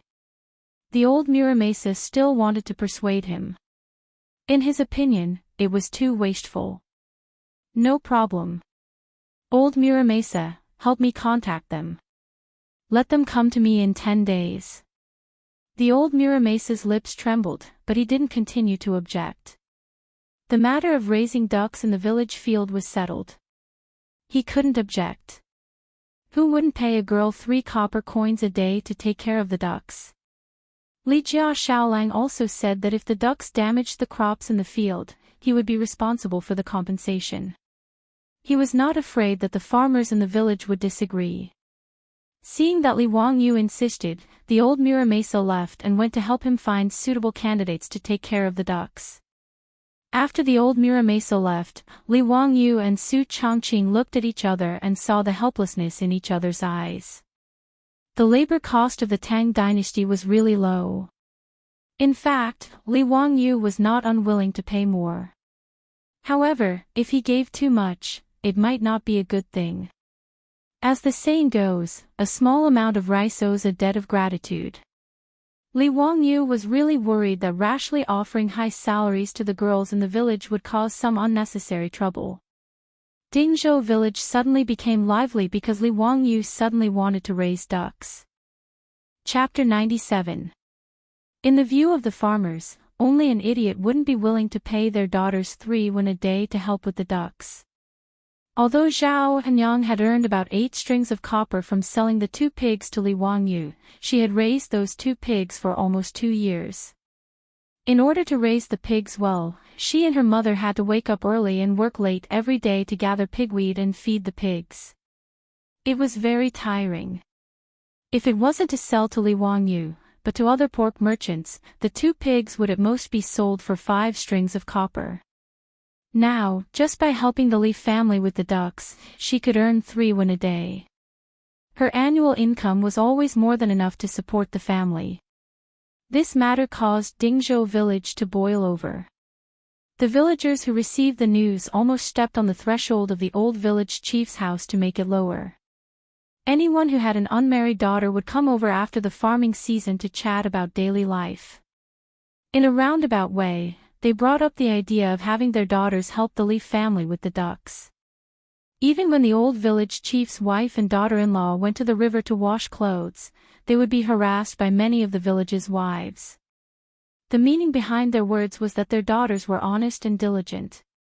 Fortunately, the men of Guangzhou were very open-minded and did not cause any unpleasantness over this matter. Even so, it was a headache for the old village chief. In the end, the old village chief prioritized taking care of the disabled families of the old soldiers in the village. In addition, he picked out a few honest and diligent servant girls to make a total of 20 people. While the old village chief was busy helping Li Wangyu choose where to herd the ducks, Li Wangyu was not idle. Because it was confirmed that the 300 mu of wasteland was going to be used for rice farming, then the first thing to do was to plan the fields. The biggest difference in rice farming was that they had to dig fish ditches and ponds in the rice fields. For every 2 mu of rice field, they had to dig a cross-shaped fish ditch in the rice field.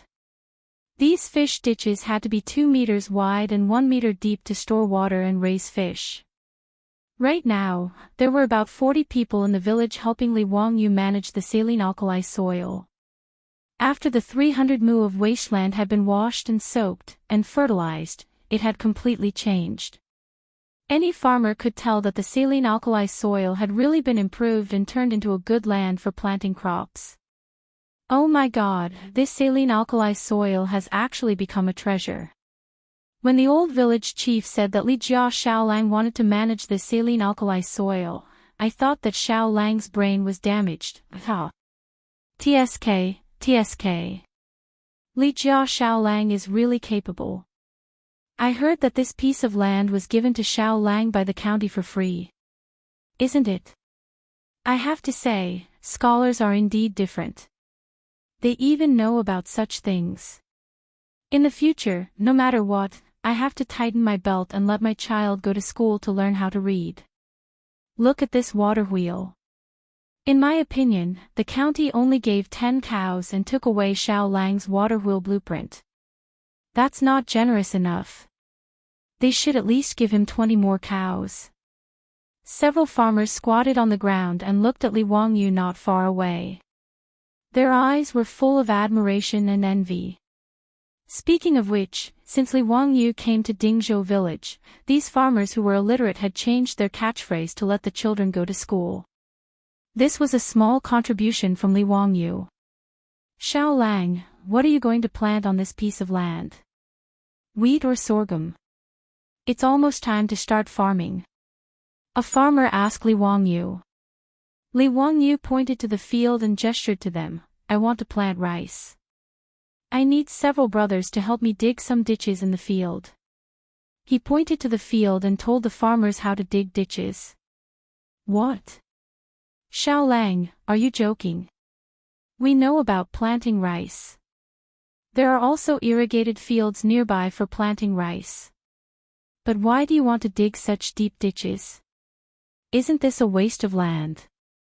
That's right. I've been farming for most of my life, but I've never heard of digging so many ditches in a good piece of land. Xiaolang, are you sure you didn't make a mistake? This is too much of a waste of land. According to the way you dig, you'll dig 10 to 20% of the land. Isn't this a sin? As soon as Li Wangyu finished speaking, the group of farmers exploded. One after another, they tried to persuade Li Wangyu not to mess around. Li Wangyu just smiled at everyone's persuasion. However, he stubbornly asked everyone to listen to him and dig like this. He had his own uses. Seeing Li Jia Xiaolang being so stubborn, these farmers could only shake their heads and sigh. They felt that Li Jia Xiaolang, who was smart all his life, was stupid this time. He definitely did something stupid. Li Wangyu didn't explain this. It was very difficult to let the people of the Tang dynasty understand what modern three-dimensional farming was. It was better to wait until the final results came out and then let them be shocked. In fact, Li Wangyu wanted to persuade the farmers of Dingzhou village to plant rice with him. However, after thinking about it, he decided to wait until after the autumn harvest and his harvest came out. When there was a ready-made example in front of the villagers, he didn't have to worry that they wouldn't learn from him next year. With the water wheel carrying water for irrigation, coupled with three-dimensional rice farming, Li Wangyu believed that in less than 2 years, Dingzhou village would become a land of fish and rice. At that time, it would be really beautiful. After 7 or 8 days, all the ditches in the rice field were dug. These days, the people from the surrounding villages who came to see the water will also pointed at Li Wangyu's rice field and burst into laughter from time to time. Obviously, they all expressed their disdain for digging a good piece of land into a mess. Even the farmers of Dingzhou village felt that they couldn't raise their heads. How could there be such a prodigal son in their village? What a sin! The old villager also argued with Li Wangyu for a long time because of this, hoping that he wouldn't mess around. A good 300 mu of land, after being dug like this, became about 240 mu. Not only did the old villager not understand, but Li Heng and the Niu brothers also didn't understand. Fatty Cho Kun even thought that Li Wangyu was sick to come up with such an idea. Fatty Cho Kun's family mostly planted rice in Jiannan Road. He had never seen someone dig a good piece of rice field like this. However, no matter how they persuaded, Li Wangyu insisted on his own opinion. Li Heng and the others couldn't persuade Li Wangyu, so they wanted to ask Su Chongqing to persuade him. After all, Su Chongqing was basically half the master of the Li family. Li Wangyu would listen to her words. However, although Su Chongqing didn't understand farming, she knew about three-dimensional rice farming in the future. Naturally, she wouldn't interfere with Li Wangyu's practice. Therefore, in a situation where everyone's persuasion was ineffective, the 300 mu of rice field was dug according to Li Wangyu's idea. After the transformation of the rice field was completed, Li Wangyu began to mobilize the 5 water wheels to fill the rice field with water, preparing to soak the field and transplant the rice seedlings. Seeing that things had come to this, the old villager and the group of farmers all sighed. However, in less than 2 days, something even more unacceptable happened. This time, the old villager directly became angry with Li Wangyu. Chapter 98. Because Dingzhou village does not grow rice, naturally there is no seedling breeding. Li Wangyu rode to the surrounding villages and bought enough rice seedlings for 300 mu of paddy fields. When it was time to transplant the rice seedlings, Li Wangyu actually asked the farmers to throw the seedlings into the paddy fields and then straighten them with their hands. This made the old villager angry. China was founded on agriculture, and since ancient times, agriculture has been valued.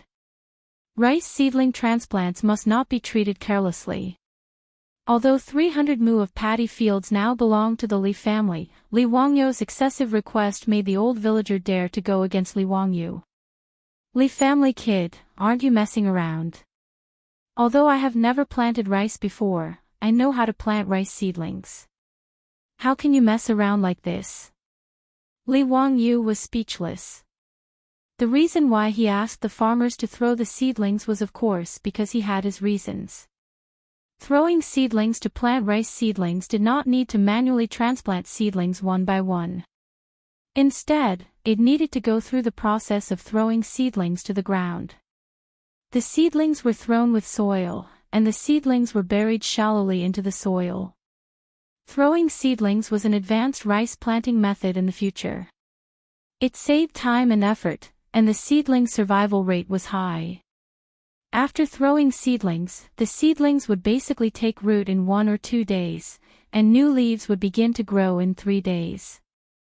The most important thing was that the yield per mu of paddy fields using throwing seedlings was about 10% higher than the yield per mu of paddy fields using hand transplants. But in the Tang dynasty, in the eyes of the old villager, Li Wangyu asking the farmers to throw seedlings to plant rice seedlings was simply messing around. Old villager, I am not messing around. This way, the yield of rice will be higher. Li Wangyu still wanted to persuade this stubborn old man. Xiao Lang, it's fine if you do other things, but you absolutely can't do farm work like this. This old man has been farming for his entire life. If I may be so bold as to say this, you will be punished by the heavens if you act so recklessly. Li Heng and the others also tried to persuade Li Wangyu, but Su Chongqing just covered her mouth and snickered. She did not say anything to help Li Wangyu. The beautiful boss was not stupid. She knew that although Li Wangyu was right, traditional views were not so easy to change. Especially in an agricultural society like the Tang dynasty, people would be criticized for randomly changing their farming methods. Previously, Li Wangyu had forced people to dig a ditch in the field, which had already caused a lot of discussion among the villagers. At this time, if they followed his method, the old village head would probably run to the county government to complain in anger. In this regard, Li Wangyu could only look up at the sky and sigh. Sure enough, it wasn't necessarily a good thing to be the only one sober when everyone else was drunk. Forget it, he couldn't be bothered to argue with the old villagers. It was just a matter of increasing the production by 10%. If the stalemate continued, the old village head would be angered to death, and the losses would outweigh the gains. Therefore, Li Wangyu sighed and nodded. He agreed to follow the old village head's suggestion and use the traditional method of transplanting rice seedlings. Seeing that Li Wangyu accepted the old village chief's protest, everyone immediately cheered. The farmers began to take a handful of seedlings and plant them in the fields. Old village head, I'll listen to you for other things, but for these 2 mu of fields, how about you let people do what I said and use the method of throwing seedlings to plant? When he said this, the old village head was about to blow his